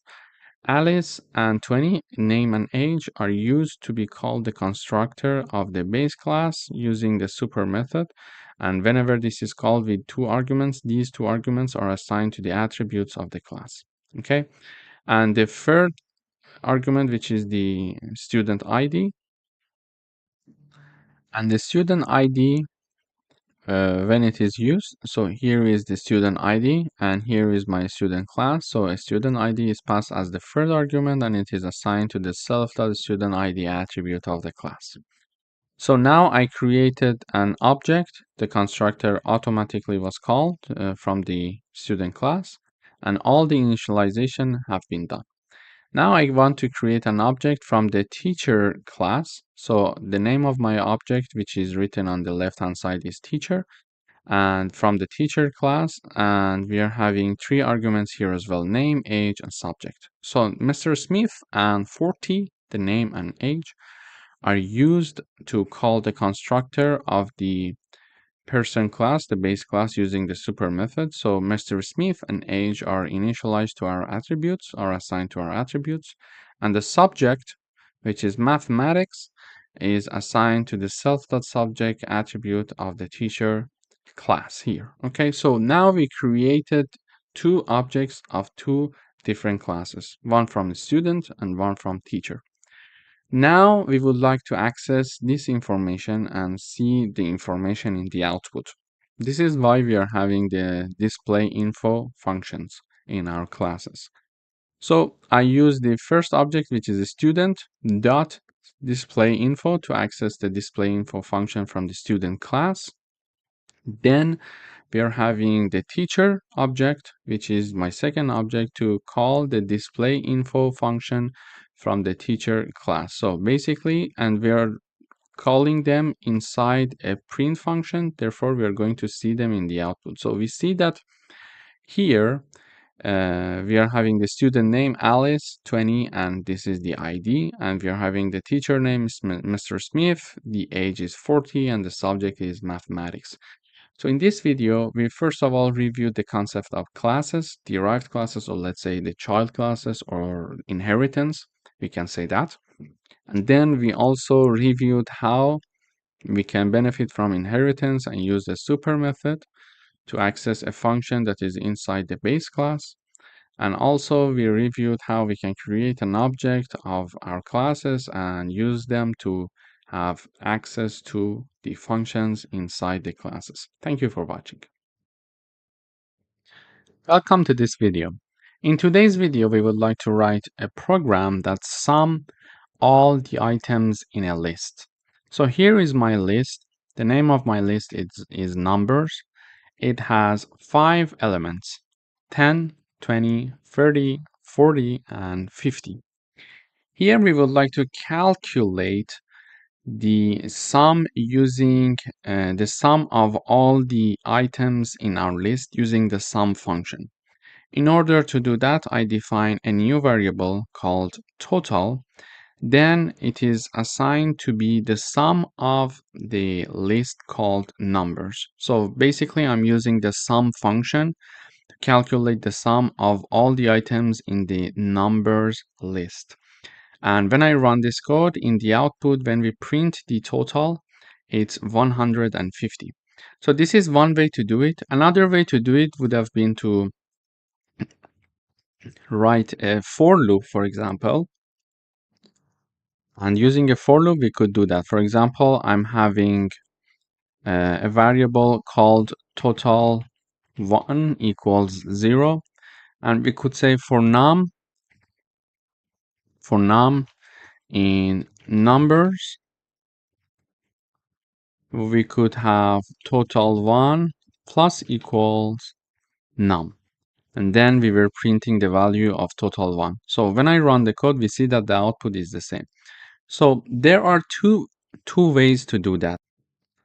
The first one is to simply use the sum function. So this sum function is going to add 10 plus 20 plus 30 plus 40 and plus 50 and assign the output to variable called total. And we print the total in the output here. Or another way to do that is to use a for loop. For example, here, in order to use a for loop, we need to initialize a variable to 0. Then we are having for each num is my iterating variable here. For each num that is in numbers, we are going to add that element to our total1 variable. For example, in the first iteration, num equals 10 because the first element in numbers is 10. Then we are going to have total1 equals total1 plus num. And this means that total1 is initialized to be 0, so it's 0 plus num is 10, so the total1 equals 10. Okay, so this is the first iteration. In the second iteration, num equals 20 because the second element of numbers list is 20 and we are iterating over each element of this. So it is 20 and we are having total1 equals total1 plus num. And we know that from previous iteration, we calculated total1. Total1 is 10. So we are having 10 plus 20. Why 20? So 20 is the num in this iteration, and 10 is the previously calculated total1. So 10 plus 20, it will be total 1 equals 30. Then we have num equals 30 in the next iteration. And this means that total 1 equals total 1 plus num, meaning that we are going to have 30 plus 30, and we are going to have total 1 equals 60 this time. Why 30 plus 30? Because total 1 is 30 from the previous iteration, and num is 30 also. So we are having it equals 60. Then we are having num equals 40, meaning that total 1 equals total 1 plus num, and we are going to have 60 plus 40, so it is 100. Then we are going to have the next iteration, which is 50, num equals 50, so total 1 equals 100 plus 50, which is 150 in the end. So we see that we are having 150 in the end. So in order to address this problem, uh, there are uh, there are two methods here that we explained. There may be many methods to address a problem. It depends on you. So the easiest way, I think, is to use the sum function, and simply it is going to do everything itself, and we're assigning it to total, and total is being printed. But otherwise, you can also have a for loop, which is not so hard to be done. For each num that is inside the numbers list, we are adding num to the total one variable, which is initialized to 0, and then we are printing it out. And we could test it on many different lists. For example, I could have a list, numbers 1, for example. I could have 10, 50, 100, 150, 200. Then here I could have my new total equals sum. What was the name of the list? Yeah, numbers 1. Okay, so we're going to use that. And then we are going to print this message saying that the sum of the second list is, then we are having my new total. So when I run the code, this time we see that the sum of the elements that are inside this list is 510. So this is how we can use the sum function. We could get the same result using a for loop as well. So if I wanted to do a for loop, I could say total 2 equals 0. First, this is my variable. Then we are going to have this code, meaning that we are having my iterating variable num iterating over the numbers 1 list. Then in each iteration, we are adding the value of that element to total 2, and we are printing it out. So we see that using a for loop, we can also do that. Thank you for watching. Welcome back. In today's video, we would like to write a Python program to multiply all the items in a list. So here is my list. It has 4 elements, 2, 3, 4, and 5. We would like to know what would be the output of this. 2 multiplied by 3 multiplied by 4 multiplied by 5. What is the output of this? Of course, we can do it ourselves manually, but how can we do it using Python? Here, first of all, we are going to initialize a variable to store the product. So it is called product, and it is initialized to 1. We are having the loop that we need to iterate over all the elements of this list. And in each iteration, we are going to multiply that element by the product, okay, which was initialized to be 1. So what we mean here is the following. So in the first iteration, we are going to have num equals 2. So product equals product multiplied by num, meaning that we're going to have 1 multiplied by 2, meaning that product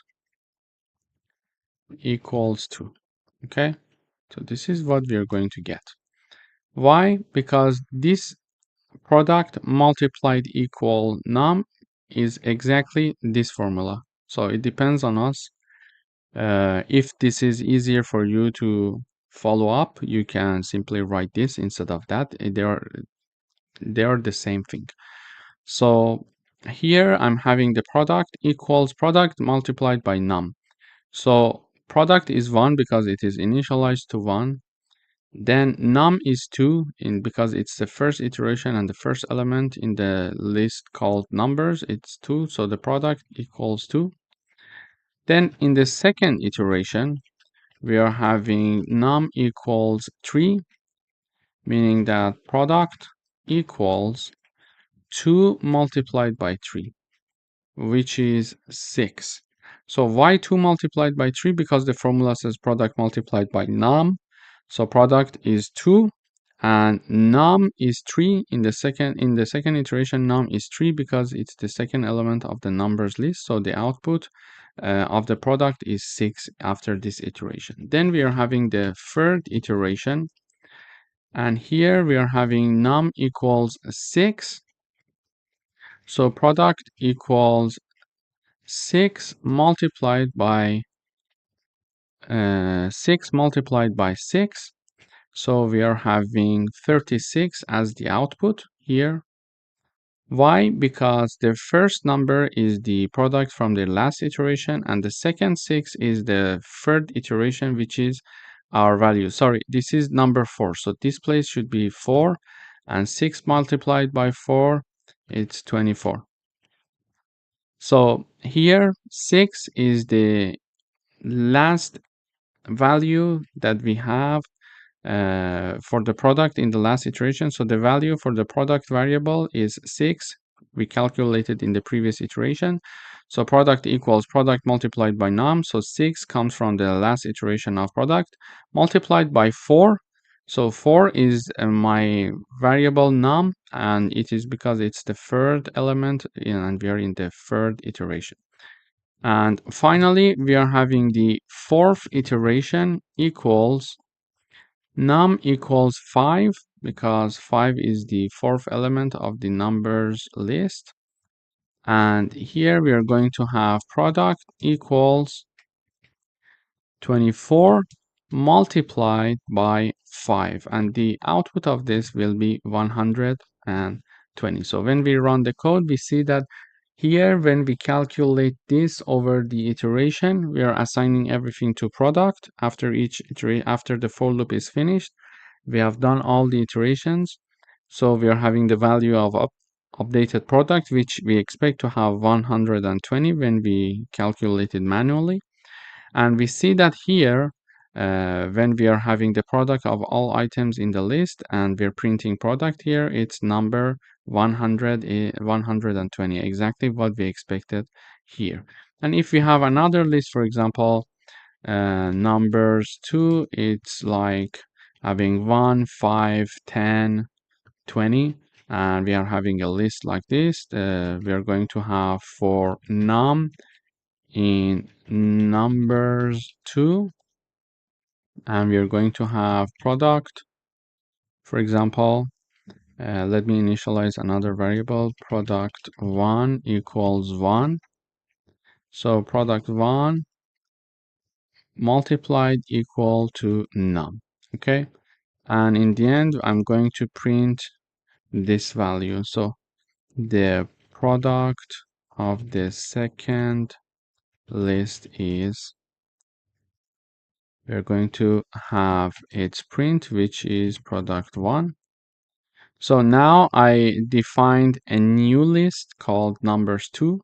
I have a new variable to store the product, which is called product 1. It is initialized to 1. I'm having a for loop over the elements of numbers 2, which is my list. So for each num in the numbers 2, we are going to multiply that element by the product 1 variable.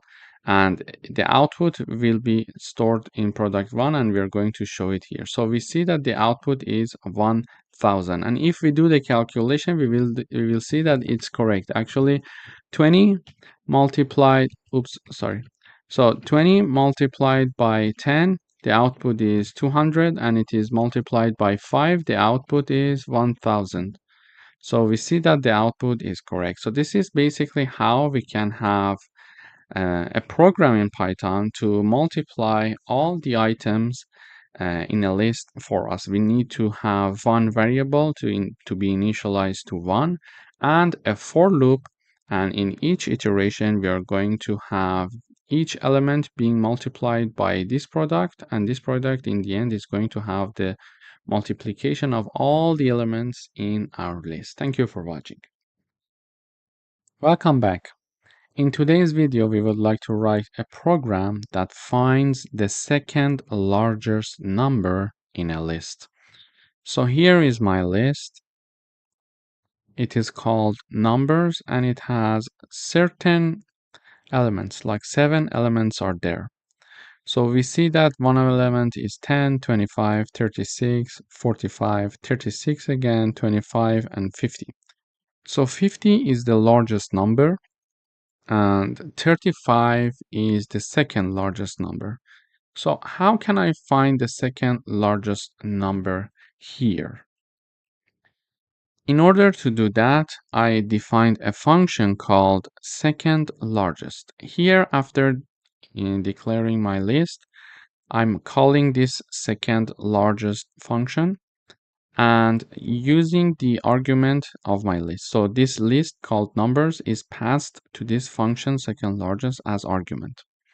So in this function, we are having the first line when it is called, the numbers is converted to a set and then again converted to a list. But why do we need to do that? So if you see here, we are having number 36 two times, and we are having number 25 two times. So we are having duplicates. In order to find the um, unique list, it is good to remove the duplicates. So here we are talking about the second largest number.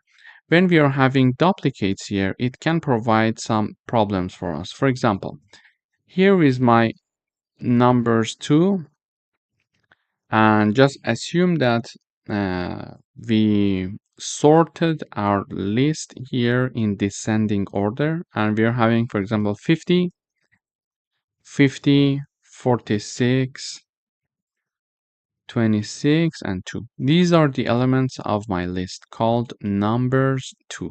Okay, but there is a problem here. So now if I'm looking to find the second largest number when the list is sorted in the descending order, the second largest number is the second element. Okay, so the first largest number, the largest number is the first element because it is sorted in descending order. You see? So the second element should be the second largest number if we have no duplicates. But because we are having duplicates here, we see that the second largest number, which is 46, is in the third place because we are having a duplicate here.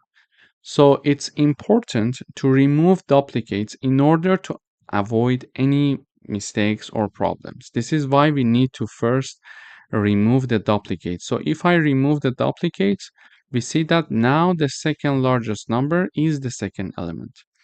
And lists can have duplicates, but one of the features of the sets were the fact that they can only have unique elements. No duplicates are allowed in sets.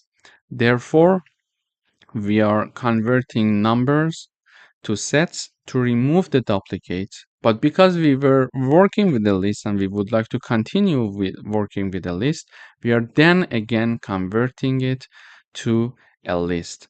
So now if I print these unique numbers, you will see that in this new list, we don't have the duplicates that we are having in the numbers. So when I run the code, you see that 36, 10, 45, 50, and 25. So 25 is only one time repeated there, and also 36, it's only one time is being there. That's it. So you see that here also we removed the duplicates. After removing the duplicates, this is how my list looks like. Now I need to sort this list in descending order in order to find the second largest number. In order to sort it in descending order, we write down the name of our list, then we use the sort function. In parentheses, we are having reverse equals true. So this is going to help us to sort our list in descending order. And if I print my list one more time here, we see that now this unique numbers list is sorted in descending order. So this was the initial print of my new list with no duplicates. Then it is the version that we are having in descending order. Okay, so in descending order, we are having my list 50, 45, 36, 25, and 10. This is the sorted in descending order. Now we see that the second element is the second largest number in this list. And in order to access that, we are going to simply write down the name of the list and then the index 1, which is representing the second element. Why? Because index 0 is for first element and index 1 is for second element. Okay, so this is how it works. Index 1 is for second element and my second element is 45, which is exactly the second largest number in my list. So basically in this video we learned that we can find the second largest number in a list. And if I'm looking for the third largest number in my list, we can simply write down the index 2, which is representing the element 3, which will be 36. So we see that the second largest number is 36 and the third element here is also 36. Thank you for watching. Welcome back. In today's video, we would like to write a program that removes all occurrences of a specific element from a list. For example, if you look at here, you will see that I'm having a list here. It is called numbers. So the list called numbers has these elements. You see, 1, 2, 3, 4, 2, 5, 2, 6. And I'm having one specific element that I would like to remove it from this list. And that specific element is 2. So I want to have a new list in which we do not have this number 2 as the elements. So I would like to have a new list which contains 1, 3, 4, 5, 6. Okay. So in order to do that, there are many ways that we can do it. We can write down a for loop to have a new list being created, and if while we are iterating through the list, if the element equals 2, for example, we continue and we skip. So we're not going to insert that into our new list, and that way we can have our list being created. But another way is to use set comprehension. For example, here we are having the call of remove occurrences function, and we are having two arguments, numbers and 2, and it is assigned to an updated list, which is later on printed. So the output of this function is going to be assigned to updated list. So remove occurrences function, when it is called, two arguments we are having here. One is the numbers, which is my list name, then the element that we want to remove it. So this is my target element, number 2. So in this function, we are having two arguments, my list and the target. Here, this function is going to return for each item that is in my list. If that item is not equal to my target, which is number 2, we assign it to my new list here. So this is a set comprehension. So we are having the creation of a new list, and for each item that is in my list, which is the numbers, if that item, the iterating variable, is not equal to the target, which is number 2, then assign it to my new list. So this way, for example, item in the first iteration is actually 1. So 1 is not equal to 2 because target is the second element and second element is 2, second argument, let's say, or parameter. So 1 is not equal to target. Yes, it's true. So assign it to my new list. So my new list, let's say, new list equals 1 now. Then in the next iteration, item is 2 because it's the second element. So in the second iteration, we are having the second element. So 2 equals target is 2. So it is not equal to target. This is what it is asking. 2 is not equal to 2. So it is basically saying item is not equal to target. And we know that in this case, the item is 2. Here, the item is 2 because we are in the second iteration. So the item now is 2. But we see that the target is always 2 because we didn't change it. So target equals 2. And we are checking to see if 2 is not equal to 2. And so this is false. 2 equals to 2. Therefore, we are not going to assign it to our new list. So our new list remains the same. Okay, so we are saying for if 2 is not equal to 2, then assign it to my list. If it is equal, do nothing. Basically, the set comprehension is doing like that. So we go for the next iteration now, item equals 3. So we say 3 is not equal to 2. It's true, then assign it to my new list. So my new list is now having the 3. Then item equals 4. So we see 4 is not equal to 2. It's true, therefore insert 4 as well.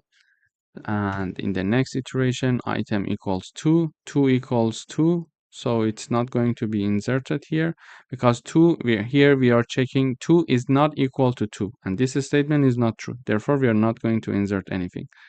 Then we are having number 5 in the next iteration. 5 is not equal to 2. It's true, so add it. Then 2 is not equal to 2 again, so I'm not going to add 2. Then we are having 6. 6 is not equal to 2, therefore we are going to add it. So this way we created our new list. So this function actually is going to create my new list and return it. And the output of this function is assigned to updated list. So this is my updated list, which is a list that contains these elements.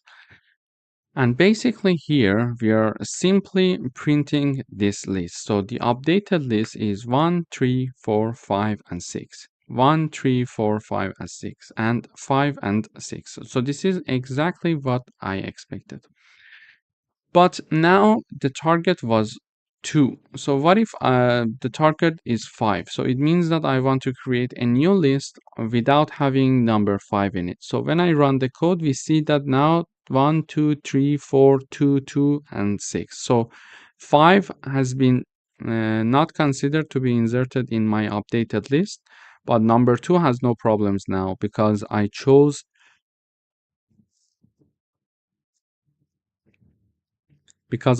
simply to remove number 5. And if I wanted to have number 1 as the target element to be removed, so when I run, we see that number 1 is not there anymore. Basically, this is how we can remove all occurrences of a specific element from a list. Thank you for watching. Welcome back. In today's video, we would like to write a Python program to get the largest number from a list. So here is my list. As you see here, the list contains these elements.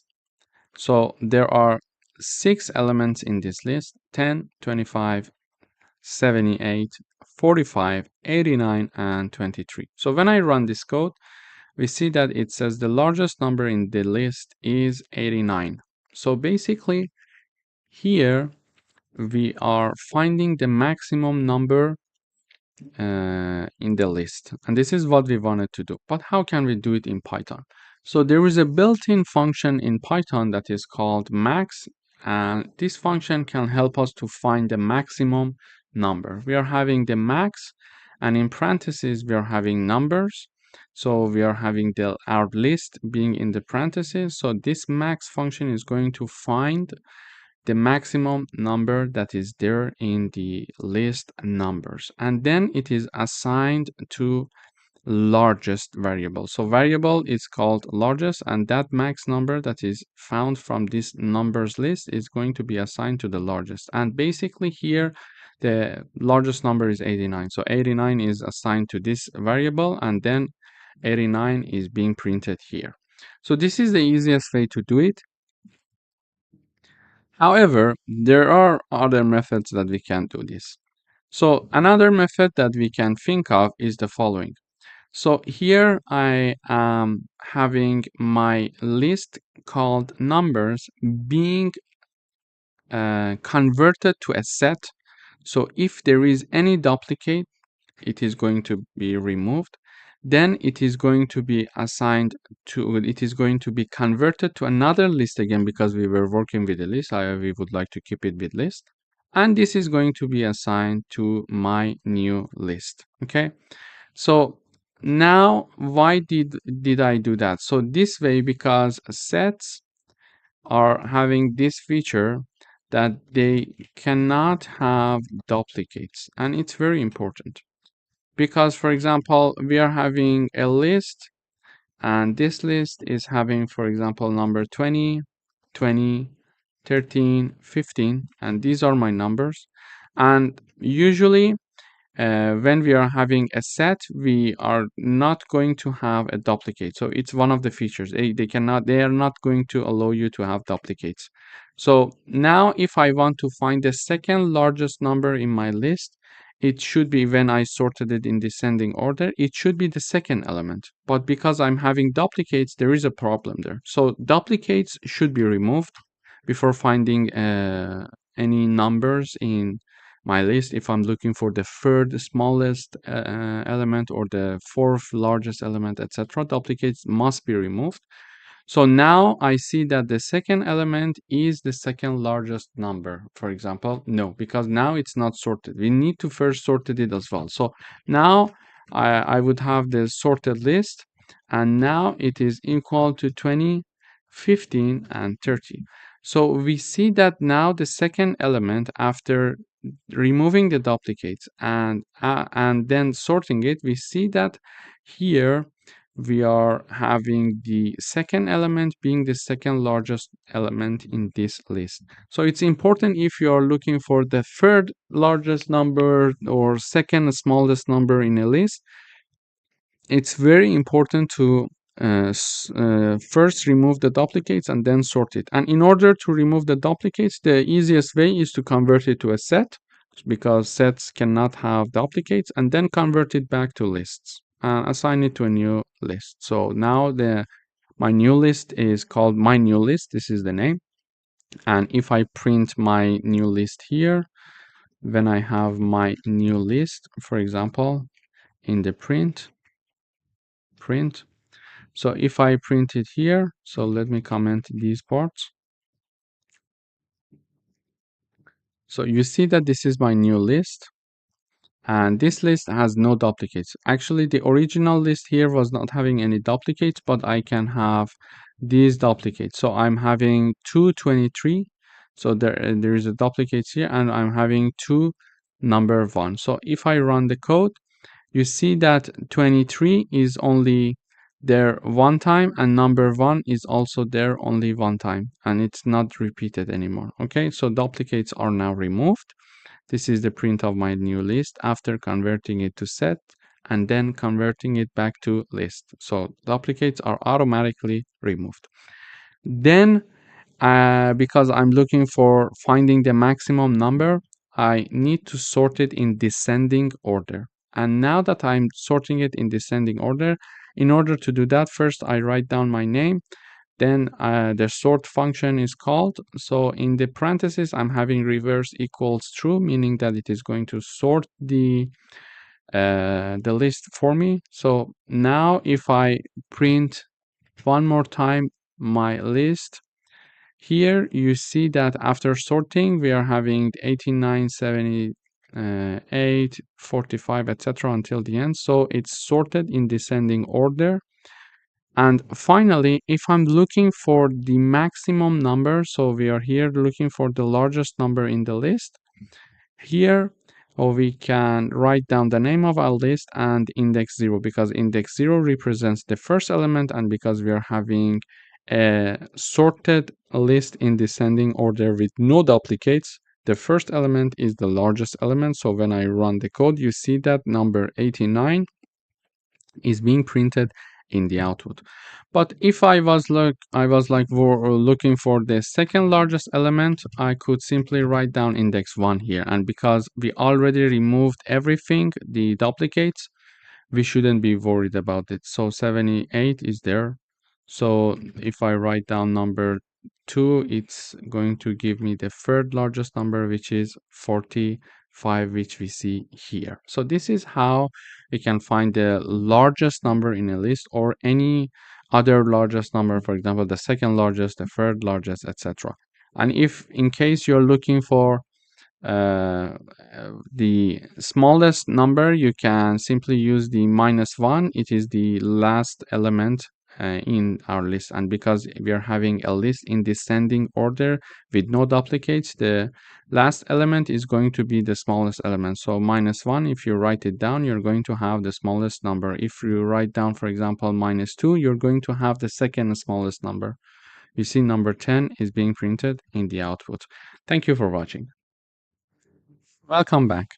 In today's video, we would like to write a Python program to count the number of strings from a given list. For example, the criteria is to have the first and last characters to be the same. For example, here I'm having a list of strings. Here are my elements.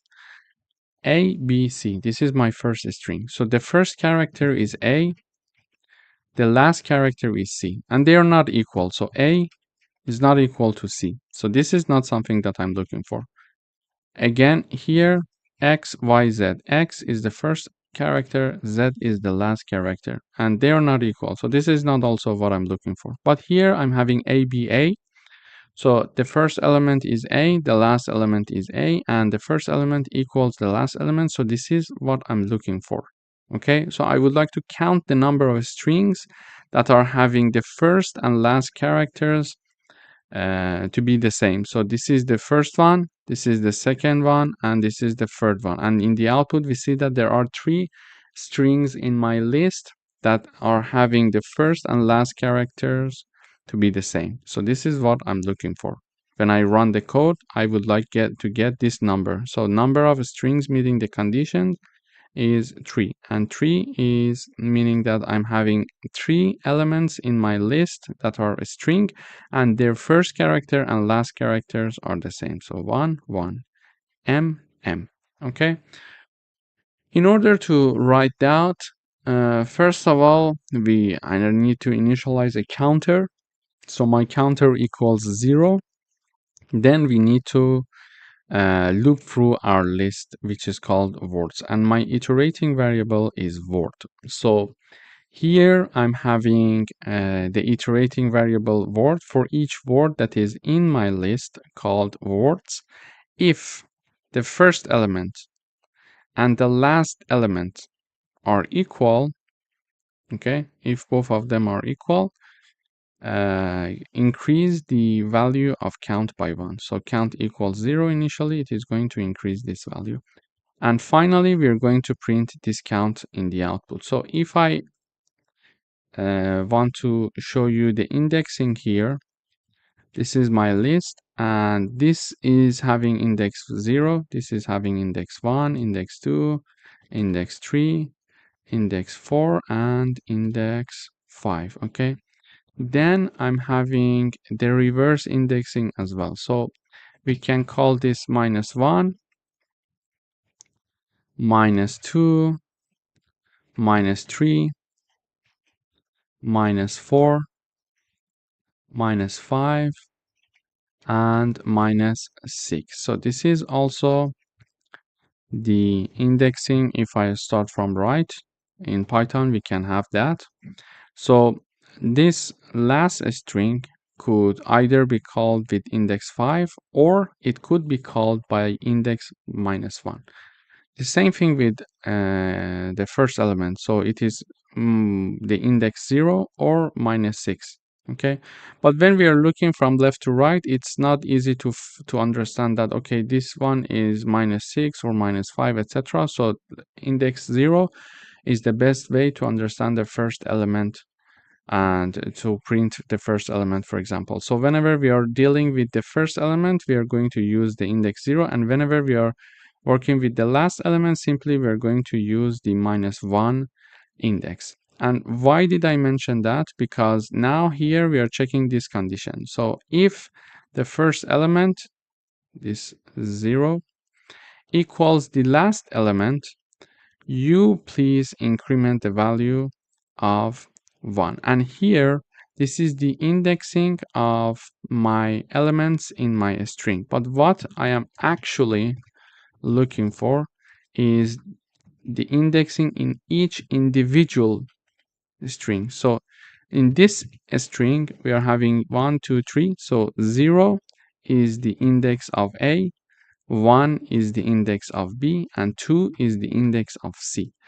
Similarly to the above rule that I just explained, we can have -1 for the C, -2 for B, and -3 for A. Okay, so A could have the index 0 or -3. C also could have the index 2 or -1. And based on this law that I just explained to you, we could have the call for the first element simply using the index 0 and the last element to have -1. Okay, so here when we are iterating over each string, so here word in the first iteration equals word equals ABC. Okay, and we are checking to see if A equals C. So the answer is no. The answer is no. So it's not going to increment the count. Okay. In the next iteration, word equals XYZ. If X equals Z, the answer is again no. Then we are having word equals ABA. If A equals A, so the answer is no. Word equals 1, 2, 2, 1. If, sorry, here the answer was yes. I made a mistake, sorry. So here we are saying that the word equals ABA, and we are saying if A equals A, so yes, because this condition is true, this condition is true, we are going to increase the value of count. So now count equals 1, okay? So count equals 1 now. Then we are having this next, in the next iteration, the word equals 1, 2, 2, 1. And we are checking to see if 1 equals 1, and the answer is yes. So because the answer is yes, this statement is true, and then we are going to increment the value of count. So now count equals 2. Then in the next iteration, we are having word equals hello if H equals O. The answer is no, so they're not equal, so we're not going to do anything. We go for the next iteration. And finally, word equals mom, and we are checking to see if M equals M. So the answer is yes. Because the answer is yes, we are going to increase the counter one more time. So now the counter equals 3, and we reach the end of our list. So we iterated through all the elements, and finally here we are going to print this message, number of a string meeting the condition. This is exactly what is being printed here. And we are having the count, which is here. Okay, so it's 3. If I add another element, for example, here, for example, RSH, we see that there should be again the same number of repetition. The count is 3 because here the first element R and the last element H, they're not equal. But if I have, for example, oops, sorry. So if I have, for example, R, H, R, for example, now I expect to see this to be 4 because we added another element to the end of my list, and it has R as the first element and R as the last element. Therefore, they are equal when we are iterating and we are incrementing the value of count, so it will become 4. Basically, this is how we can understand how many string in my list of a string are there that are having the first element and last element to be equal to each other. Thank you for watching. Welcome back. In today's video, we would like to write a Python program to remove duplicates from a list. So here is my list called numbers. We are having 1, 2, 3, 4, 2, 5, 1, 6, 3, and 7. As you see in my list, there are some duplicates. For example, number 3 is repeated 2 times. Number 2 is repeated 2 times, for example. Number 1 is repeated 2 times. And yes, these are the duplicates. These are the only duplicates that we have. But we would like to remove the duplicates. Well, how can we do that? So the first way to do that is to simply convert my list to a set, and then from a set back to a list. Okay, so one of the feature of sets is that they do not allow duplicates, and they do not allow to have, for example, 2 elements with number 2.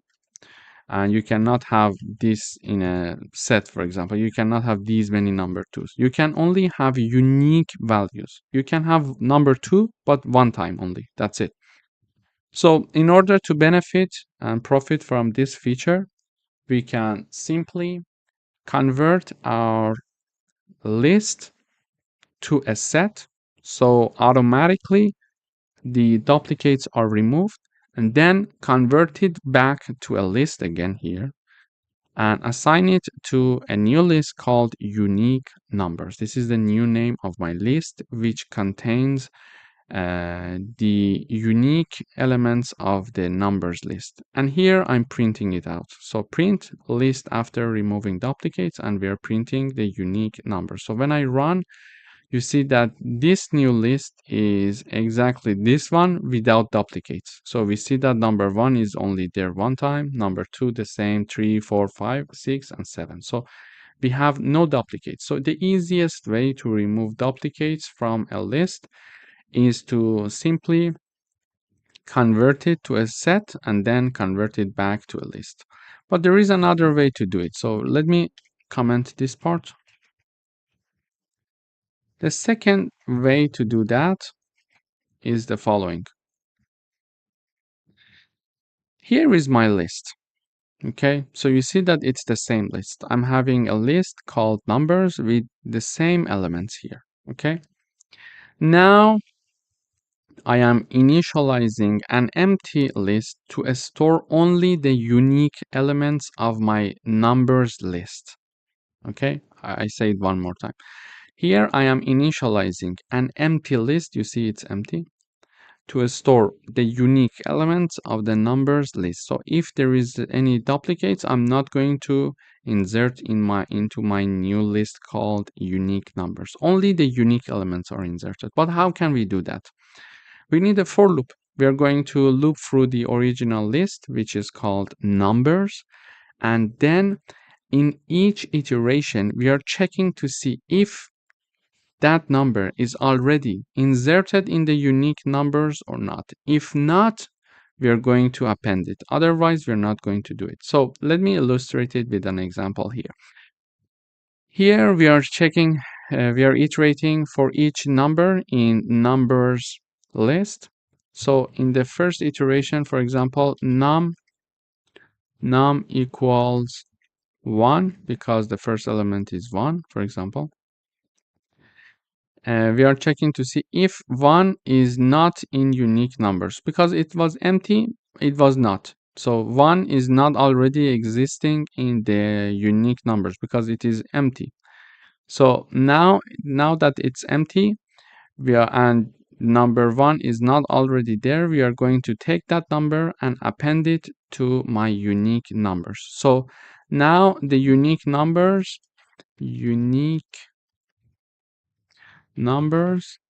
has been updated and it has the number 1. Okay. In the next iteration, num equals 2. Num is not in unique numbers. Is it true? Yes, because it only has one element and that is 1. Now that it's true, append that number to my unique numbers list here. Okay.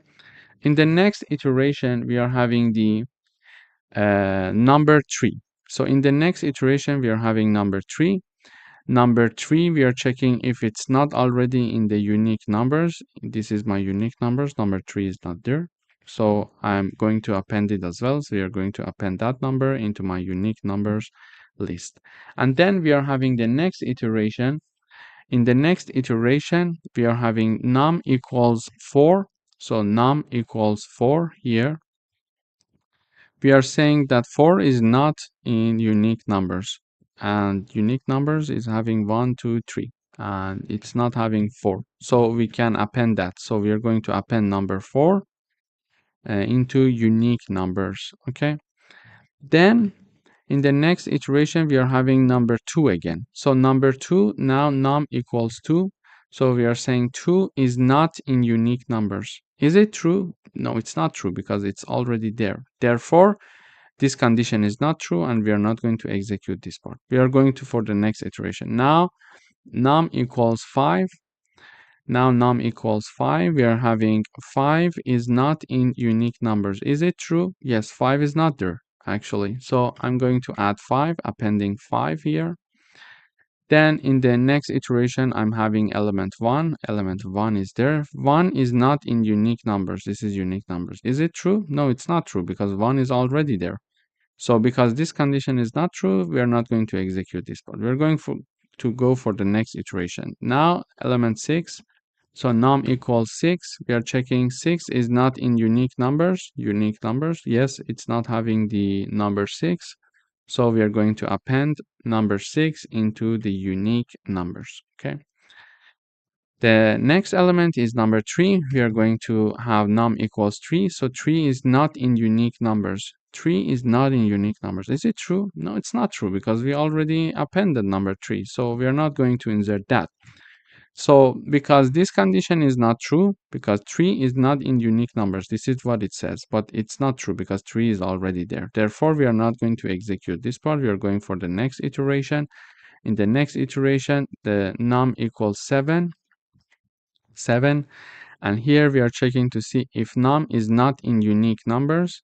So 7 is not in unique numbers. Yes, this statement is true. We are going to write down 7 there and we are going to append 7 into the unique numbers here. So this is my unique numbers list that I created here. And as you see, when I run the output, that after this for loop is having, so after this for loop is finished, the unique numbers list is updated like this, and simply we are having the list after removing duplicates and we are printing it 1, 2, 3 until 7, and this is what we expected, 1 until 7, 1 to 7. So this is how actually we can create a new list using by removing the duplicates using for loops.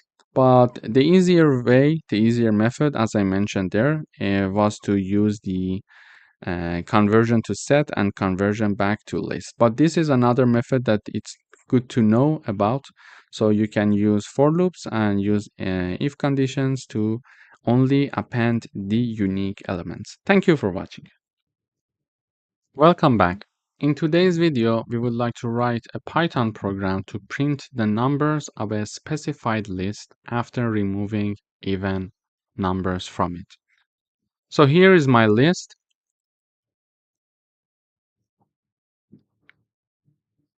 It has these elements. See 1, 2, 3, 4, 5, 6, 7, 8, 9, and 10. And we are intending to remove the even numbers. So in order to remove even numbers, we can simply use the list comprehension to filter out the even numbers.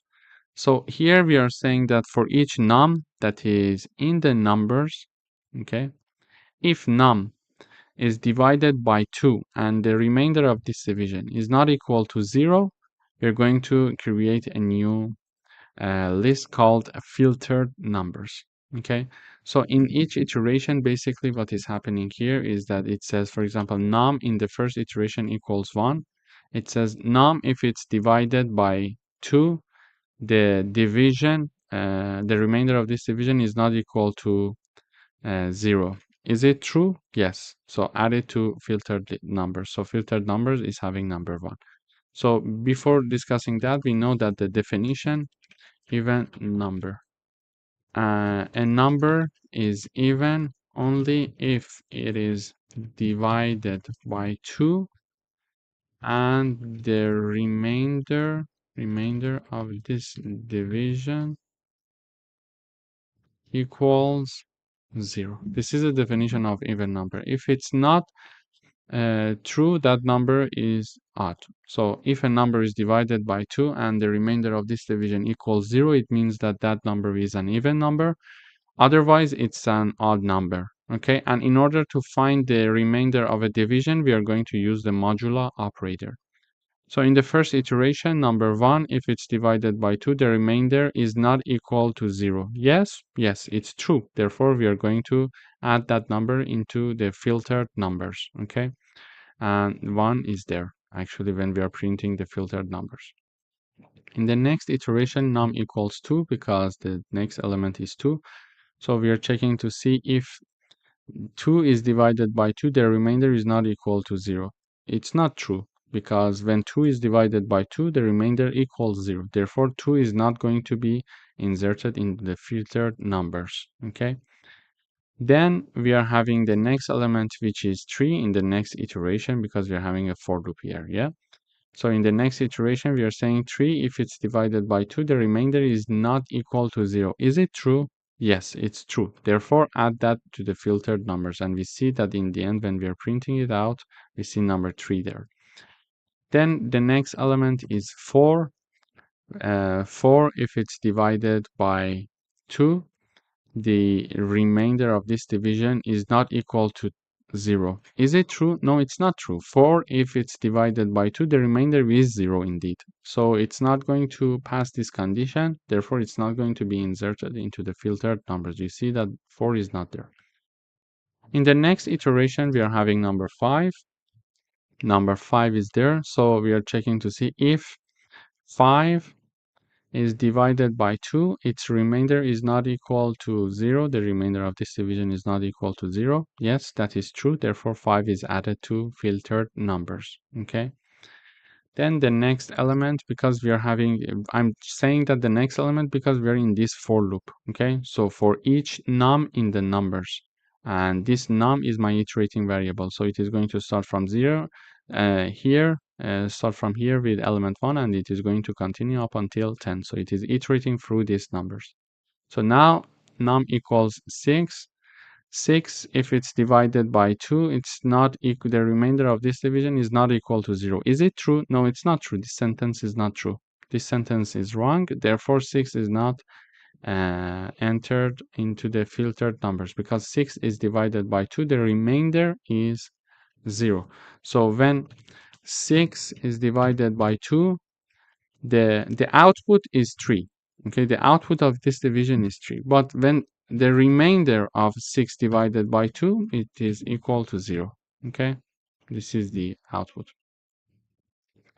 So here, after that, we are going to iterate again over the next element, 7. 7, if it's divided by 2, the remainder is not equal to 0. Yes, it's true because the remainder of 7 divided by 2 is 1. So therefore, this statement is true. So it is inserted in the filtered numbers, you see.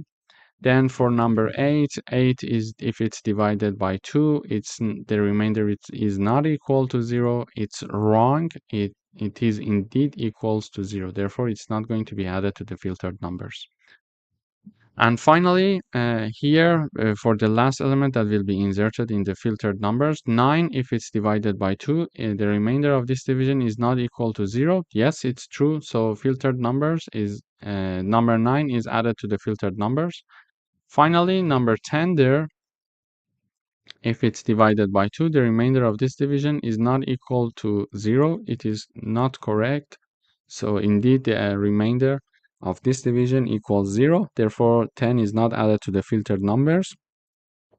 And we see that we don't have it here. So in this video, we learned that we can write a Python program to print numbers of a specific list after removing even numbers from it. So this is how we filtered the even numbers from the original list, and we created our new list called filtered numbers, and the filtered numbers is being printed here in the output. Thank you for watching. Welcome back. In today's video, we would like to write a Python program to multiply all the items in a dictionary. So here is my dictionary called NumDictionary. We see that here in dictionary, as we remember, we were having key value pairs. So here the key is A, the value is 2, the key is B, value is 3, the key is C, the value is 4, and the key is D and the value is 5.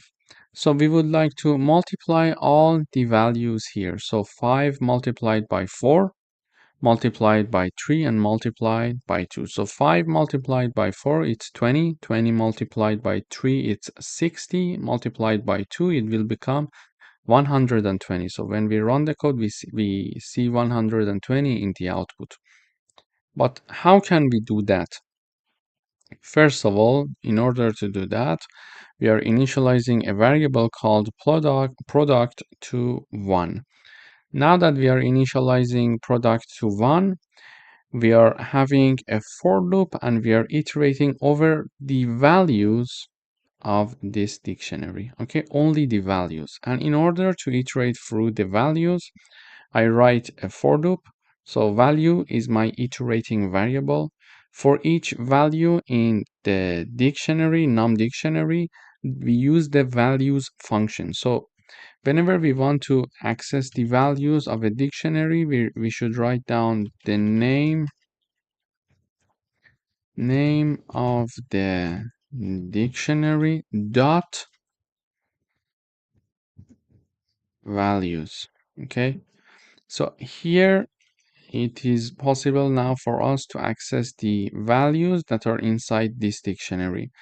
So now we are having an iterating variable that is iterating over the values of my dictionary. Okay, and the values are 2, 3, 4, and 5.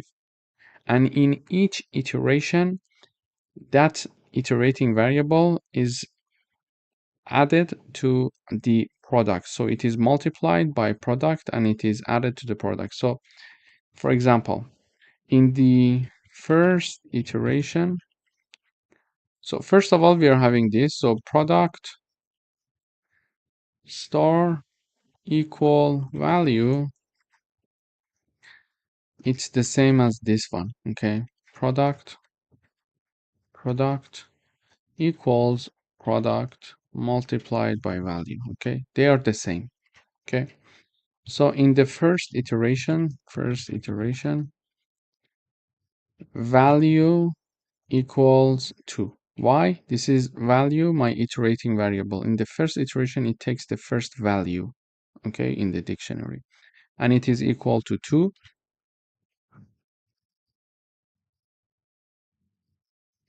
Therefore, we are going to have product multiplied by value. So product is 1 multiplied by 2. The result is 2. So the formula is this one. Product equals product multiplied by value. So product is 1 because we initialize it to be 1.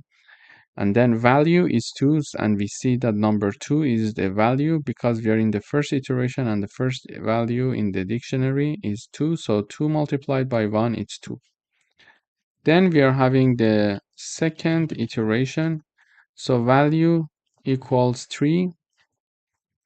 We are going to have 2 multiplied by 3. Okay. So why 2 multiplied by 3? Because we are having product multiplied by value. So 2 is the product number, which is here, and 3 is the value in the second iteration. In the second iteration, we are having the second value there. So it means that 2 multiplied by 3, it is 6. Okay. Then we are going to have the third iteration. So value equals 4 now. Why? Because we are in the third iteration and the third value in my dictionary is 4. So 4, we are having it here. So 6 multiplied by 4, we are going to have 24.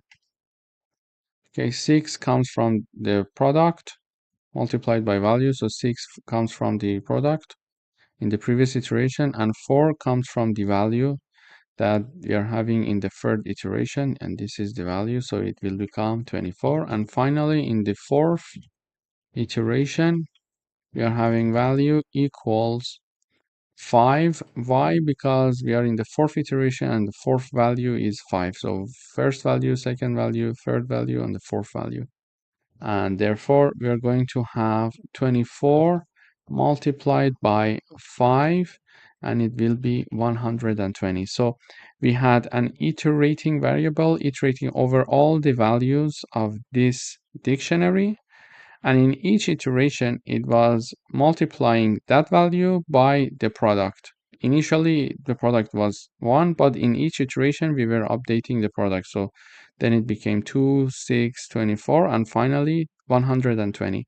So 120 is stored in the variable called product here, and here we are printing the product. So we are saying that print, we are using the print function, the product of all values in the dictionary is, then we are typing down the name of the variable product, which is 120. So this is how we can compute the multiplication of all the items in a dictionary. This is one way. Also, there is another way to do so. So let me comment this part. So in order to do that in an easier way, we can do this. So let me comment this part also. Okay. So another way to do that is this. So first of all, we are going to import the math library because we are going to use some of the functions. So here is my dictionary. It's the same dictionary. It's A2, A with 2, A2, B3, C4, and D5, as you see here. So there, it's an exact same dictionary. Instead of having a for loop here to calculate the multiplication of all the values in my dictionary, there is another easier way to do that. We can use the product function. So if we want to use the product function, we are going to import the math library. So we are going to write down math.product, meaning that call the product function from the math library.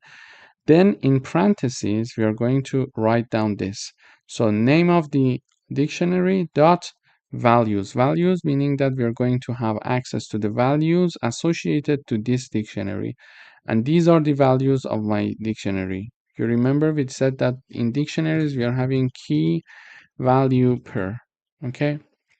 So key, its value, key value, key value, key value.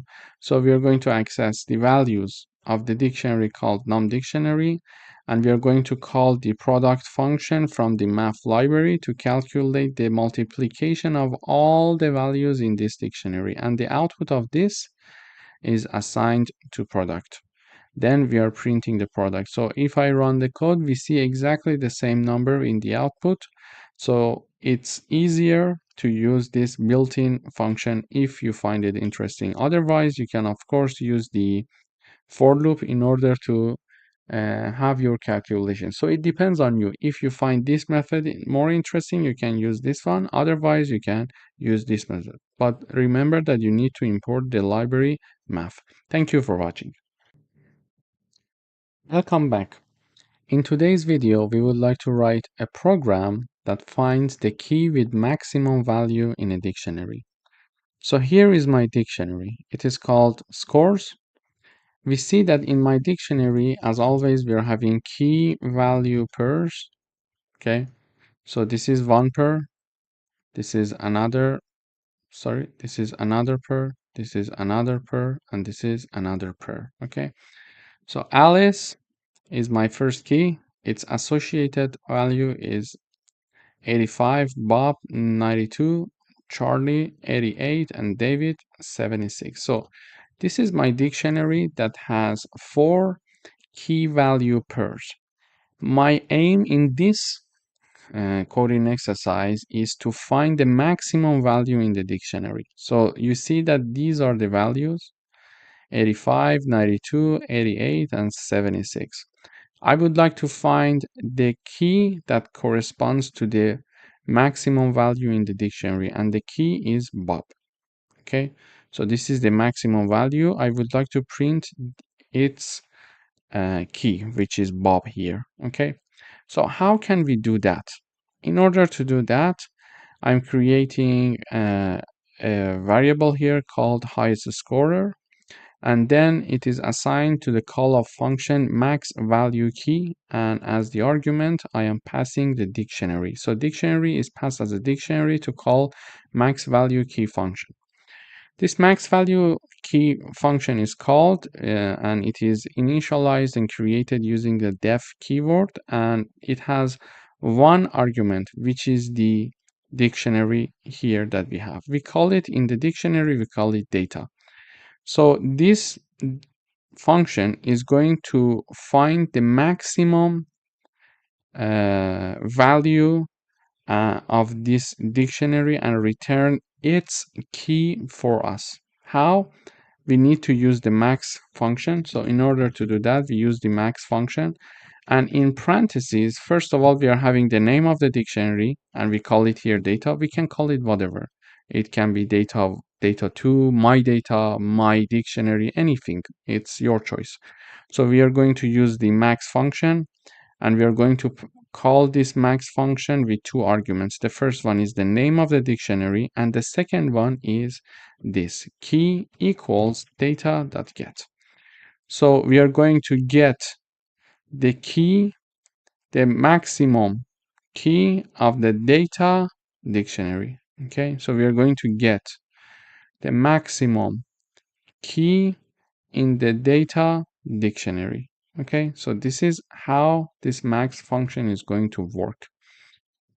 And then it is going to return us the key. For example, here the maximum key, the maximum value is 92, and it is going to first of all find the maximum value in this dictionary, which is 92, and here we are going to say the maximum value is 92, get me the key to this 92, and it is going to return Bob, and Bob is returned as the output of this function, and the output of this function is assigned to highest scorer, and here we are printing it out. So person with highest score, it's highest scorer. So highest scorer is being printed here, and we see that Bob is the highest scorer. But if I have, for example, Charlie to have the score of 100, and when I run the code one more time, we see that person with highest score, it is Charlie. Why? Because now the highest value in this dictionary is 100, and we are going to get the corresponding key to the maximum, we are going to get the maximum value, finding the maximum value, and return the key that is associated with the data dictionary. Okay, and basically we are first of all finding this 100, and it is going to return us Charlie, its associated key, and Charlie is returned. Therefore the output of this function when we are calling it using this dictionary is scores, is we are calling the max value dictionary and passing scores as the argument, and the output of this is assigned to highest scorer, and highest scorer is being printed out here in the output. So if I have another function here, another dictionary, for example, if I call it scores 2. Oh, so here Reza is, for example, 92. Bob is still there. Bob is 90. Charlie is still there. Charlie is 67, for example, and David is there. And David is, for example, this time 80. So here, who is the person who has the highest value? So Reza is the one who is having the highest value. Okay.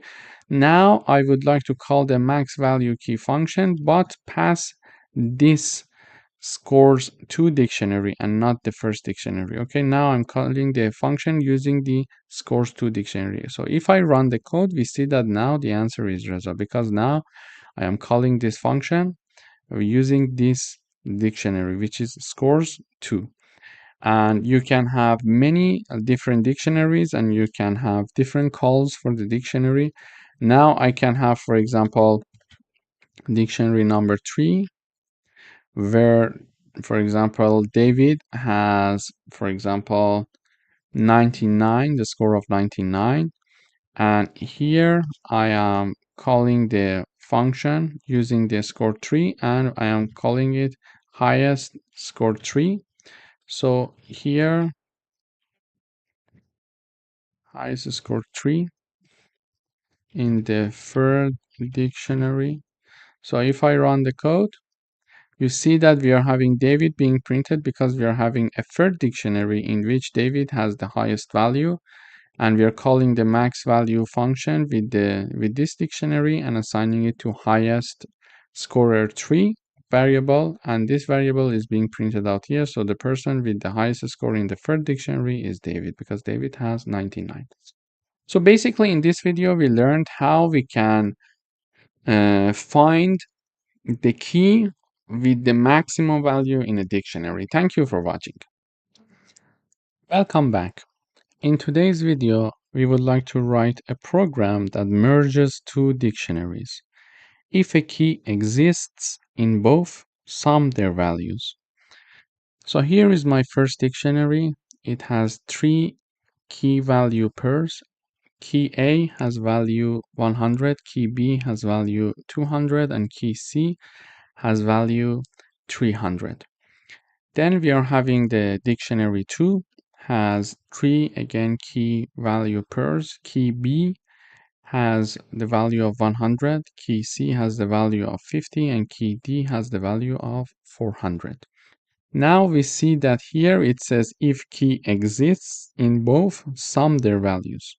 So now we would like to create a third dictionary in which, for example, here dictionary 3, we would like to have a third dictionary in which we are having A, it's 100.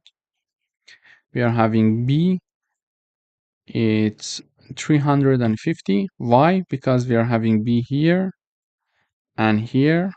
And the program says if key exists in both, sum their values. So it's 200 and 150, so it will be 350. So, and then we are going to have C, which is 300 in the first dictionary and 50 in the second dictionary, so it will become 350. And finally, we are having D, we are having D, which is 400. Okay, so we would like to create a third dictionary merging these two dictionaries. And if one key exists in both of them, we are going to sum their values. But how can we do that? Manually, of course, we can do it very easily. But how can we do it using Python? In order to do that, we are having a function called merge dictionary, and we are passing two arguments. first dictionary and the second dictionary. And what we are doing here is the following. When this function is called, first of all, we are copying everything of the first dictionary into a new dictionary called merged. Okay, so here we are creating a dictionary called merged, and it has all the values of the first dictionary. So we copied everything there. Okay, so now I created the merged dictionary. Now the main part is here.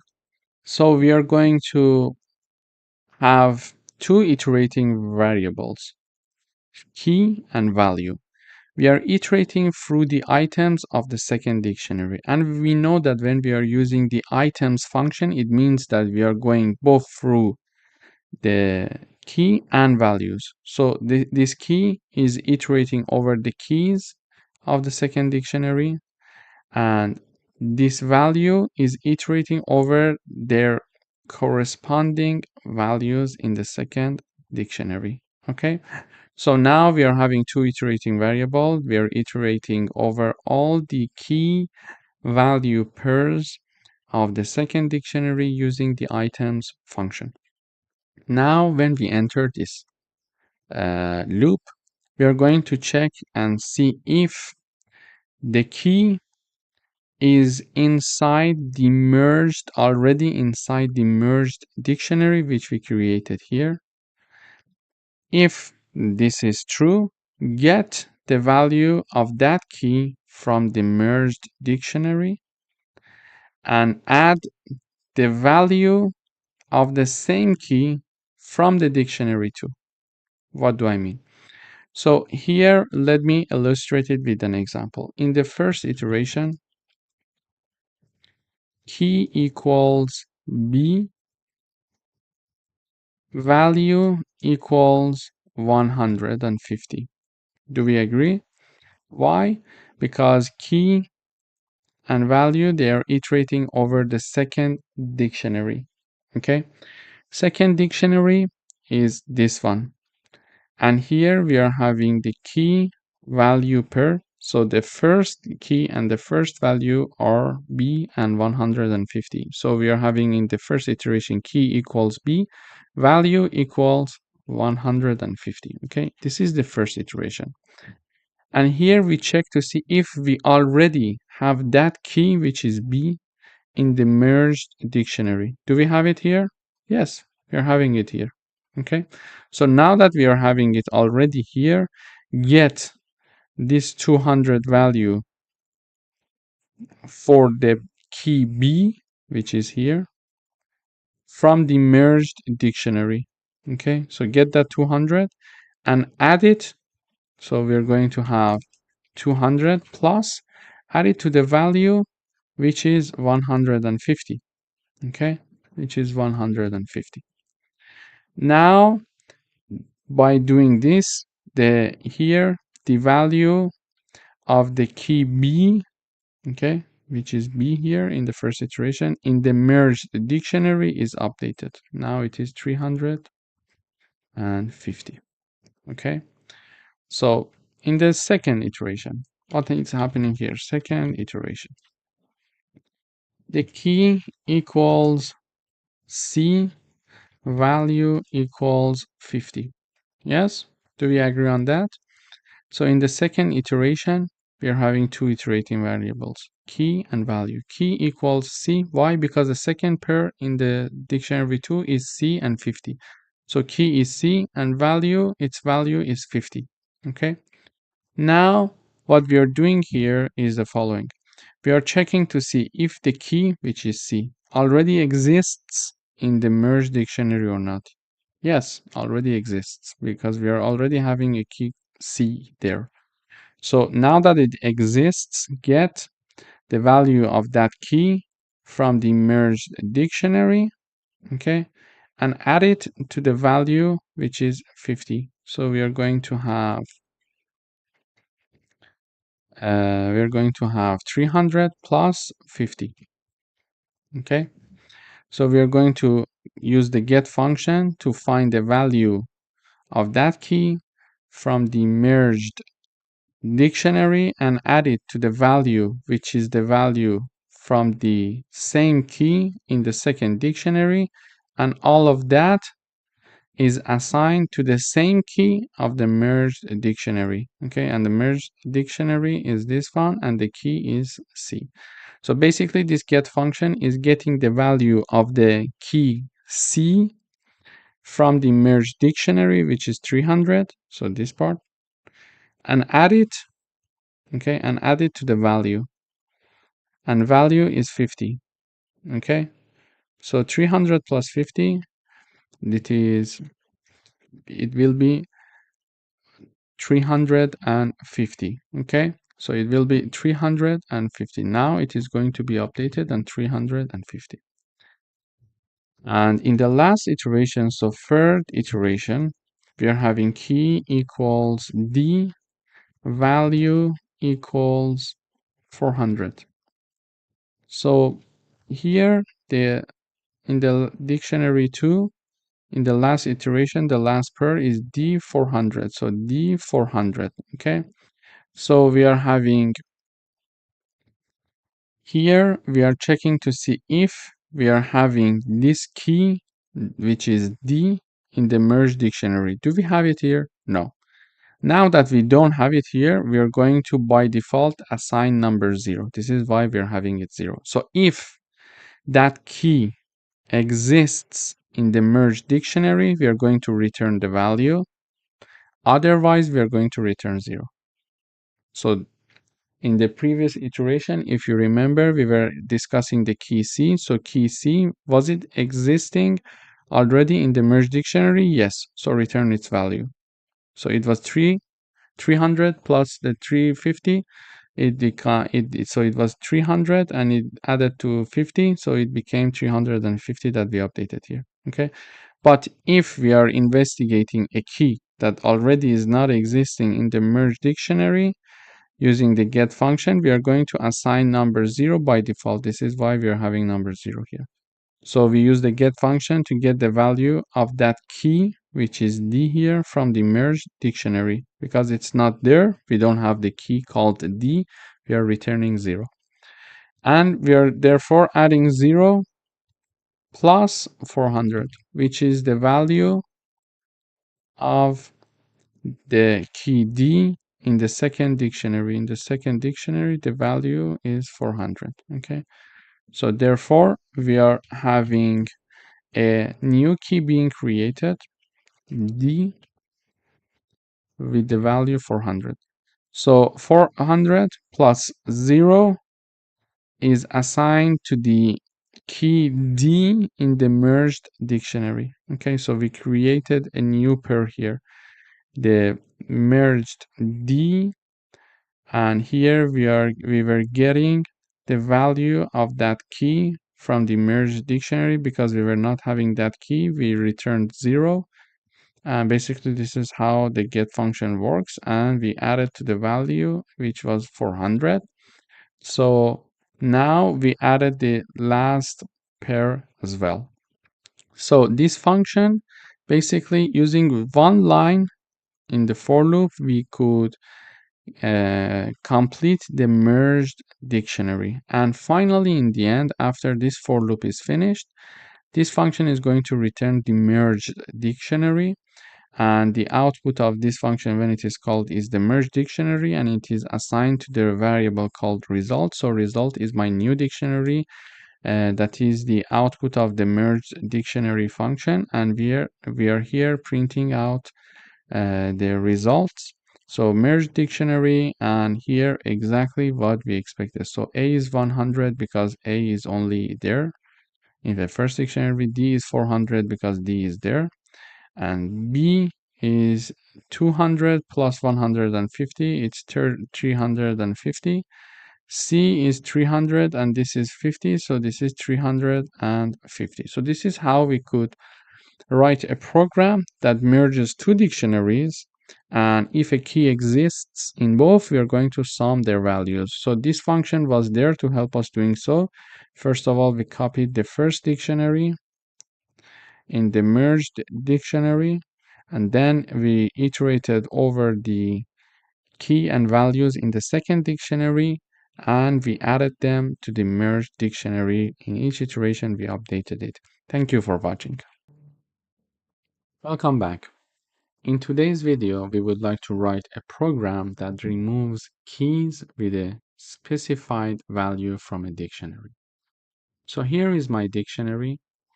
It is called products, and it has 4 key value pairs.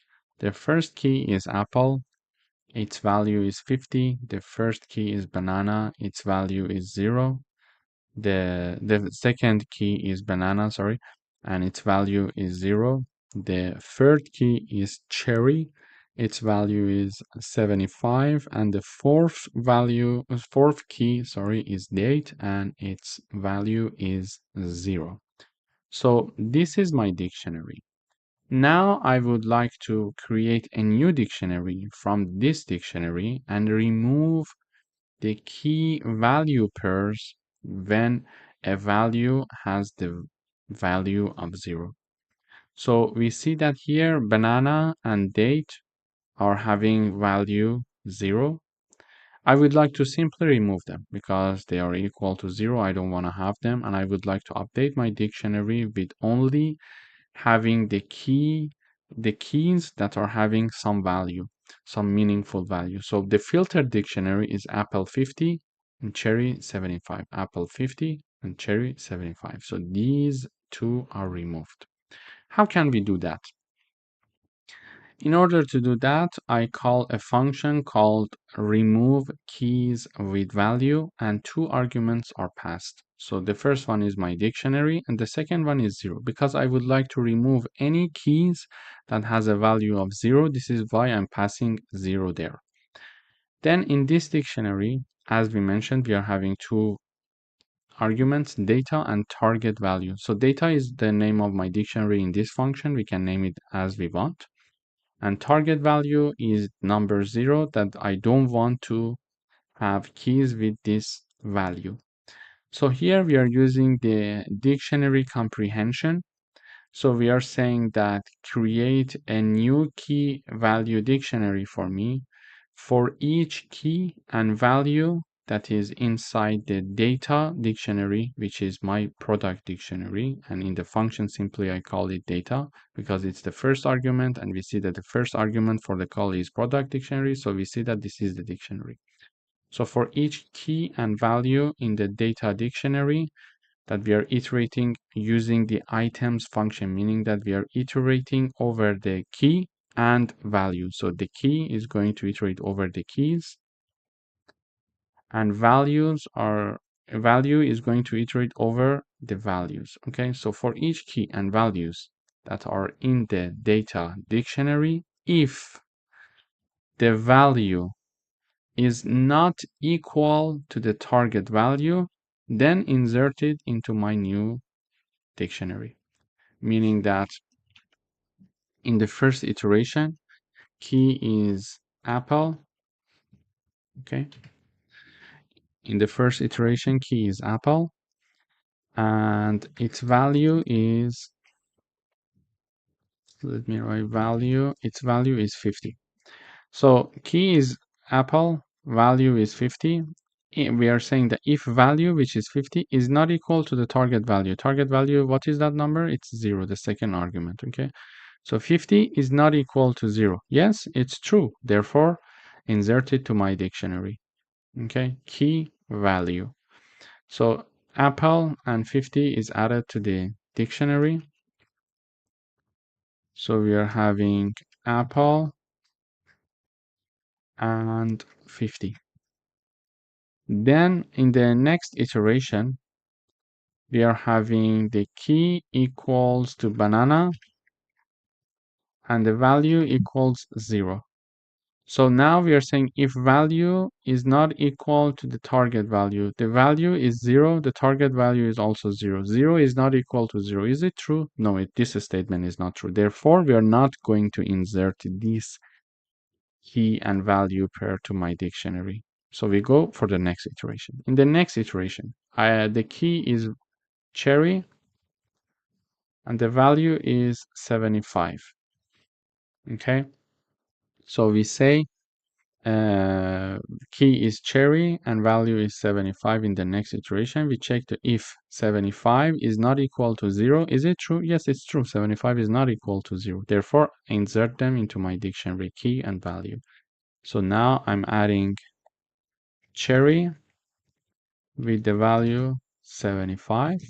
So this is the next one. And in the next iteration, the key is date now because this is the next iteration. So it is date.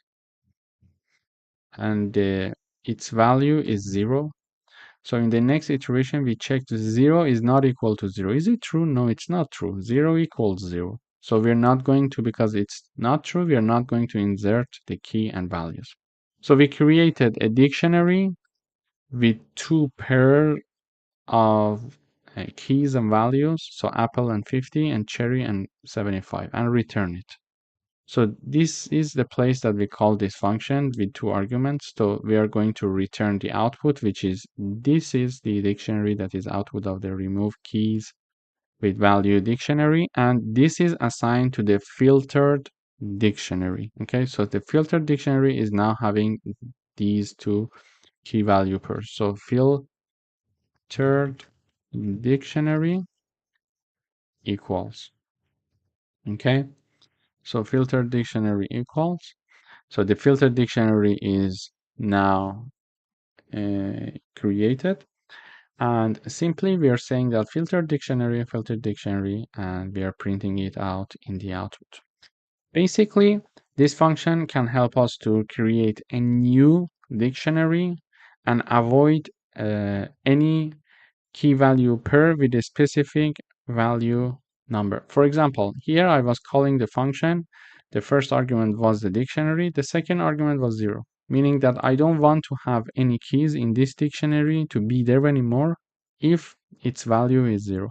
But if I want to remove the for example, if I want to remove the keys that are having the value 75, so I pass number 75. So when I run the code, we see that in the filtered dictionary, we have everything but cherry. Cherry has the value 75, and I didn't want that because I put 75 there. So we see that in the filtered dictionary, we are having everything. Apple is 50, we are having it. Banana is 0, we are having it. And date is 0, and it's there. But cherry is not there because the criteria for filtering of the dictionary has changed now. Now I want to exclude keys that are having value 75. So this is basically how we can filter a dictionary with a specifically with a specified value. Thank you for watching. Welcome back. Here we would like to write a program that swaps the keys and values in a dictionary. So, for example, here is my original dictionary. We see that there are 3 keys and 3 values. Okay, so 3 pairs are there, 3 key value pairs, let's say. Okay, here is that. So for Alice, we're having manager. For Bob, we're having engineer. For Charlie, we're having the designer. Now I would like to swap the value with the key in each element. So the keys must be swapped with the values. So in the output, we see that instead of having Alice manager, we are having manager Alice. Instead of having Bob engineer, which is key and value, now we are having the new key is engineer and the Bob is the value. So instead of having Charlie designer, we are having designer Charlie. Okay, so this is basically how we want the output to be. So how can we do that? We can use dictionary comprehension. Here we are having the original dictionary, and then I'm calling a function called swap keys values, and we are passing one argument only, and that argument is our dictionary.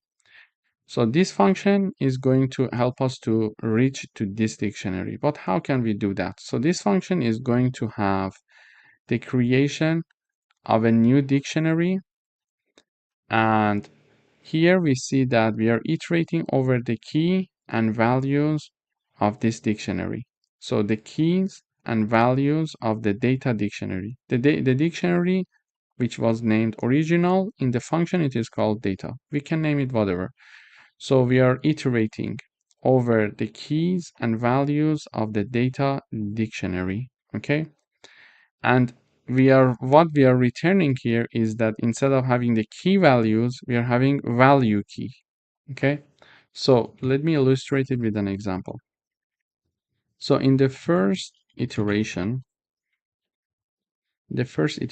key equals Alice, value equals manager.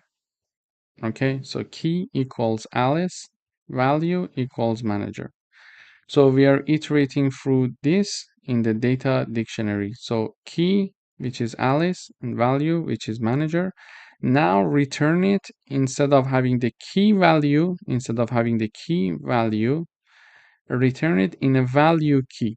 So we are swapping their place. So now we are creating a new dictionary where the key is manager, and the value is Alice, because we learned that in dictionaries we are having key value pairs. Okay, so key and value pairs. So key iterating variable is going to iterate over the keys Alice, Bob, and Charlie. Value iterating variable is iterating over the values of my dictionary: manager, engineer, and designer. Now in the first iteration, key equals Alice, value equals manager, and then we are returning them in the vice versa format. So we are not saying the key value, we are saying value key.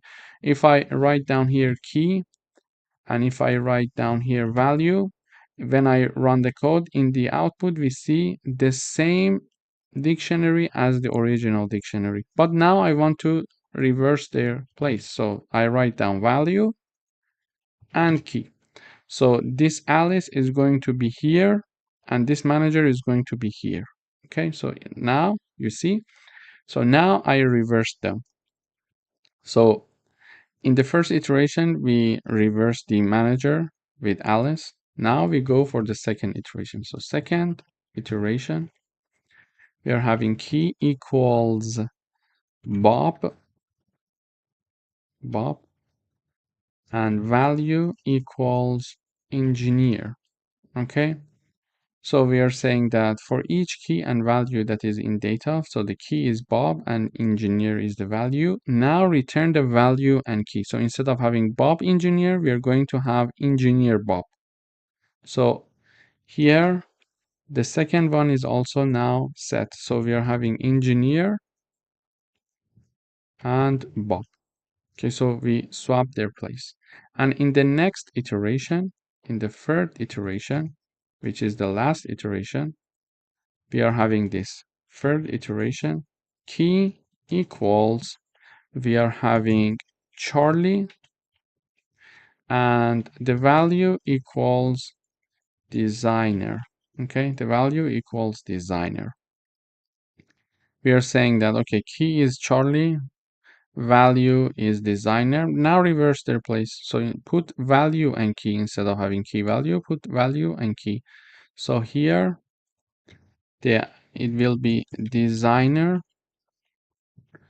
and Charlie. Okay, so now the iteration has finished because we iterated over the three pairs here. So this was the first pair, this was the second pair, and this was the third pair. So we iterated over all the pairs. Now this was the place that we called the function, right? And we passed one argument, which was the original dictionary, and we returned all the output of this iteration, and this is what the output looks like. And this output, because it is on the right hand side, the call of the function, when we return this output is assigned to swapped dictionary. So we are having a dictionary called swapped with these keys and values, okay, with these key value pairs, where we are having manager as the first key and Alice as the first value, as But in the original, we saw that Alice was the first key, not the value, but manager was the first value and not the key. Okay, so we see that everything is swapped.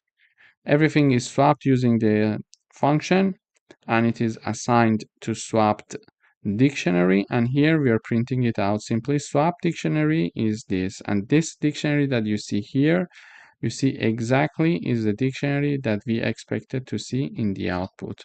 So in this video, we learned how to define a function that can help us to swap the place of keys and values in a dictionary. Thank you for watching. Welcome back. In today's video, we would like to write a Python program to get the maximum and minimum values in a dictionary. So here is my dictionary. This is my dictionary. As you see, there are 1, 2, 3, 4, and 5 key value pairs. The first pair is here. This is the first pair, separated by a comma from the second pair, separated by a comma from the third pair, separated by a comma from the fourth pair, and separated by a comma from the fifth pair. Okay, so this is my dictionary. We are having 5 key value pairs. Now I would like to find the maximum and minimum values in the dictionary. So one value is 10, 25, the other one 5, 42, and 18. So these are the values. So the minimum value is 5, as we see here, and the maximum value is 42. So when we see it, it's easy to find it. However, if you have a very large dictionary, it's not easy to find it manually by looking at it. So we need to have a code, a function that, you know, does the job for us. This is why we use programming, to improve the efficiency, okay, and save some time for ourselves. So in order to do that, we are having some built-in functions in Python. We are having the max and min function. So this is the max function,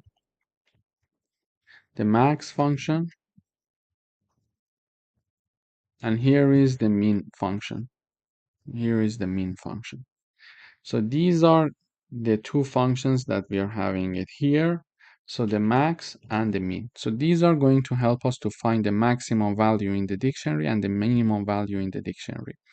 But in parentheses, I would like to have the values, yeah? So I would like to have the maximum values. So I write down the values. So I'm using the values function.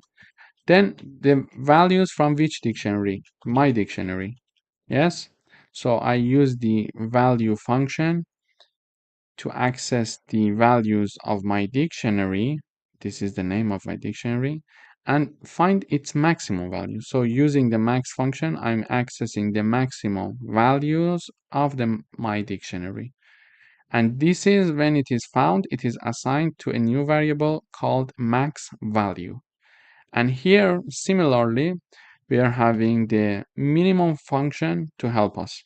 So I'm finding the minimum values, okay, minimum values of my dictionary, So using the minimum function and values function, I'm finding the minimum value in my dictionary.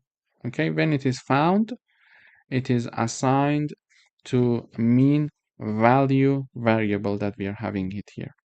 And finally, we are using the print function to show our output. We are having the maximum value and minimum value. So max value, this variable, and the min value, which is this variable, are being printed, both of them in the output. So we see the max value is 42, the min value is 5.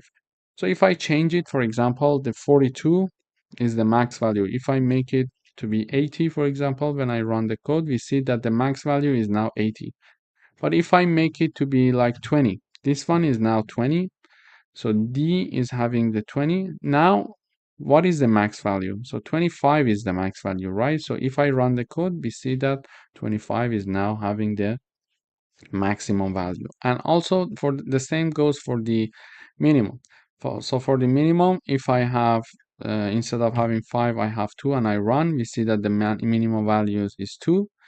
If I have, instead of having 80, if I have 1, the minimum value is now 1. So this is how we can see that by changing even the values, whenever we run the code, we are able to easily and very fast find the maximum value in our dictionary and minimum value. Thank you for watching. Welcome to this video. In today's video, we would like to write a Python program to unpack a tuple into several variables. So here is my tuple. As you see here, it has 3 elements. So we know that in tuples, we need to declare them within parentheses. Okay, so when we want to declare the tuple, we need to define the elements within the parentheses, inside the parentheses. Okay. So here is my tuple. It has 3 elements, 10, 20, and 30. Now I would like to unpack this tuple into several variables. Because it has only 3 elements, we can only unpack it to 3 variables. In order to do that, on the right-hand side, I write down the name of the tuple, and on the left-hand side, I type down 3 variables that I would like them to get the values of the elements of this tuple. So here I have a tuple with 3 elements. Therefore, on the left-hand side, I have to put 3 variables. So the first element the first element 10, is going to be assigned to A. The second element of my tuple is going to be assigned to B. And the third element of my tuple, which is 30, is going to be assigned to C. And then when I'm having the print and display of my variables here, so when I run the code, we see that the value of variable A is 10, exactly the first element. The value of the variable B is 20, exactly the second element, and 30 for the third element. So what if I have a tuple with 4 elements here? And here I'm having 3 variables. So when I run the code, you see that we are having errors. Why?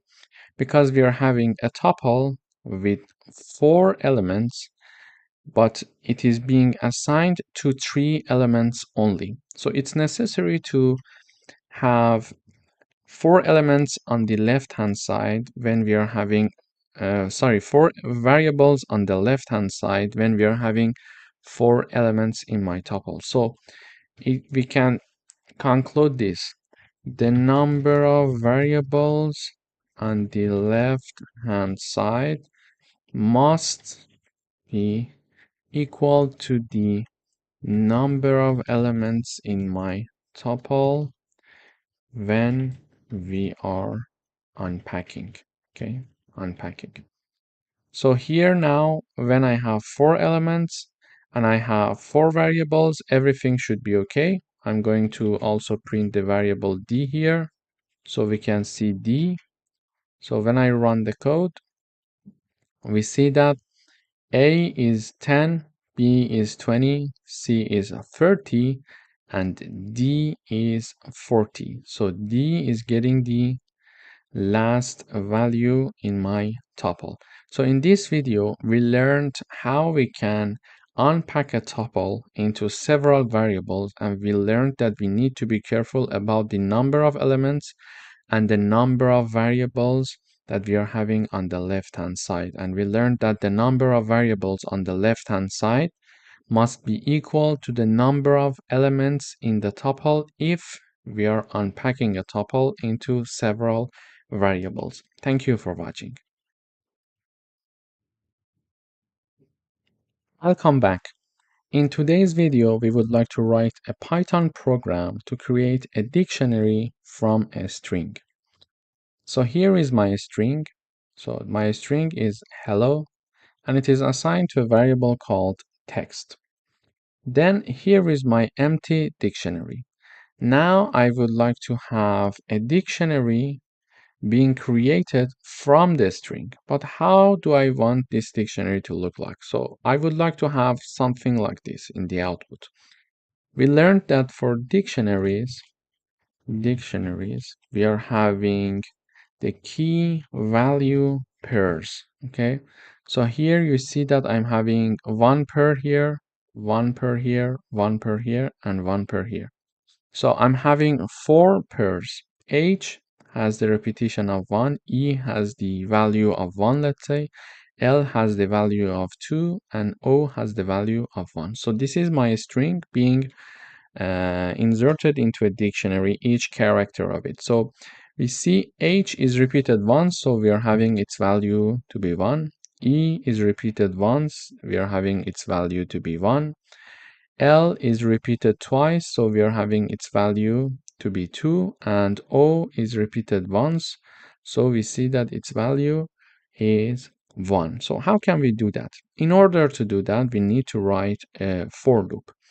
So we are having an iterating variable called char, and we are saying that for each character in my string called text, if that character is inside my dictionary, then increase the counter one value, the counter. And if it's not in this dictionary already, insert it in the dictionary and assign the value to 1. Let me illustrate it with an example. So here my string is hello. Okay. In the first iteration, we are having char equals h. Yes, we are having something like this. So char equals h, because we are going through each character of the text variable, and the text variable is hello. So the first character is h. So in the first iteration, the character equals h. And we are checking to see if h is inside my dictionary. Is it inside my dictionary? No, because it's an empty dictionary. We just created it. So this statement is not true. We are not going to execute this part. We go to the else part. When we go to the else part, what we are doing here is the following. So we are inserting that character h into my dictionary and assign the value 1 to it. So now my dictionary would look like something like this. So char count, we're going to have it like this. Now, after the first iteration, h is inserted and value 1 is assigned to this key. So my key is h because we said that it's a key value pair, and my value is 1. Okay, so now we are going for the second iteration. So second iteration, char equals e. Why? Because the second character in my text is e. So here char equals e, we are saying e, is it inside my dictionary? This is my updated dictionary from the last iteration. Do we have a key called e? No, we only have one key and it is h. It's not e. Okay, so this statement is not true. We're not going to execute this part. We are going to the else part, therefore.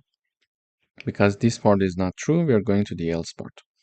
Now here what we are doing is that we are creating a key with that character, which is e, in the char count dictionary and assign its value to be 1. So it will be something like this. Okay, so it is something like this. Now we updated our dictionary. In the next iteration, in the third iteration, we are having char equals L. Why L? Because the third character is L. We see L, is it inside my char count dictionary? Char count dictionary is not having the L. So this statement again is not true. We are not going to execute this part, and the else part is going to be executed. And what we are doing here, again, we are creating a key with that character, which is L, and we are assigning the value 1 to it in the char count dictionary. So it will be L equals 1 now. L, its value is 1. Okay. So now we updated the dictionary. We are going for the fourth iteration. For the fourth iteration, char equals L again. Why? Because the fourth character is again L. So we are checking to see if L exists in my char count. So char count, do we have L here? Yes, we just inserted it. So we have a char count. So this statement is indeed true. Now that this statement is true, we are going to do this. So what we are going to do is that for that character L, which is our key in the dictionary and in the char count dictionary, we are going to increment its value by 1. So its value is already 1. I'm going to increment its value by another 1, so it will become 2. Then we go up and we go for the next iteration. So the fifth iteration, this iteration is going to continue until we reach the last element of the string, last character of the string. And now char equals O. Now char equals O. Why O? Because this is the fifth element. Char equals O, so we are checking O. Is it in the char count dictionary? No, we don't have any key called O. We have H, E, and L. So this statement is not true. We are not going to execute this part. We go to the else part, and we are going to create a key with that character, which is O in the char count dictionary. Char count is the name of our dictionary, and assign the value, its value to 1. So it will be something like this. So we updated our dictionary here. So the iteration has finished because we had 5 letters in my string. And here you see that we had 5 iterations. So this has been finished now. And now we are going to print the char count dictionary. And when we run this code, we see that H, the key H has the value 1, as we are having here. The key E has value 1, that we are having it here. The key L has value 2. The key O has value 1. So basically in this video we learned how we can create a dictionary from a string, and we can have a longer string. For example, we could have hello world. So if I run this code, you will see that things will change. So H is 1, E is 1, L is 3, O is 1. We are having 1 space. We are counting the space also. So it's 1, W is 1, etc. We could have another thing. For example, this is the Python coding class with Dr. Reza Shahin.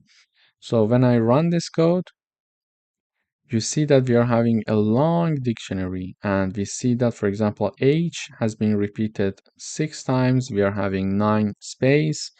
We are having the Y only 1 time. We are having T 4 times, etc. So this is a very nice way to create a dictionary from a string with its character. Thank you for watching.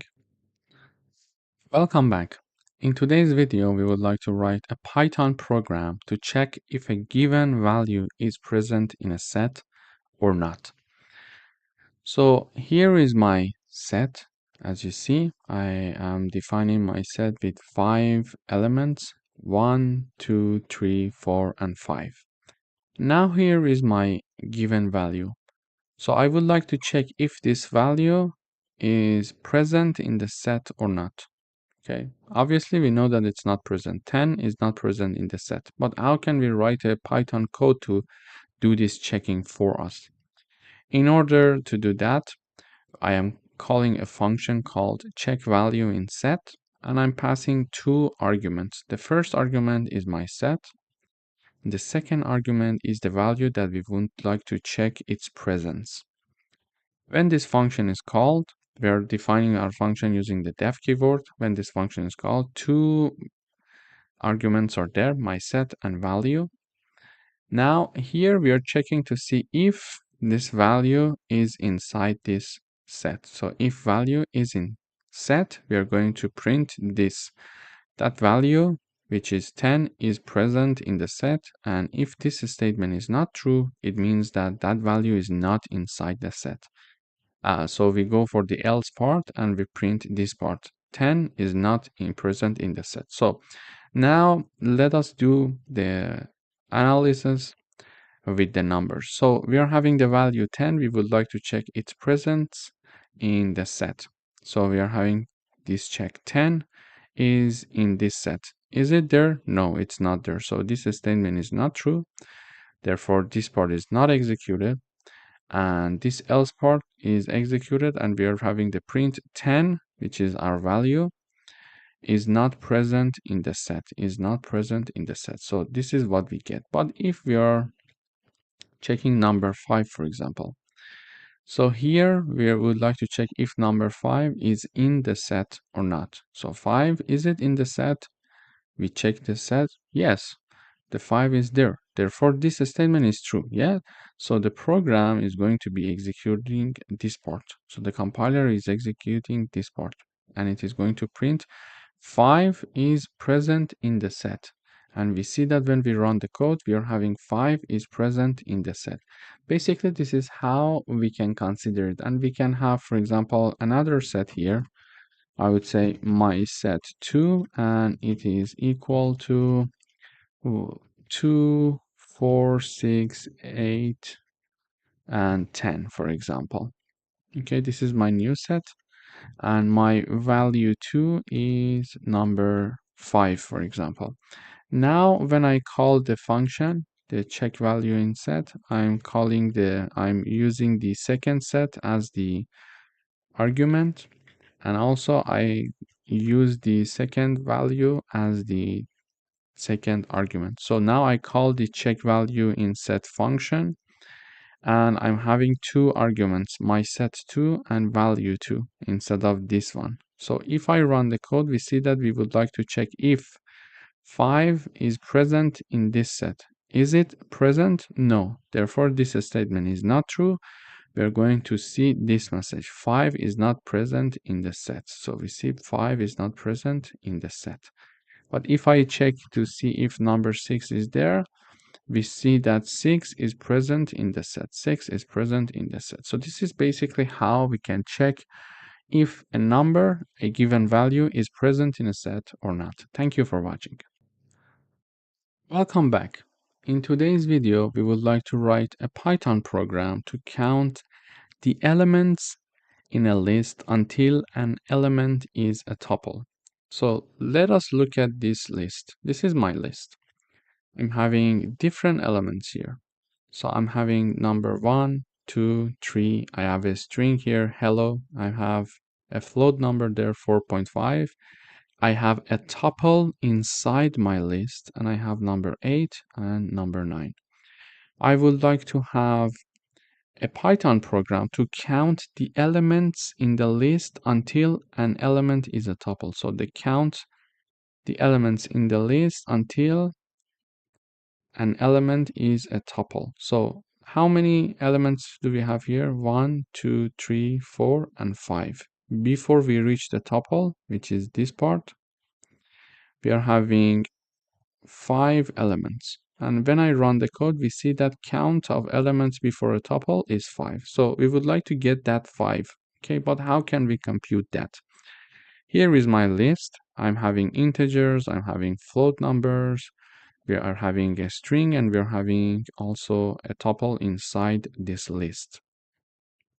We are initializing a variable called count to 0. So it is initialized to 0.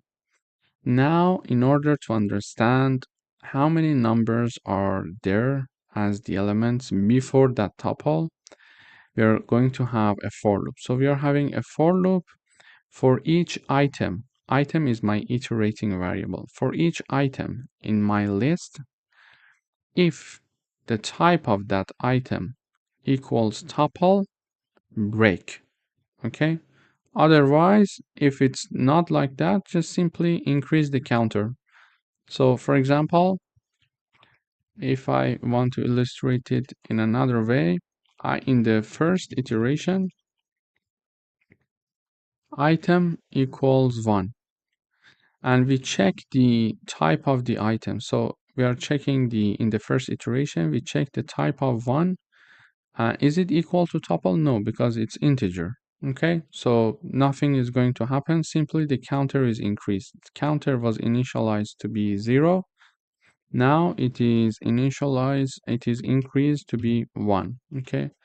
Then we are having the second iteration. So item equals 2. So item 2, here it's an integer again. So we are checking the type of the item, which is 2.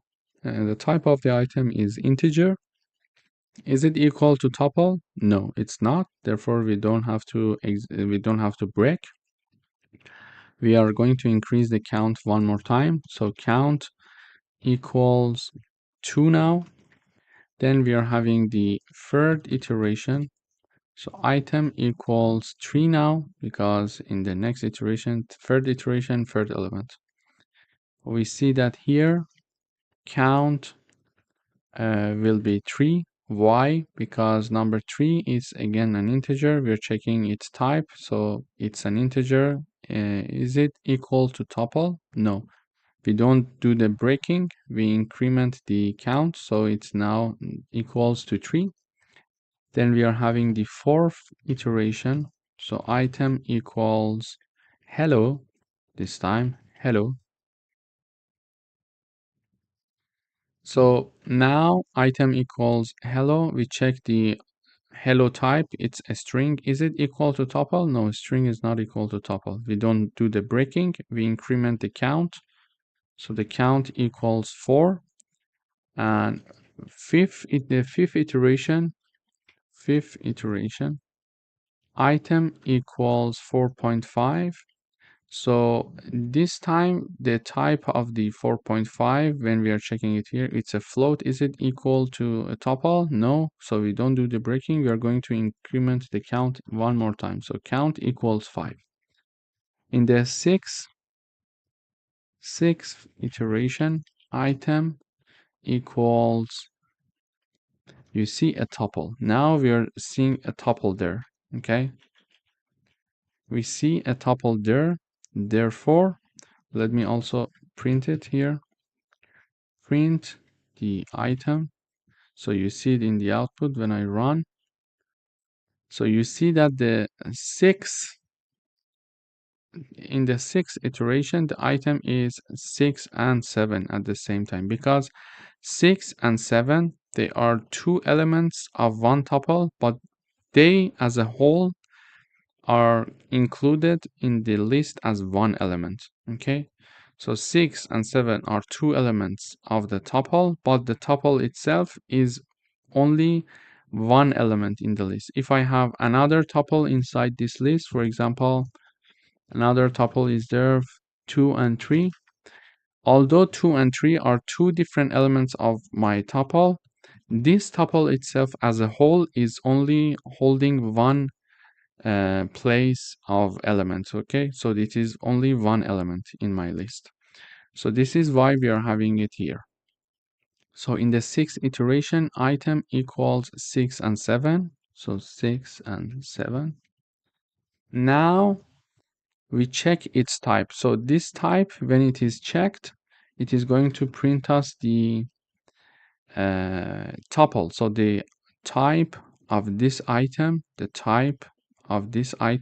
is a tuple. So tuple equals tuple. Are they both equal? Yes, they are both equal. Because they are both equal, we are going to break and getting out of the for loop. Okay, so now we are going to break here. Okay, now we're breaking. Why? Because we reached a tuple. Because we reached a tuple, we are breaking. Why we want to break? Because we wanted to count the elements in the list until we reach an element. So we were willing to count the elements in a list until an element is tuple. So this element is a tuple, so we don't want to continue, and we were willing to count the number of elements before a tuple show up.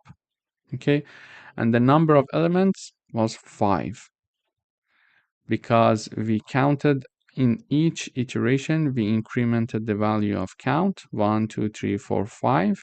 In the sixth iteration, we are not going to increase it. Why? Because we are entering this loop, this if condition. We are checking the type of the sixth item, which is a tuple. So this statement is true.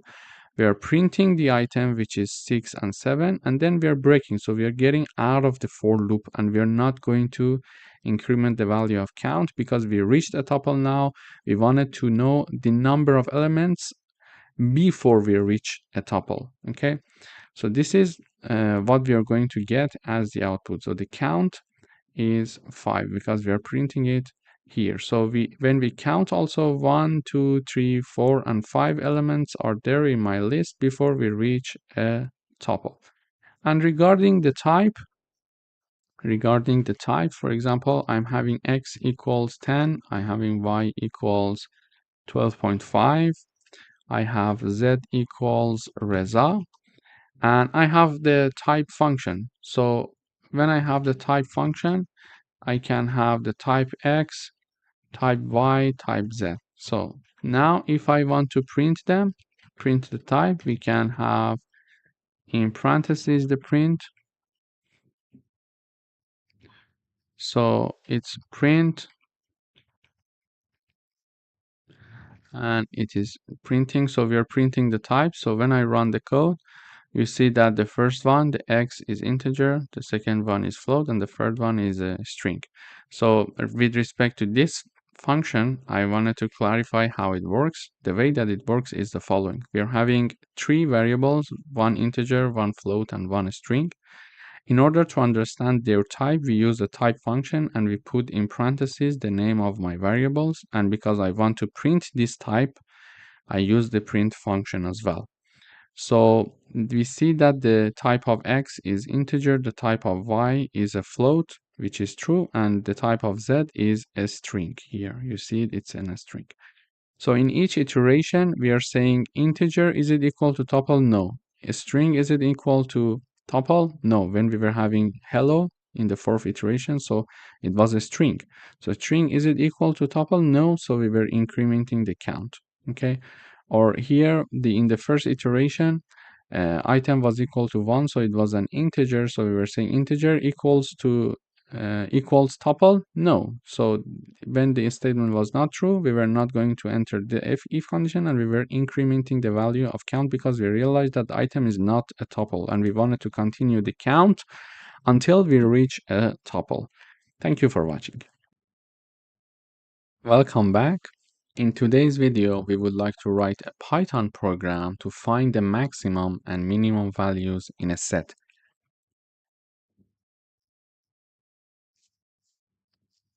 As you see here, here is my set, and we are having a set with 5 elements, 10, 25, 3, 47, and 19. So our set is having 5 elements there, and we would like to find a maximum element, an element with maximum value, and another element with the minimum value. So the maximum value in this set is 47, and the minimum value is 3. We would like to find these two values, and we see that in the output we are having them being printed out. But how can we get that? In order to get that, so here is my first set, my initial set, let's say.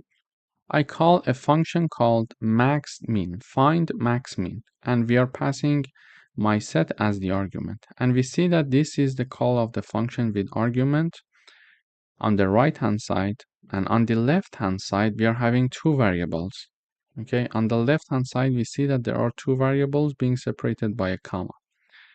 We can understand that therefore this function is going to return 2 values. That is why we are having 2 value variables on the left hand side.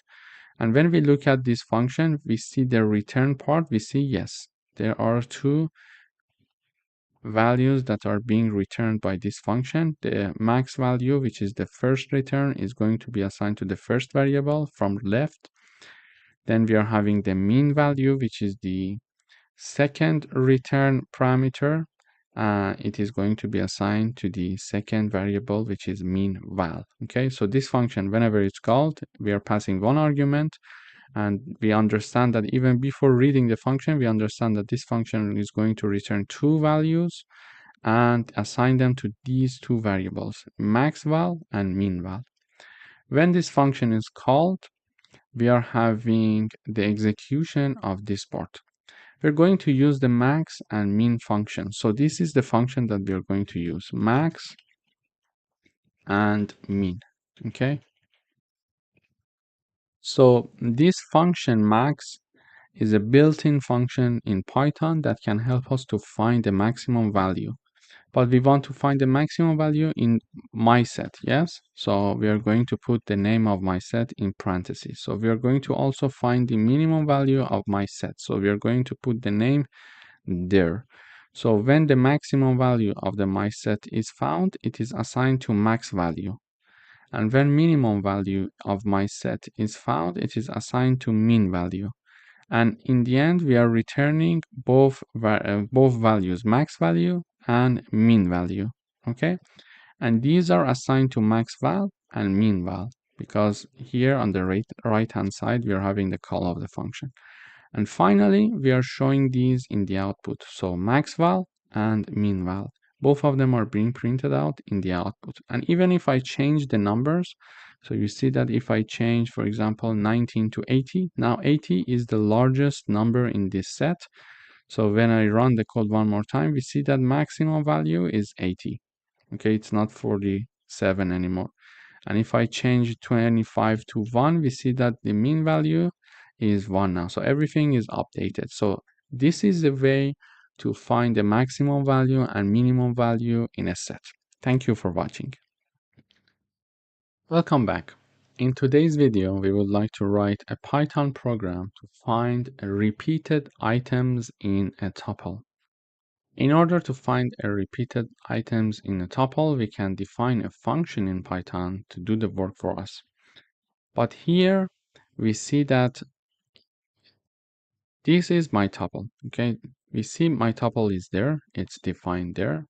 Then we call this find repeated items function. But let me show you the tuple first. So you see this is a tuple. It has a few elements. So 1, 2, 3, 4, 2, 5, 3, 6, 7, 2. After looking at the tuple carefully, we see that there are two numbers that are being repeated there. So we are having number 2 being repeated and number 3. So these are two repeated items in my tuple. So you see 1, 2, 3, 4. Up until here, there is no repetition. So here we are having the first repetition of 2, then we are having 5. It's okay. 3 again, it is repeating. 6 and 7 are unique, and then again 2. So we are having number 2 and 3 being repeated in my tuple. So I would like to write a function in Python to give me these two repeated items. Okay, so, and this is my tuple. Now, in order to do that, I call a function which is named find repeated items, and I'm having one argument. So there is only one argument when we call the find repeated items function. And this argument is my tuple. So this is the function. Whenever this function is called, we should see the execution of this part. So this is the tuple name in the function. We call it top, but in out of the function, we call it my tuple. So just keep that in mind that top is the same tuple that we are having it here. Okay. So here we are creating a set in order to make sure that the repeated elements are assigned to it. Okay, so we are creating a set here called repeated items, and we are creating a set to check elements that have been seen. Okay, so these are the two sets, seen and repeated items, that we are creating here. Then we are iterating over all of the items in the top. So meaning that we are going to have in the first iteration item equals 1, second iteration item is equal 2, third iteration items equal 3, fourth iteration items equal 4, fifth iteration items equal 2, etc. until the end. Okay, so this is my for loop. here we see that we check if that item is in the scene set. Okay, we are going to track the elements that have been repeated in the scene set. So we check to see if that item is in that set. If that item is in that set, we are going to say add that item to the repeated items set. Okay, so let me illustrate it with a numerical example so it would be easier. First iteration, item equals 1. Okay, so we check if 1 is item in the first is in scene set. Is it there? No, because this set is empty now. Okay, so this set is now empty, so it's not there. So because it's not there, we are adding this item which is equal to 1. That item is being added to the repeated items set. Okay, to the repeated item set. So now we can have the repeated items set equals, now it has the value 1 because we just added it. Let me say it one more time. In the first iteration, item equals 1, which is the first element of the tuple, because we are iterating through the tuple, each element one by one. We check if that item is in scene.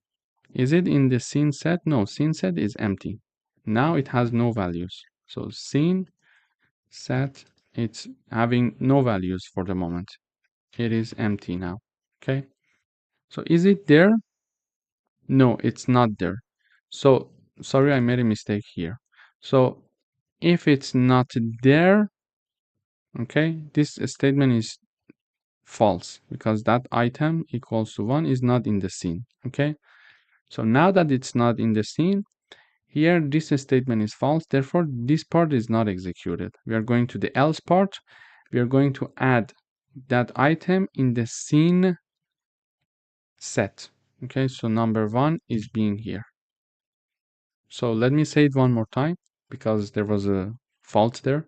So in the first iteration, item equals 1, item equals 1 because we're in the first iteration. So we check to see if item is in scene.